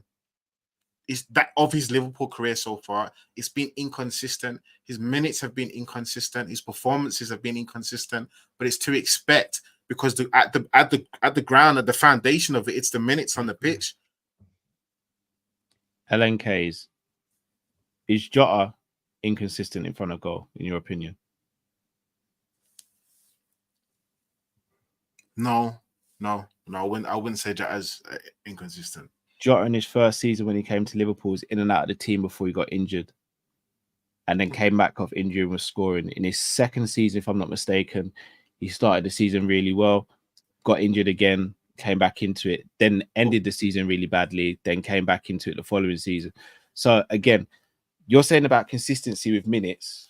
Yeah. Jota misses minutes upon minutes through injury or when Klopp was but having an him out argument of could be the put forth to say that he's consistently did that for a long period of time. One, he has more career minutes in general anyway. In his first season, when he first turned up at Liverpool, he showed. Okay, yeah, but then no one said he was in there's the a Prem settling before period or anything. Liverpool, right? He was at Wolves, right? He was, yeah. And even his injuries have kind of like carried on from then, to be fair. But in general, we knew straight away that he was clinical in front of goal. We knew it because he showed us. he showed us because at Wolves, he was doing it before he came to Wolves. He was doing it. Not the level he did it at Liverpool. So, like, here's the thing. Haaland misses a bag of chances. Watkins misses a bag of chances. We see Jota miss chances. But you know what they also do? They score a bag of goals as well. So I'll put it like this. Let's say, for example, I was your driver. Let's say I was your driver. And every morning my job is to get you to work on time, right? But 9 times out of 10, I don't get you to work on time. I mean, I'm an inconsistent worker, right? So I can get you there on time, but the evidence shows 9 times out of 10 I'm not. So argument that hear me out. So the 11th time I come to pick you up, I'm late. You're gonna turn around and go, bro, like 9 out of the last 10 times, and now 10 out of 11, you've been late. I don't think you're reliable. You're gonna have that reaction potentially. Whereas if I'm your driver and I drop you and I get you there 9 times out of 10, on that 11th time, if I'm late, you might go, oh, I need you to get me on there on time. But you know what? Out of the last 10 times, you've got me there 9 times. It's calm. Like I let this one slide. That is the issue we've got with Nunez with strikers here. Like when we speak about who's more clinical out of him and Isak, and we speak about minutes, we speak about this, we speak about penalties. Yeah, Isak takes penalties. Nunez tried to take a penalty last season, he missed it. Got given a penalty and he missed it. So he also scored one. Don't be too disingenuous. He's had 2 penalties, scored 1, missed 1. Don't act like he's only missed. In the in the Prem, in the league, in Europa, he scored 1 pen, but in the league, he took 1 pen and he missed it. If we're gonna speak about being clinical and who's better in front of goal, let's be real. Patrick Bamford in the season where we had COVID was the top English goal scorer, if I'm not mistaken, either him or Kane. No one here would have taken Bamford though. Why? Because we watched him play, we saw how many chances he missed, and we saw the rest of his game. We all watch football. We see how Isak finishes chances. So when we sit here and go, Isak's more clinical, even if they've got the same amount of goals, you can look at one man and say he's more clinical than the other. In the same way, you can look at someone like a Dennis Bergkamp, who might have less assists, if I'm not mistaken, than a Bobby Firmino, and you can go, Bobby was the guy, but when it comes to this creativity thing, no one's really touching Bergkamp. So if we're going to do stats, let's add the eye test to it rather than just using stats. That's you're 100% right. But I watch Newcastle. I reckon I could say I watch Newcastle more than you. I don't know if that's a fact, but I think I could say that. Bro, Isak misses a lot. But because they're a smaller team with less pressure on them, we ignore the misses. We don't amplify them like a Man U striker or a Liverpool striker or an Arsenal striker missing. I watched Isak this season. Do you know how many chances Isak has missed this season? But because everybody just rates him and he's, he's a flavor thing, everybody's all right with it. If Nunez does it, people lambast him for it. I watch Isak miss big chances. But he's a Newcastle striker, so it's okay. Like, there are different rules. Everybody likes to do. But it's only 5 games, though. I will say that because Jota's. No, I'm not just talking about. No, but just like you're saying, we've seen Jota, and I'll be real. Jota's missed some big chances this season. I'll say Jota's missed more big chances than Nunez. Isak missed 21 big chances last season. Darwin Nunez missed 27 big chances last season. So there's only 6 goals difference between big chances missed, but apparently about 11 of those are hitting the post. And apparently, Isak is the absolute gunman G, and Nunez is a bum. No, because one of them scored 21 goals. But that's the only season he's ever scored that many, though. Hold on. If he's missed 21 big chances and scored 21 goals, that means out of what he's scoring 1 out of 2 big chances. If Darwin Nunez is missing 27 big chances and scoring 11 goals, what's the ratio drift? And but you're only talking about the significantly league. Better than because we can only compare the league because we can't compare Champions League to Europa. But you know what though? We can't. You did say we need to include the eye test, right? Nunez has actually got 10 Champions League goals in 19 games, and Isak's got 1 in 7. Hold on a minute. Nunez has got 10 Champions League goals in 19 games. That's a 1 in 2. Well, he's got 10 for Liverpool. Level. No, including Benfica and Liverpool. Nunez has got 10 goals in 19 Champions League games. No, hold on. No, we're not going to move goalposts. He's got half the amount. He's got 1 and 2 in Champions League, but everybody's going to say, what's the level? Champions League is the highest level. Talking about Benfica to Liverpool. Yeah. What are we doing? Nunez is 1 and 2 in Champions League. 19 games, 10 goals. That's the highest level. What, we're just going to dismiss that? That's the Never said highest this. level of club football, and he's 1 and 2 in Champions League. You So what? just Are we said- just gonna act like that's not happened? No, You because it just said- No, conveniently but adding means 2 clubs to 1 man, that's crazy, fam. I can't Griff, lie. you that's just crazy. no. said- We're just talking about goals in the competition. Yeah, you How can many talk about times has he you played? can talk about his overall tally. I understand that, but Jiv, let's try and stay Jesus to like Christ. no, but let's try and stick to like one. Let's not try and do the whole when he was at Benfica. But that's very and convenient because that allows you to downplay Nunez's You just achievement and you big just up changed- Isak. No, but you're changing the You just argument by changed the adding whole- another No, I'm not. team. It's not. We're his just talking argument. about what. Why Hold would on, you so- change? hold on a Hold on, minute. his What we saying argument, is, his argument has been over the past couple seasons, yeah, Isak hasn't scored that amount. So it's a 1 season thing from the stats, Exactly. looking at it. So from looking at the passive Nunez, you have to include his career. Because remember, How many we said times we're has gonna Isak target played his in career. Champions League? I don't even know. How many? he's I'm played, genuinely he's asking. played 7 games in the Champions League and scored 1 goal. This is Isak. Isak. Yeah. And how many Darwin Nunez played in Champions Nunez League? has played 19 games in the Champions League and he scored 10 goals. So one's That's plays not wrong 7 to and bring one up. plays 19. With Liverpool, Darwin has played 8 games in the Champions League and scored. But 4 why are goals. we? If we're going to compare the players, Why why are we acting like the career is only about being at Liverpool and Newcastle?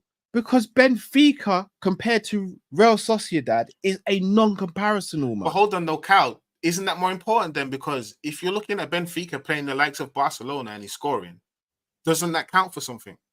Okay, so fair enough, that's right. But then if we're gonna do that argument, then what did you say when I read out who did Nunez score against in the Premier League? You said he's a flat track bully, right? No, I said, are we going to call him that? So I wasn't saying that. So shall we then? If we're gonna pick him up for the No, Barcelona, I'm not saying that. I'm not saying that. So why can't we then? Because we Because won't do that when Haaland gets top goal scorer, but 5 goals are against Brentford, 3 goals are against Wolves. We don't call him a flat No track one does bully. that. Did Haaland score goals against Liverpool, Man United, and Arsenal? Yeah. Yeah. So he's not can't be. But so did Nunez. Last season in the Premier League. He's been at Liverpool for 2 years, so we just discount the Real Madrid, the Arsenal, and the Man United goals the season before. All right, Those go don't from the count. season before then. He still counts. Bro, All right. dying on this Nunez Hill is crazy. I get It's not a dying on the hill. Okay. Bro, Matt, Jordan is asking the for Liverpool the same fan. Can I just energy. say this? Can I say this? No, I want to say this Asking quickly. I for want to the say this. same energy. I understand we want players to succeed. I fully get it. And you guys might have more faith in the player than maybe so me and Carl. What I do think though is this: we're having this debate because the bottom line is he's not where he needs to be. There should be a debate. Agreed. And All we of don't us can speak agree about that. yeah. We don't speak about this about Salah or we speak about Mane for me. We speak about it because he's not where he needs to be, and that's the bottom line. Once or if he gets there, that's when I think we can really have. We're that talking about kinda- the energy behind it. No, I understand. I That's all fully it understand is. the energy, That's all it is. I've even said I feel like sometimes he gets like battered, so to speak, paused like really badly for things that, like you said, it come up for 5 minutes, and if he miscontrols the football, everyone goes crazy. Whereas Jota will can miss a sitter because he's got credit in the bank. People be like, but Jota normally bags that will allow him. I get it, but here's the conundrum. Not even the conundrum. Here's the bottom line. For me, the bottom line is this. He's our world record. He's our highest He needs to be doing better. He needs to be doing better. Facts. You guys Facts. believe he can do better, give him minutes and consistency. And that's fair enough to say. And me and Kyle were saying, as things stand right now, he should be doing better rather than, I know you guys want to give him more time. He's going to get more time because this is his 3rd season. Some players don't last 3 seasons. The fact that he's even still here says to me, Liverpool must see something, or he's in the last chance saloon because it's now, you've worked under Klopp for 2 years and now you got Slot. If you don't make it work now, because look at Diaz. Diaz was another one. But Diaz is kind of like, Diaz knew what was happening. He's like, I got a bag. Whether it's about my contract, whether I want to move, I have to bag. The manager knows I need to bag. Nunez needs to do the same thing. The jury's out. Let's see what happens. So And far, nobody has ever denied that Nunez has got to do better with some of these chances he missed. I've never ever shied away. No, you said it. You said it. But it is a bit mad. And again, obviously, we'll move on. We do have to bring in our last caller as well. We'll move on, so we won't bang on about it too much. But it is mad that like the goalposts get moved. I mean, I guess both sides move goalposts, but to dismiss 10 goals in 19 games in the Champions League when people said, "Oh, but the Europa League, anyone could score in the Europa League." He's got 10 goals in 19 Champions League games. but we're just gonna act like that's nothing. When did we He dismiss scored it? in big games. He scored against Man United. He scored against Arsenal. He scored against Real Madrid. Like, he doesn't score in big games. He scored in big games. Nunez scores winning goals. It's like, I just find it weird. And Isak, all round, better player than Nunez. I would never deny that. But if we're just talking about goals, Nunez is not that far away. And even if you want to talk about adding everything, because apparently if Isak is a better player than Nunez has got 14 more assists than him as well. So shouldn't the better player have more assists? Because if you're a better player, then you should be able to do other things as well, right? Nunez has got 14 more assists than him. Who's he going to assist, Drift? Anthony Gordon? No, we're talking about across their careers, not just at Newcastle, across their careers. If he's creative, he can assist for anyone, Cal. Bro, the reason He why can the assist stats, for anybody if he's I hear more what you're creative. saying. The stats argument can be dangerous because if you say number 10, for example, Frank Lampard has more goals than Zinedine Zidane. I know who I'm picking. Do you get what I'm trying to say? I get what you're saying statistically because you've got a valid point, bro. Because stats are important, but eye test also is important as well. And like what you see, like you know what you see on that pitch. Drift, me, you've had conversations. Today, what did I say to you? I was like, bro, Szoboszlai, man, he's decision making. Like, it don't matter what he done at Leipzig or is like he needs to do more in that 10. It's the same thing. There's certain players in the team that need to do more, and I think we need to hold them accountable. Not disrespect them, just be more just accountable. enjoy the process. You know what I mean? I'm going to say one more thing. I'm going to leave it. We speak about clutch goals and score goals against big teams, yeah? Since Nunez has been in the Premier League, the quote-unquote big teams, that's your Arsenals, Man Uniteds, Man Cities, Chelseas, your Villars, your Newcastles, your Spurs. He scored 6 goals against those teams since he's been in the league. Isak scored 11 compared. Okay. So Isak's a good player. He's a very good player. Very, very good player. He gets more space than Newcastle, but that's neither here nor there. I'm just I knew you were gonna say something, you know. No. Do you want to know what? Cal made a very valid point. That's why I didn't even try to rebuttal it. Just stop. But LNK's also made a good point. Isak don't have low blocks. Just constantly sitting in, trying to defend. I knew it. The streams go too long, you know. No, because if we're gonna add the context, you have to add the context. Newcastle are an open team. Most teams play against them. They play open football. He has the space. Nunez is playing at Liverpool where they play low blocks. They sit in. You have to add all of it. If we're gonna do the context and all that, you have to add it always. Nunez is playing against loads of low blocks who just sit in, play, because when Liverpool play, remember, we play a lot of teams that do that. So Nunez's strengths are hard to utilize in those moments. If Nunez played for Newcastle, maybe he'd get the opportunity to just constantly always be running in behind because Newcastle don't play low blocks. No one goes up against Newcastle and goes, oh, we better sit in and just hold tight 2 banks of 4. No one does that. So Isak gets more time and space to have more fun. Bro, it depends which way you want to go. played against low blocks, so did Firmino, so did Salah. No, but Mane and Salah ain't comparable to Nunez because they're elite footballers. No. But what I'm saying is we can't use. I get what you're saying. You kind of got a point when you talk about low blocks. But bro, what I'm saying is we can't just start saying because of the low block now, this is why he didn't score. No, but it's harder to score. Do you know what I find mad? It's harder to score. Hear what I'm gonna say. Who gets Firmino is not even a natural number 9, and unfortunately for the Nunez people, it is like he looked like he would even outscore Nunez. Like even his numbers, bro. And Firmino was a false 9. Yeah, but Firmino's a better footballer than Nunez, and he played in a better Liverpool team than Nunez. But how can a false 9 score more than a 9? I know that you got anomalies. Benzema's an anomaly, to be fair. Yeah.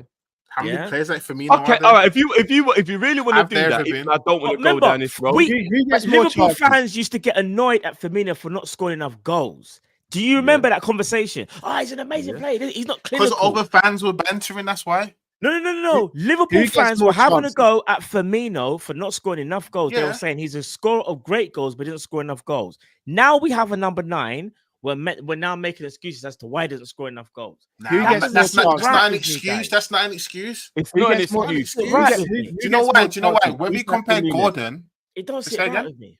Who gets more chances, Isak or Nunez? Nunez will get more chances playing for Liverpool. But But just Isak because you starts said scoring stat of chances, yeah, we're talking about okay. When I say a low block, Nunez can get a chance where he gets a header where he's got 2 defenders on him.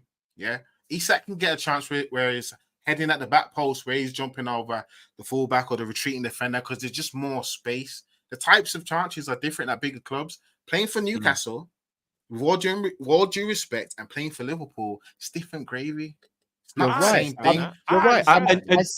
I see Nunez hear getting that. crosses across the 6-yard box and missing. I don't see. No, Isak but you know doing what, Cal? One thing I will say, and I'm not just saying this to defend Nunez. I watched the compilation that some arsehole, and yes, you're an arsehole, I don't even care, put out of Nunez. So, like, they just wanted to just make fun of him. So they put a compilation of all the big chances he's missed in the Premier League. And I watched it. Some of them weren't big Bro, but chances. I'm telling you, half of them were not big chances. I've watched the They same were video. including chances that I'm like, how the fuck is that a big chance? That is Yeah, not yeah. a big chance. But So that's he's people trying to actually skew being the vision, innit? slandered. And I'm like, hold on. So No, you're he's including He's chances not like, being slandered.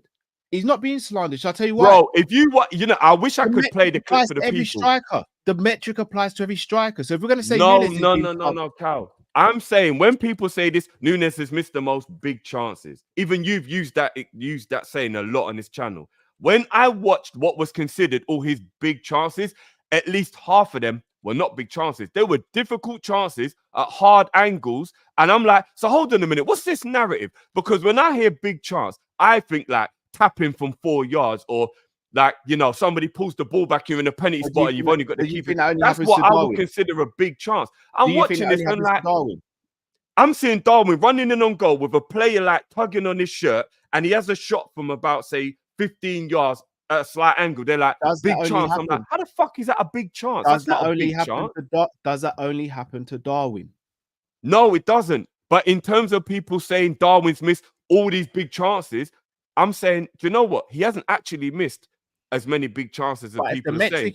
if the metric is being used across the board, so if Ollie Watkins is I getting the don't same know if it is because I haven't seen the compilation of Isak's big chances or Haaland's big chances. I've only seen Nunez's big chances. So I We've don't know. I don't know what is the measuring stick for whoever does these stats.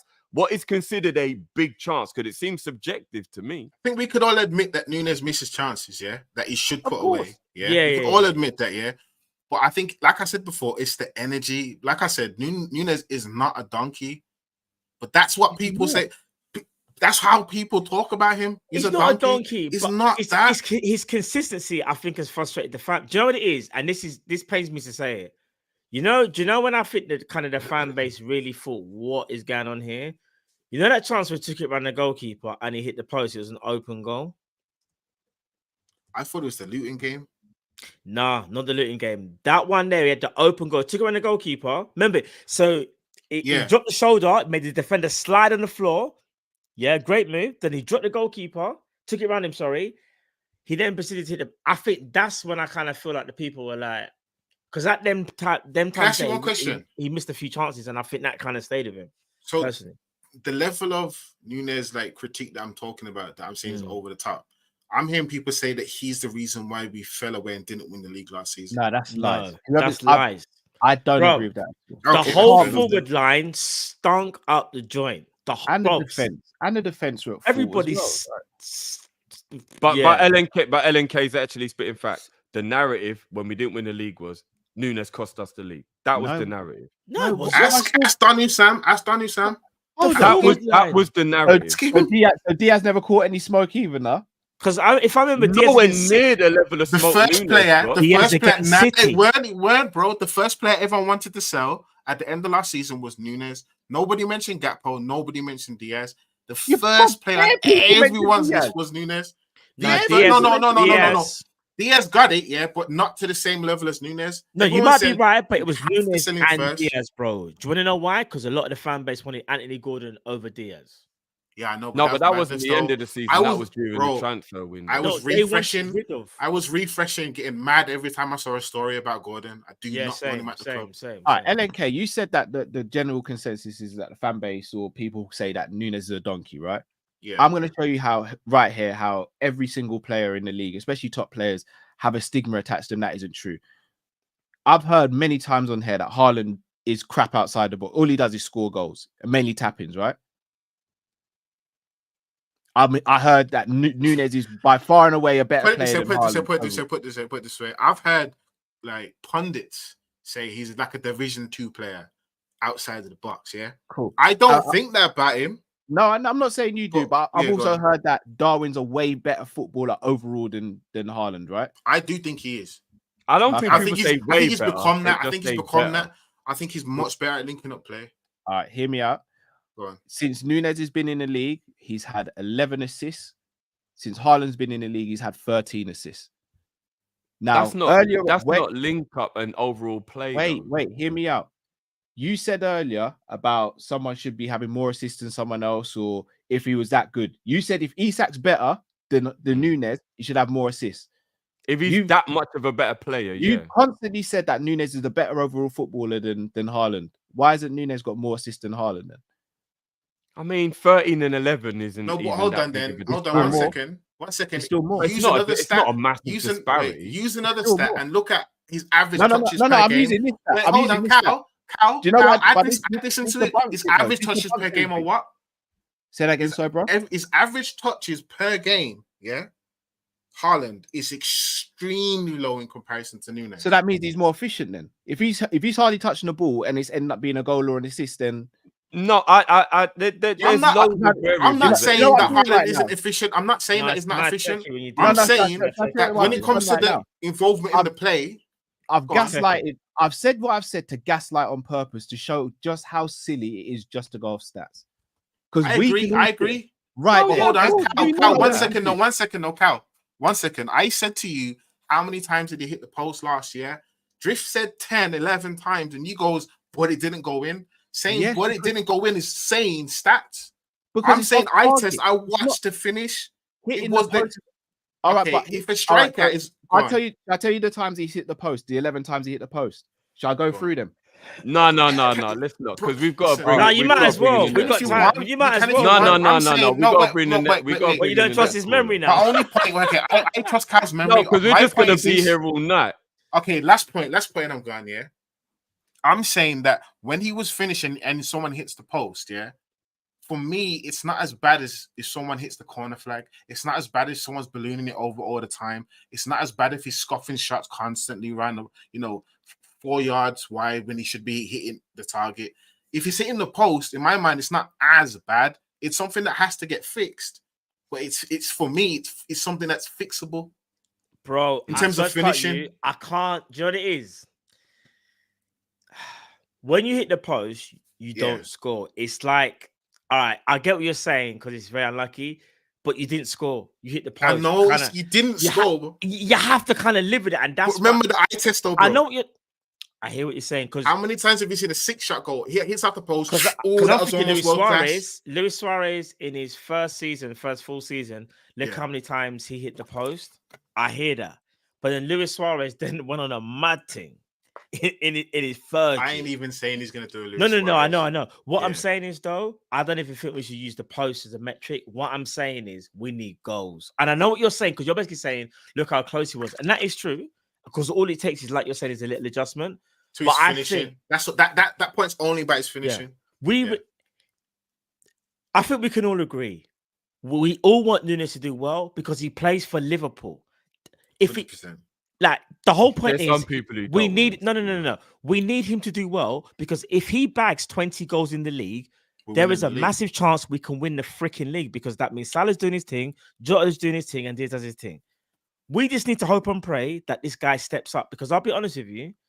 Right now, there is going to be that cloud over him because he hasn't done things consistently. And this is, again, while we're having this debate. If Nunez was clinical, we wouldn't need to be really like bringing in other strikers and saying whoever X, Y, and Z because he'll be doing his job. But the fact that he isn't means that there's that kind of that grey area where we start to wonder, well, if we had that player or we had that player, would we be doing better? Like if we had an Ivan Toney, if we had a whoever, and we don't really want to have these conversations, but that's the reality. All I'm saying is, if he gets those minutes, he's got a bag. He doesn't have to bag every single time, because that's impossible. No one does that. Even Salah, when he scored 44 goals. How many goals does he need to get this season for you? For me personally, I would like to see at least like 17 in the league. See, you know how much I say? You know how much I say? For him to go. stay at Liverpool, I want him to at least get 18 to 20 or 20 plus. I hear that, bro. And I'm saying 17. That's why when Cal says, oh, Isak instead or Gyökeres or someone else, I'm like, I would consider that after the season if he doesn't reach those metrics. I don't want him to get 14 or 15. I want Nunez to be the type of striker that I can look at, like when I watch Torres, like when I watch Daniel Sturridge bad up for Liverpool. When I watch these strikers, that's where I want him to be. I don't want him to be average, 20. And I don't want the debates. But here's the thing: even if he doesn't get 20, you get 17. Sorry, Cal, just quickly. Even if you get 17, bro, you got to remember he got 11 last year, so you're basically asking him to double his output, which I think is a lot. If you get 17 this year and then you get 21, 22 the next year, oh yeah, then we got something to talk about. That's why I say 17 to 18 is like you've made a massive improvement, bro. He only got 11. He got 11 in 36. For him to kind of shock people up and to have the effect that we all want in terms of success on the pitch and whatnot, it has to be closer to 20, like 18, 19, 20. I'll tell you why I'm not putting a number on it. Because for me, I'm more interested to see how many minutes he gets to goals or how many games he gets to goals. Oh yeah, because we can sit here and go 17, but if he only gets like 15 starts, it's bloody hard for him to get 17 goals. Yeah, but if he's only getting 15 starts, really, like he has to go. That's my whole point. No, but my thing, let's say he gets 15 starts, but he scores 11 goals. I'm going to be defending Nunez and being like, guys, yeah, I get that. Yeah, but also, if he's only getting 50 chances in a season, he scores 11, 12. I'm going, boys, that's a good return. But if he's getting 100 chances and only scoring 11, I'm going, nah, it's not for me. So we can all look at the goals, but you have to contextualize everything, whether it be eye text, stats, whatever. Because I always use this as an example. If me and Drift both scored 20 goals in this season, on paper, we both scored 20. We're both equal as strikers. But if Drift has taken 40 less shots than me to do that, then he's a better striker than me. And I'd rather him in my team than me because he's more clinical. So it's not just about the number he's getting. The eye test has to be applied to that as well. Yeah, I put that standard for all of our players. But for him, 100%. When I say closer to 20, it's because you have to earn the minutes on the pitch. So if Slot's only starting him 10, 15 times, he's not doing something that he should be doing. Agreed. Something's not ticking over, so it's taking too long. That's why I'm saying. Or Jota could just be being magic. Yeah, but magic is 30. Salah numbers, that's magic. Like Salah's magic to me. Yeah. I don't see Jota ever doing that. No, I don't. But Jota could be the level below where you're like, you can't really be dropping. If he gets 24, 22, yeah, it's cool. But I don't really see him playing that many games. That's all when it comes to Jota. Yeah. I rate him. Just sad. Yeah, we'll see how it goes. I can guarantee you, lot, if Nunez scored 20 goals in the Prem, but he had 50 big chances missed, no one will say he scored 20 in the Prem. They say, oh, this bum missed 50 chances. Yeah. But anyway, let's move on. LNK, big up yourself, bro. So, LNK, do you have a channel, bro? I don't have a channel. I've been going on someone else's channel. Someone called Gav goes in, but I'm thinking of starting one eventually. Yeah, do it, man. Trust me, bro. Do it. Yeah, man. So I'm not starting a Nunez defense league over there, bro. You see this? I'm trying to keep this, bro. Nah, you've been brilliant. Big up yourself. Yeah, bro. no. Like I said, on behalf of Kopish, I'd just like to apologize for the other members. Big up yourself, bro. Big up LNK, bro. Big up yourself. Big up. All right, let's get Mike straight in. Yeah, let's get and we got the supers piled up as well, guys. Yeah, we'll do. And you know what, brother? Patience is a virtue. Big up yourself, Mike. Big up, Mike. Big up. Listen, I had a lot Appreciate of it, bro. it's fine. I had other things I wanted to talk about, but I feel like my hand's been forced here a little bit. I don't want it to turn into the same explosion, so I'm just going to make my few Darwin points very quickly and very quickly move on to the rest of the stuff because I don't have a ton of time. But Drifty, if Darwin Nunez were to score 20 goals based on his conversion rate, he would have to have over 120 shots on goal. That's the problem with Darwin Nunez because his conversion rate, right, I think last year was about 16%. And to put that into perspective, Nicholas Jackson's was, I think, 23, and Hoyland's was 28. So if Darwin Nunez had Hoyland's conversion rate, which I don't think anyone here reps Hoyland, Darwin would have had over 20 Premier League goals last season. That's the problem with Darwin. And I think that the main issue is that the goalposts for everyone move because no one views him as the same type of player. I love Darwin because he's not a striker in my mind. And he'll never be a striker because he's not a good goal scorer. And a striker scores goals. To me, Darwin Nunez is a center forward. He's someone who gets GA. He's someone who causes chaos. He creates space. But he will never be the guy that consistently puts the ball in the back of the net. Not to mention, I don't think he's scored against a single top six side in England ever. Like, every goal that everyone likes to mention is a goal against a shit team. Like, I get the whole 10-man with Newcastle, but his 2 goals against Bournemouth last year, it's Bournemouth. His goal this year, in his first year, bro, he scored against Man City in the Community Shield, Arsenal in the Etihad game. He got a brace against Man United. He has scored against the big team. which is fine, but you know that's 2 seasons ago. But regardless, I like Darwin. I'm not trying to be negative. I just think that the perspective needs to be that he's not a striker, and until everyone is on that same wavelength, everyone's always going to viciously disagree because a striker scores goals. A striker, that's his job. I don't think that that's Darwin's job. I don't think that that was his job under Jurgen Klopp. I think that that's why Jurgen continuously rated him. I think that's why he continuously played him. It's because what does he create? He might not have the GA, but created a lot of space for a lot of other people. It's just that when he gets the chances, he just completely fails. And there is no arguing against it. Man had, I think out of like 515 total players in Europe, he had like the 512th worst conversion rate in Europe.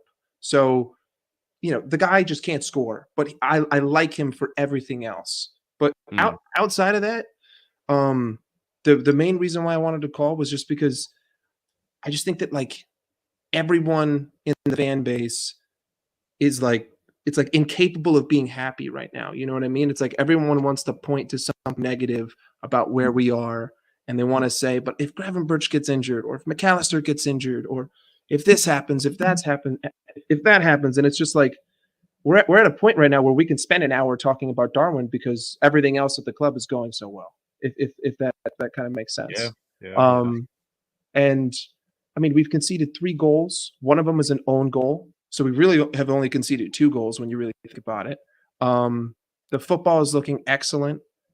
Some of the depth are looking good. Some of the depth are looking poor. I know that there's a lot to go in the season, but I don't know. That was kind of like the main point. And then to be honest with you, the whole Darwin stuff, I was just like so fixated on it because I've always loved him. But I just think that like you have to be objective and fair. Like you have to just call it as is. At 31 GA, I get it. Like I understand what you're saying, but it still doesn't change the fact that it's 16% conversion rate. Like I don't care how many GA you have. You should be getting 12% more than that if you are a striker at this club who costs 90 million. Because even if it was 30 goals, if your conversion rate is 16%, I'm going to sit here and say you should have 50. That's unacceptable. 16% is not acceptable for a Premier League club under any circumstance. And Isak's conversion rate is 100% more than that because Nicholas Jackson's is. And if Nicholas Jackson is 6 points better than Darwin, I mean, what does that say? You know what I mean? So I understand both sides, but I'll always love Darwin because I love man buns and I love chaos. And plus he's got spice. You know what I mean? Like he's got like a fierce attitude. And I think that that's why people chant his name. Because he's kind of like a hothead. You know what I mean? And everyone loves a pest. And I feel like he's our pest. He's also a pest to us because he makes everyone argue. But he is a Liverpool player. But yeah, no, the main point was just I think that like everyone's They're trying really hard to be negative. And I feel like I've been guilty of that in the past. And now I'm kind of just at a point where it's like, you know what? Fuck it. Like, we've got the spot. We're playing really good. If something happens, whatever. But right now, with this 11, I'll play anyone in the world tomorrow and be like, I'm winning this game. So if that all kind of makes sense. No, it absolutely does. It does, bro. It does. I think it's probably PTSD amongst the fan base, because when things have gone well for us, something's crept up and derailed us. Whether it be referees or injuries or suspensions or COVID, something's always popped up. So I think it's that PTSD where you just like, because we've left ourselves short, it's like we worry in it, because we've been here before. We've been in this situation where, when I think Klopp's first full season, when we're flying and then Mane goes to AFCON and we decide not to buy anyone, and then we're like, we fall away from it. Then we're going up against City the first time for the league, and we go through that spell where we're drawing games and then we ultimately lose the league. Then we win the league, but we can't celebrate it because of COVID. Then the following season, we only go into it 3 centre-backs. Lo and behold, all 3 centre-backs get injured and we don't win the league, when, in my opinion, we would have won the league had 2 of them stayed fit. Then the season after that, you're going for the quad. Couple of refereeing decisions, like Rodri playing basketball in Everton's box and no penalty, and they win it by a point, and we lose to Real Madrid by 1 goal because Courtois is the game of his life. Then the season after that, we get a bunch of injuries and players don't play to their level. Then the season after that, we get a brand new midfield, and then Klopp tells us he's leaving, and then we fall off towards the end of the season. So it's like, it's PTSD, in my opinion. Yeah. PTSD. And misery loves company as well. You got to remember, misery loves company. So, like, you know, it's easier to be negative than it is positive. I was told I'm crazy. Remember, a lot of people used to say I was super negative, and then I've been the most positive this season. I don't really know how many people have agreed with me when I say we can win the league, and I genuinely mean it. I look at what we did last year. I look at the fact that the team is a year further progressed, and I do believe we can win the league, but nobody seems to be agreeing with me. I see very few people agreeing with me. I think it's possible. Like, I think all things are possible. I think that Liverpool could, in a potential reality, win this league. I just think that there's a lot of caveats. And in that sense, it's like, you could talk about the caveats, or you could simply live in the moment and just say, you know what, whatever. Like, if those things happen, that's fine. Like, I don't think anyone expected Rodri to get hurt. And I hope he gets healthy as soon as possible, because an ACL tear is like, we don't even know if you're going to come back the same person. But we also didn't expect Odegaard to get hurt.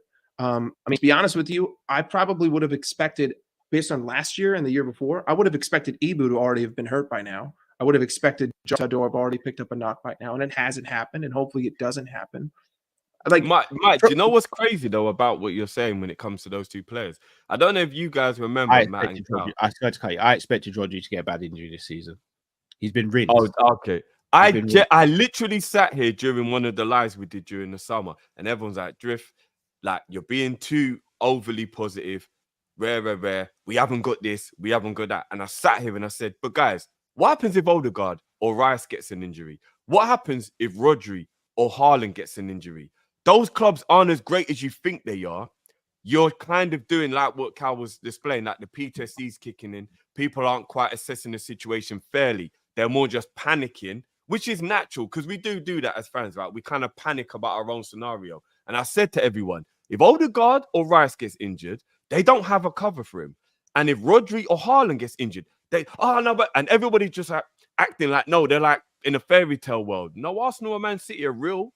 It's real life, and the situation is real for them. And now, what's happened is both teams have lost key players. Okay, Odegaard will only be a few more weeks. Rodri's the whole season. So without even like me wanting it to be, because I'll never wish injury on people, they're already going through the problem that I was trying to explain to everybody. Didn't make it so different that, yeah, okay, we've got a few players in our team. If we lose that player, we could be fucked. But look what's happening to those teams. What happens if everything happens to the other team that you're worried about happening to your team? And that's how football can be. And Rodri literally is the number one thing people said would derail City. And it's happened 5 games into the season. 5 games into the season. So how the Man City cope with this? The only thing that, like, the one angle that I understand from Liverpool fans is that yes, everything that you just said is true, and it's the same thing with McAllister and Gravenberch. It's just that we had money in the summer to fix that. And also, I would make the argument that, like, you didn't even have to spend the money because Stefan is playing great at Salzburg right now, essentially in that same role, and you could have kept him. You didn't have to loan him out. Literally, what Stefan is doing is essentially the same thing as Gravenberch. And I don't think anyone thought that Arne Slot would get the same tune out of him, but it's just that we're almost leaving ourselves short on purpose, because at least with those other teams, like, I mean, if he has to, John Stones can invert and essentially do what they did, what was it, 3 seasons ago? Like, they can figure it out. Liverpool, we don't exactly have that luxury. We don't have those versatile players. Curtis Jones is not a double pivot player. I'm sorry. Endo is great for what he does, but he's not even on the same planet, or I wouldn't even put him in the same league as McAllister and Gravenberch. So yes, at one moment it's like the same thing can happen to every team, but I think that every other team is more capable than we are of being able to cope with those. But also, I have to say that with a grain of salt, because we haven't even really seen Arnie been tested with a lot of adversity yet. I mean, he's been tested with almost no adversity in terms of man management, because Kelleher is the best backup that you could ever ask for Allison, and that's the only injury that we really had. And until we see that, I can't fully answer that. That's why I'm looking forward to October 20th. Like, if we get to the international break and we win all those games from now until then, we beat Wolves, we beat Bologna, and then I don't know if it's Palace that we play before the break. I think it is Palace, yeah. And then we get back, and then all of a sudden you have that, in 10 weeks, I think we play 7 or 8 games are against top 8 sides. And we also have to play Arsenal and City in that span, plus Real Madrid and Leverkusen and Leipzig. That's going to be when I'll say, like, okay, we can do this, we can go on. But for the right here, the right now, I don't see like anything to complain about the present moment. I think that anything that there is to complain about is like not hindsight, but foresight, if that makes sense. But anyway, I appreciate you guys. Thanks for letting me hop on.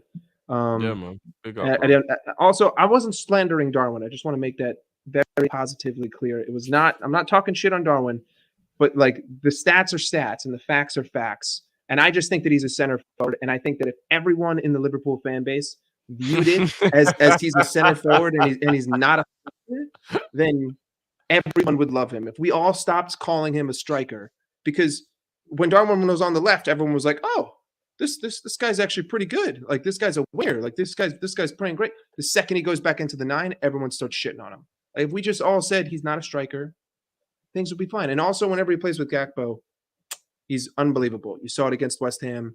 You saw it last year. But anyway, big up to you guys. Thanks again. Nah, big up yourself, bro. Big yourself, bro. Big up Matt each every time, bro. Matt the Menace, yeah. Bro, why is it gotta be me? Cal literally went off screen, bro. I swear it down, bro. No, I'm talking about the pick, bro. Why is that me? I know that. Cal went off screen, bro. But I know you're the one who's got that pick. This is crazy. You're acting like I don't know you're the one with the pick. This is crazy. Like, I'm the only one that can. Look, I love the fact that we can have these debates. I'm not gonna do the Nunez debate anymore. Today was like I don't want to keep doing the back and forward and all that kind of stuff. But look, we'll see. It's good debates to have, to be fair, but at the same time, yeah, you kind of. These debates are what makes football, but I guess what it is as well, we wouldn't get to a point where we don't want to have these debates, because if you're having a debate, it normally means something's wrong, I guess. That's it true. Could be about anything. But you know what? It could be about Salah. It could be about, you know what I mean? Like, I can drag you into this one as well, because you were backing me on this. Yeah. I've had the same argument with people, maybe not to the length I have with Nunez, but I've had the same argument with people that told me Diaz ain't good enough, Gravenberch ain't good enough, Gakpo ain't good enough. And I was called a fool for backing these players. And now that they're playing well, nobody's talking. Everybody's hiding. Everybody who told me I was crazy That's true. is That's hiding. true. And I don't want them to come out of hiding. You do what you've got to do that's best for you. Every man is a big man. Everyone deal with their own shit. But I was told I was crazy for backing those players. And look how well those players are playing now. Look how well they're showing people they are capable. And I'm not saying Nunez is going to do what they're doing. But if he does, I'll just sit there and I'll say I had the same faith in Nunez I've had in those players. Because I've had that conversation. All three of those players, I was told, and I'm being serious when I say this, I'm not just banning, was not good enough for Liverpool. Get rid of them. That is what I was told about those three players. They're not good enough for Liverpool. Get rid of them. That is what I was told. We should have never bought Gravenberch. Yeah. Why did we buy Gravenberch? Yeah. That's what I was told. Nunez said Diaz is a basic player. He's a one-trick pony. He's not good and you can't win games and rare. I'm just saying, you just wait. It's Russian roulette, though, isn't it? It's like, you're right, though, because them players there, like Gravenberch. You're on mute again, Cal. Some of the, listen, it's Russian roulette, isn't it? Like, and imagine, right, before this season started, Matt. All of us will do before that. this season started. Yeah. And this is what's mad as well. Before the season started, during the summer, I would have had the same conversation about Gravenberch as an example. And I would have told people he's top quality player. And I would have been told, and I was told, nah, he's not good enough. It's been 5 games as well, though. No, I can understand he's got to continue to do it. That's absolute fact, bro. But he is good enough. He's just got to now find the consistency. That's what it is. Always good enough. I just I was told he wasn't good enough, Cal. Remember, he got an injury. Told why on earth did we buy this player? There's a difference between like not good enough and like being sold and whatnot. I think with Gravenberch, again, some people were saying, and it's ain't even me talking about you, Cal. This is me to saying, no, I'll be the first fan base. No, but the fan base was saying, oh, bruv, like he hasn't really set the world. Like, wish he didn't. But I just said, and Drift was like, give him another chance because there's quality there. It's just that right now, he's probably coming in a weird way in the worst season. Things just didn't look that great at that time. Do you know what I mean? It was the left-sided 8 rotating potentially with Curtis Jones. They were kind of maverick players. They were supposed to be like the creativity players, but it just didn't kind of suit Gravenberch for whatever reason. Think he was having the type of Matt, I just think he was having the type of season any young 22-year-old player would have had who just had a season in the cold. I literally just think last season was what no matter how talented you are, Bayern Munich had him in the cold. He lost his way a little bit. That's what I'm saying. Young. I just think he had the type of season that any young player who was left in the cold would have. Yeah. But talent is talent. And so obviously, you're the number one guy who knows that Gravenberch is a super talented Some player. Players need time, some players don't, innit? Yeah. So, just on the other side, so does that mean if a player has a bad season, they can't be criticised?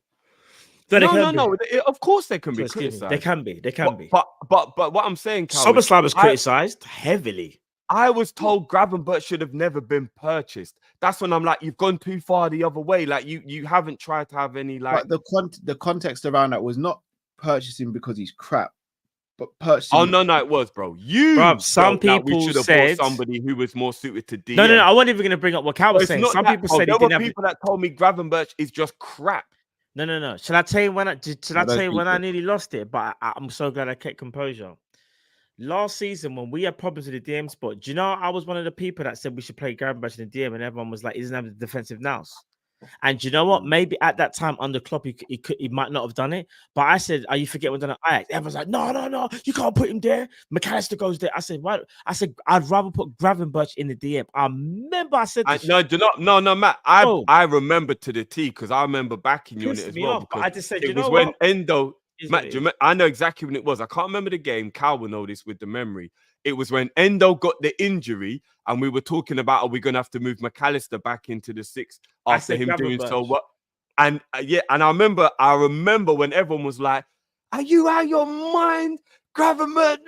And I remember like, "No, guys, you're forgetting. You're forgetting. He is actually good. He's in bad form."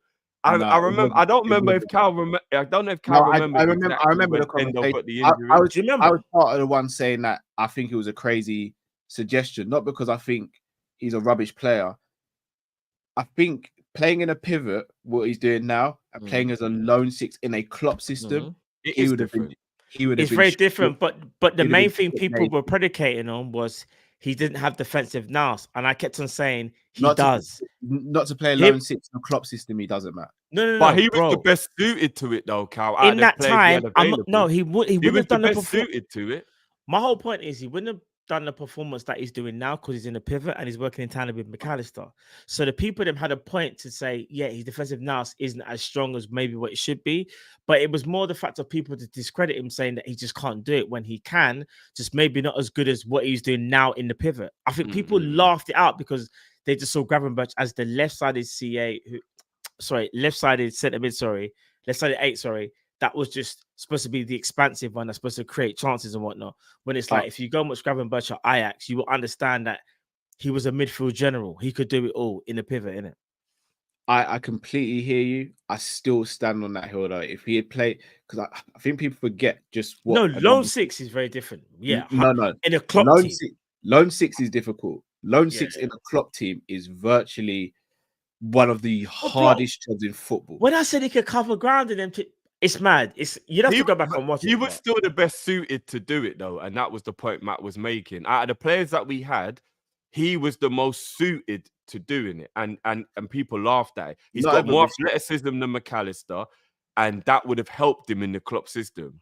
And McAllister reads the game from a defensive standpoint better than he does. But in terms of covering I don't even ground, think that's true. In a lone six drift, in a lone six, he does. No, but that was only because McAllister was given time to develop. Because at the beginning of the season, McAllister wasn't doing well in that role, and then he learned how to do it.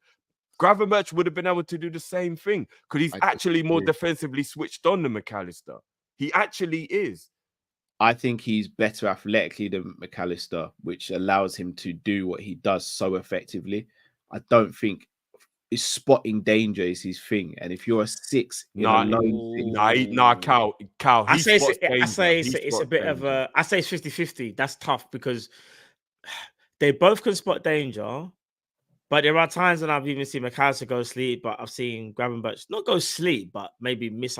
Remember, McAllister was officially the player that was ran past the most in our team last season. Yes, so Gravenberch didn't have because he didn't have the amazing thing to live up to. That's because McAllister didn't have the athleticism to deal with the situation. And that's where Gravenberch's athleticism might have made it better for him to play that role. That's the point. It might not made a difference though, because he might not have been able to read the game. By the time you don't read the game, no, I think we're being disingegeous again. He can read the game. Even by your judgment, even if he but even if you can't read it as good as McAllister, let's just say I'm giving an example. Say McAllister's a 9 and Gravenberch is a 7.5.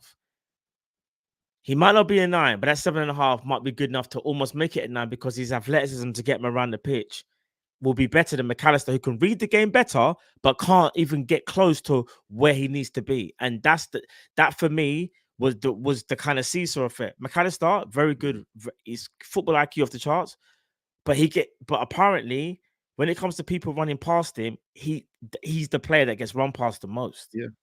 Do you know what I mean? Because he doesn't have that athleticism that Gravenberch has. No, I agree. Remember, Gravenberch is from the school of Dutch football. He can read the game.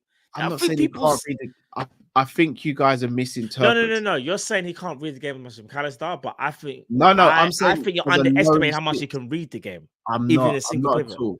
I'm just saying it as a lone six in the Klopp team. There's a reason why Fabinho was the best DM in the world, and he was a specialist. There's a reason why as soon as Fabinho fell off, Liverpool fell off.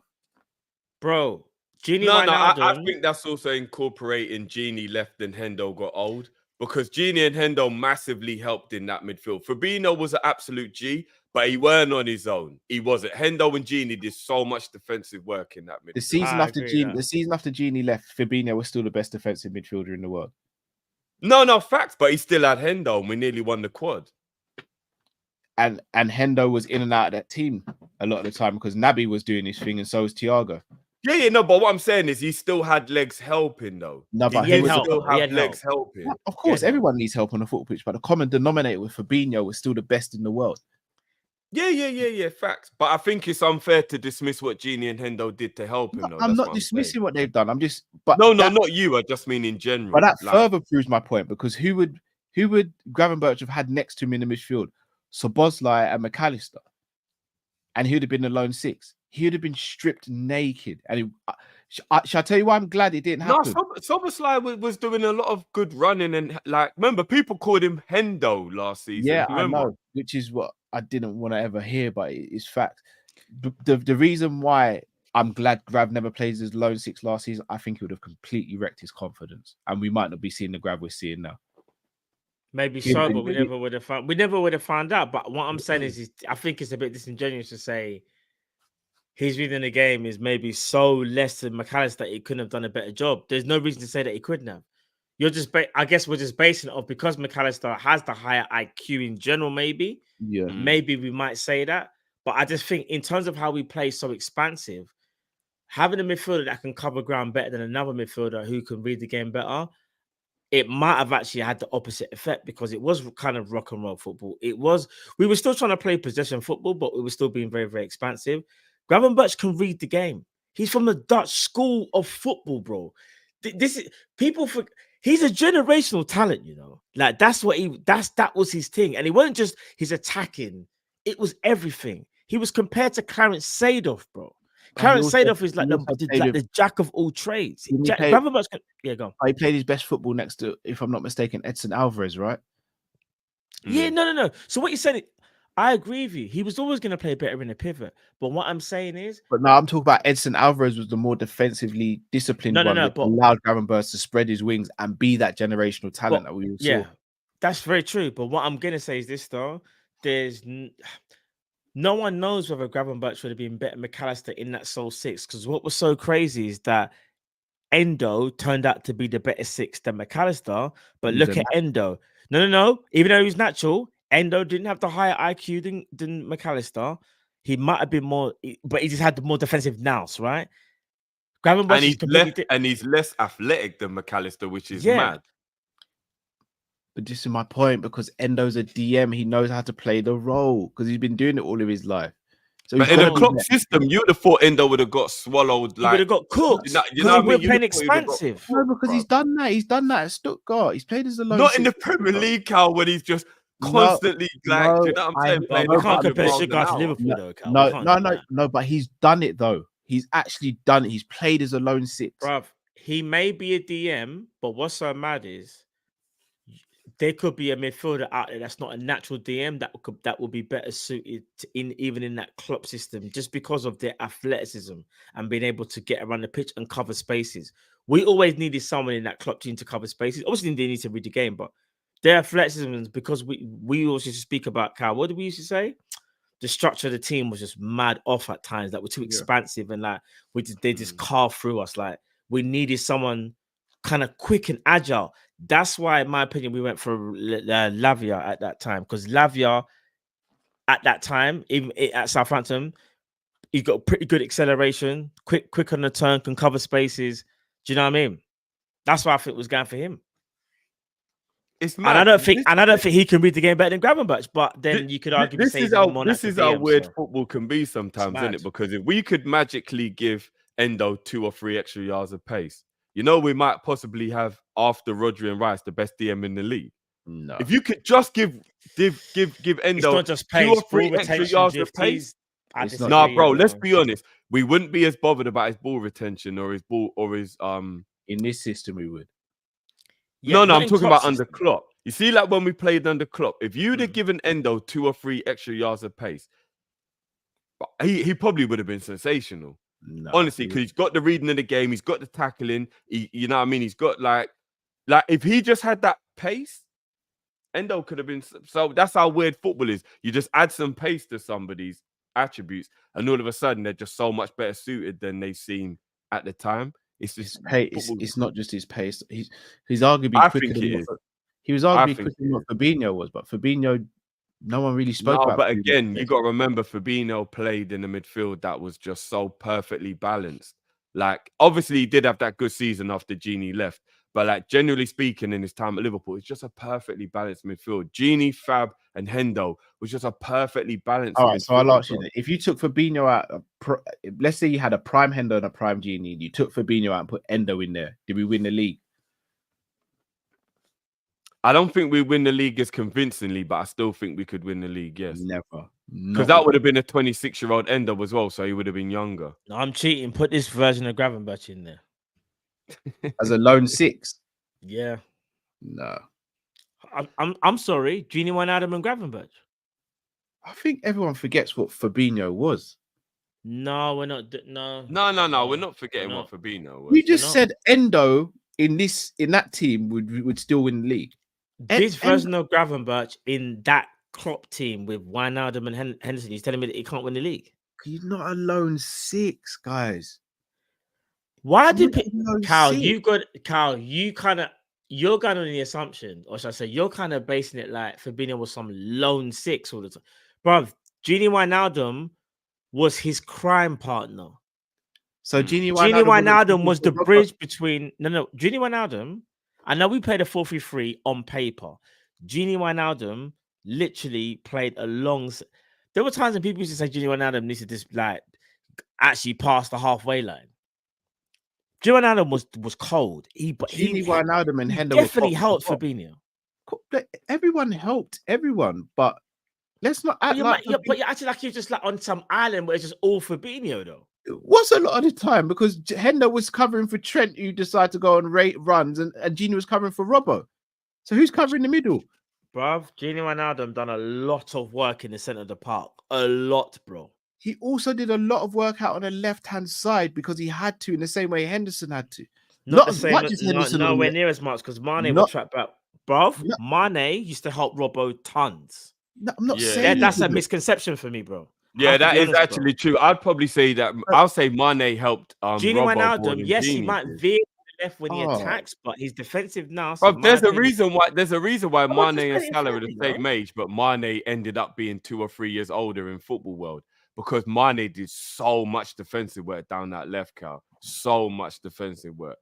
I think Genie was helping Fabinho more than he was helping Robertson. I agree with Matt on that. I definitely think he remember, was I'm not saying we definitely win the league, but we definitely have a chance. So if everything you're saying is true, why is it that us as fans said that Fabinho was the best centre back, so best centre midfielder or best DM in the world? Because he just was. Because he was. He was. Because he's still. But it doesn't mean Genie wasn't helping him a lot during that time. I've never once said they're not helping it. Bloody hell.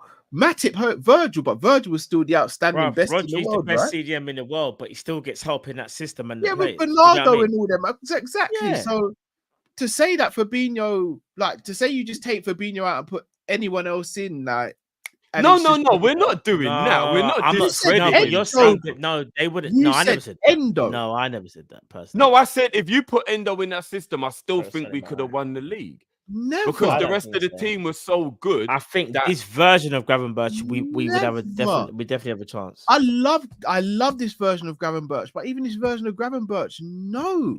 And you got to remember, Endo would have been a lot younger back then as well. We definitely have a chance. Endo would have been about 25, 26 around that time. He Endo could have been 21, bro. We're still not winning the league with Endo centre midfield in that team. But Flacco. No. I think we could. But you got to remember, but the rest of the team was sensational. If you want to point out one individual game, so like for example, Barcelona 3-0 down, no, we don't win that game with Endo. Flacco was just absolute gravy in that game. But if you're just talking about a 38-game season, week in, week out, yes, I think swap Endo and Fabinho. That team was so good. Endo don't make the level drop to the point where we just all of a sudden can't win. Yes, that's disingenuous to Endo. Endo's a good player. But I wouldn't go as far as that, personally. I wouldn't say so. Because even though I'm saying Gravenberch, I'm not saying we definitely win. I said we definitely have a chance. I think we have a better chance. We nearly won the league with Endo as DM. We didn't nearly win the league, bro. We were top until the last 5 or 6 games. Yes, we did nearly win the league. We're going to call it a night, guys. We're going around in circles. How you were calling quad in April? How did we not nearly win the league, bro? Because there was like another 8 games when I was calling quad. Yeah, but we still came close. So imagine if you throw Genie, Mane, Bobby, all of them man into the mix. A young Robbo. Come on, man. Of course we could win the league with Endo. I don't know how we're still alive, bro. Yeah, neither do I. I need to eat. And we need to call it a day. Let's feel that supers. We gotta go through the supers as well, though. I'm about to say let's feel that supers and go home. And you know what? I want to take this opportunity to let everyone know I will be live at 12 for the Man City Newcastle game. Yeah, good luck with that. Yeah, I need to get sleep. I hear that, and I'll be live at 3:00 for Chelsea versus Brighton. So yeah. Big up, aka Tifo, guys. Be there tomorrow for myself and Matt. 12:30 and 3:00. Yeah, big up. Yeah, Literally, it's called big up now. No. But I say the AKA because there's a lot of people who won't realize that it's had the name change. Yeah. You guys are bulletproof. Tom Izzy feels like he failed. So from what I've seen, Tom Izzy ain't failed at anything. He bro. ain't failed nothing, fam. Big up old school tunes 80s. Simon Phoenix. Not sure what that's about. I don't know what that's all about. Links in the chat, guys. I thought they were weed plant Zabiri. That'd be crazy if Zabiri was doing that. Locks cut Zabiri rolling like Usher. Oh, we don't know what Usher's been up to. Let's pause. That's a good point. Yeah, delete his Twitter account. Flip. Yeah, we'll revoke that. Jade Ashley says, I say all the time, Benzema was a waste man. Whoa. Damn, son. Words over Musiala for a slot team, Musiala from Madrid. I'll say this personally. I think Wirtz has better decision making than Musiala. Personally, I think he's more decisive in the final third. That's just my opinion. I think Wirtz works better for Man City and Musiala works better for us. But if we sign Wirtz, I'm over the moon. No. I'm gonna be honest. If we sign Wirtz in the 10, I think he does absolute madness. Yeah, he does. I think both of them do though. I think Musiala in the 10 would do madness. I know you might not like this, Cal, but I just think Wirtz has better decision making than Musiala though. Fair dues. Yeah. And do you want to know what? Do you want to know as well? Yeah. Well, Musiala is still cold. 12 man. There's no referral code for big up anymore, guys. No, it's just sign up. To be fair, if you sit on the sign in page for 5 seconds, it actually just goes straight through to big up, and you can actually watch without even signing up if you want to just see how it is. So yeah, don't worry about that, guys. But on the Musiala and Wirtz thing, I actually think they're just total opposites in terms of their overall style. Wirtz is very skillful and has got beautiful passing, and Musiala is an elite dribbler and a better finisher. So they just have different attributes, and I believe Matt's right. I don't think we need a number 10 who dribbles. I think we need a number 10 who slots through passes, and do you know what I'm saying? Like, has that more vision. Wirtz suits the 10 in slots team more than Musiala. Also, I'll disagree with you on your one thing. I think Wirtz is a better finisher than Musiala, personally. Ooh. No. Musiala's the better finisher. 1-on-1, Wirtz don't miss. That's what I'm saying. No, but not just. I'm just overall finishing. Not 1-on-1. I say what Wirtz. Overall finishing, bro. Not just 1-on-1s. I mean, just like a wide range of finishing. No, I think long range. I'll go. Do you know what? Yes, maybe it's an unpopular opinion. I'm not saying there's a massive disparity, by the way. No, it's not. It's like if one's a 9, one's an 8. Yeah. There's not, but I just think I'll say Musiala is the better finisher. Just if Liverpool could get one of them players, I'll be fully gassed. You know the ones there. Big up KG FSTGC. I can't believe I even said that at nearly 4:00 in the morning. Felt kind of bad for Simicast on LFC TV before they showed him his EAFC rating. Jota and Mac had to sit him and console him. 78 rating. I did see that video. That video is actually jokes. Still, that is actually jokes. Big up promo. Big up the boys. Is it wrong for me to say all our forwards, bar Chiesa, because he just joined, have shown they purple patch players not consistent? So excuse me. I think Salah and Jota can lay claim to not being purple patch players. The others are still in that until proven otherwise. And it also depends on what we're defining as purple patch, because I think all players, generally speaking, have purple patches apart from like the elites. Like, because there will be times in the season when they go 3 or 4 games and might do nothing. Then they go 3 or 4 games and they're amazing. Then maybe they drop off for 2 games and they'll have a good game.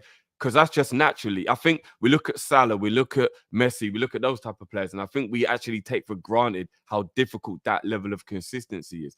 If Twitter and all that was around 15, 20 years ago, Zidane, Ronaldinho, all the elites, they weren't just every game bang, bang, bang. Do you get what I mean? Like they were having poor games and dips in form. Like, so what are we defining as purple patch? Do you get what I mean? Yeah. Like, No, I hear that. Big up yourself, promo. Big up Zabiri, about to tuck him for the night. Salah performance has always been poor. However, the GA carried him throughout the years. The GA is declining. No. Disagree, Zabiri, bro. Disagree. Although the only thing I agree with is his GA is declining, obviously, but that just comes with age. Big up Jay. Is Isak a gun man? One good season. We're not gonna get into that debate. he definitely needs to do it again this year to prove that he's. No, I agree with that. No, I actually agree. He's got to show something this year. If not, it will be seen as a one-season wonder. Big up John Thomas. V needs to have these calls every week or 2 weeks max, or maximum 2 weeks. Bro, I'm gonna tell you, we would love to, but it's exhausting on the schedule. I'm gonna be real right now. I feel like Klopp. I'm running out of energy.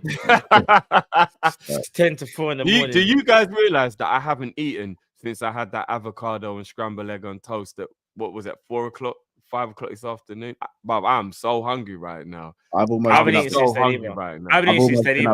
I've almost been up for 24 hours and I've got to be up in 3.5 hours. That's nuts. 3.5. That's nuts. Stevie Robbie got football. Yeah, I'm not gonna lie. Big up Salty Dragon Ball fan. Big up yourself. I think that is it. People, listen. As you guys know, and girls, sorry, we do the Friday night calling show once a month, last Friday of the month, and we appreciate each and every one of you for staying with us.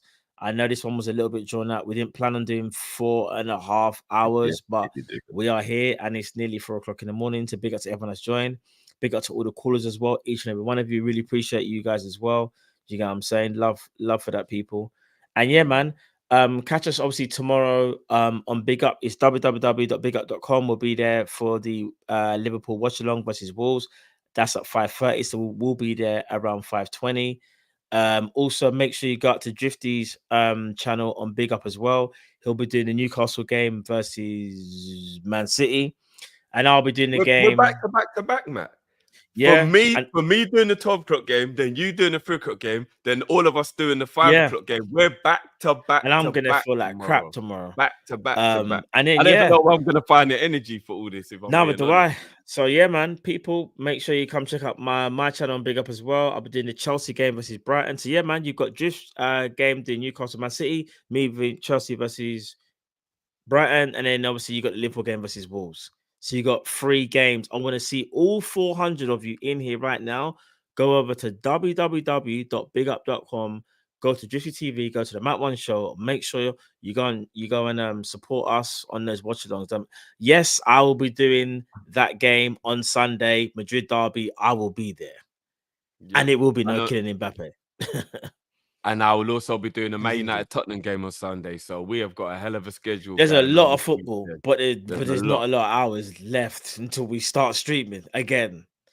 I'm actually happy for Cal that there isn't a UFC event because I need him to get some. There is. I'm with Luke. There is. I'm with Luke. Are you doing the UFC? Yeah. Yeah, Luke and Jamie is the Paris. What UFC is there? UFC Paris. So as soon as our stream finishes tomorrow evening, I'll be on that. Oh, flam. Well, you heard it here first, people. Make sure you get over to the Sanderson show after the Liverpool game. We don't sleep, Ali. No, sorry. Luke. He said it was on Luke's channel. I think Luke's channel. Yeah, you're on Luke. Yeah, so make sure you show your love Luke's to channel. Luke. Yeah. So, shit. So we are definitely Cal. I'm gonna be honest with you. 3 hours sleep, and there's a UFC event tomorrow night as well. I'd say pitch a tent in the garden and pretend you're not home, bro, and just get a couple extra hours, fam. Just get a couple extra hours. I'd rather fight the Badgers than fight the sleep. To be fair, I'll tell you what, I've got Robbie and Stevie have got football for 9. Then Stevie's got gymnastics 10:30. Then they've both got a birthday party to go to from 1 to 3. Then I've got a baby shower to go to from 3 to 5. And then is it a family member's birthday party? No, it's for the kids. It's just a brethren. Well, it's a kid's birthday from their school. Yeah. But I'm saying it's a friend, not a family member's birthday. Yeah. Skip that. Nah, I can't do that to the boys. I can't do that. What I might try and do is have a little nap between finish the end of gymnastics and the beginning of that party. Bro, you're moving. You know what? Carl's gonna have a Fed knocking on his car window, like, excuse me, mate. You know you're not allowed to sleep in your car, right? Carl's Bro, I'm not gonna lie. You need to get some sleep. But even hearing that made me think I need to get my sleep, bro. Yeah. I got a busy day tomorrow myself. So listen, people, like I said, love for the love.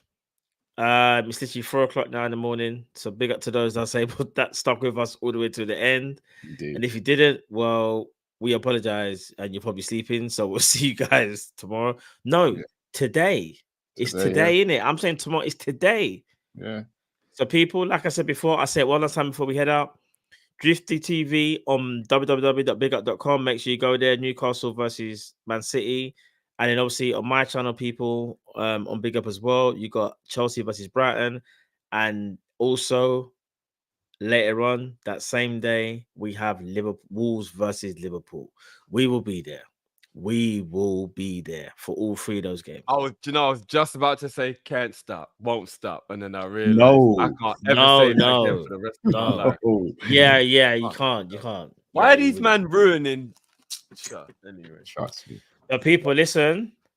Love for the love. I've repeated myself about 3 times because it's 4 o'clock in the morning. I'm very tired, and I've got nothing else to say. Basically, I'm gonna go and eat my dinner at 4 o'clock in the morning. People, bless up, love. We'll see you in about how many hours? I don't know. We'll see you soon, people. Take care. Enough love. We out. Peace.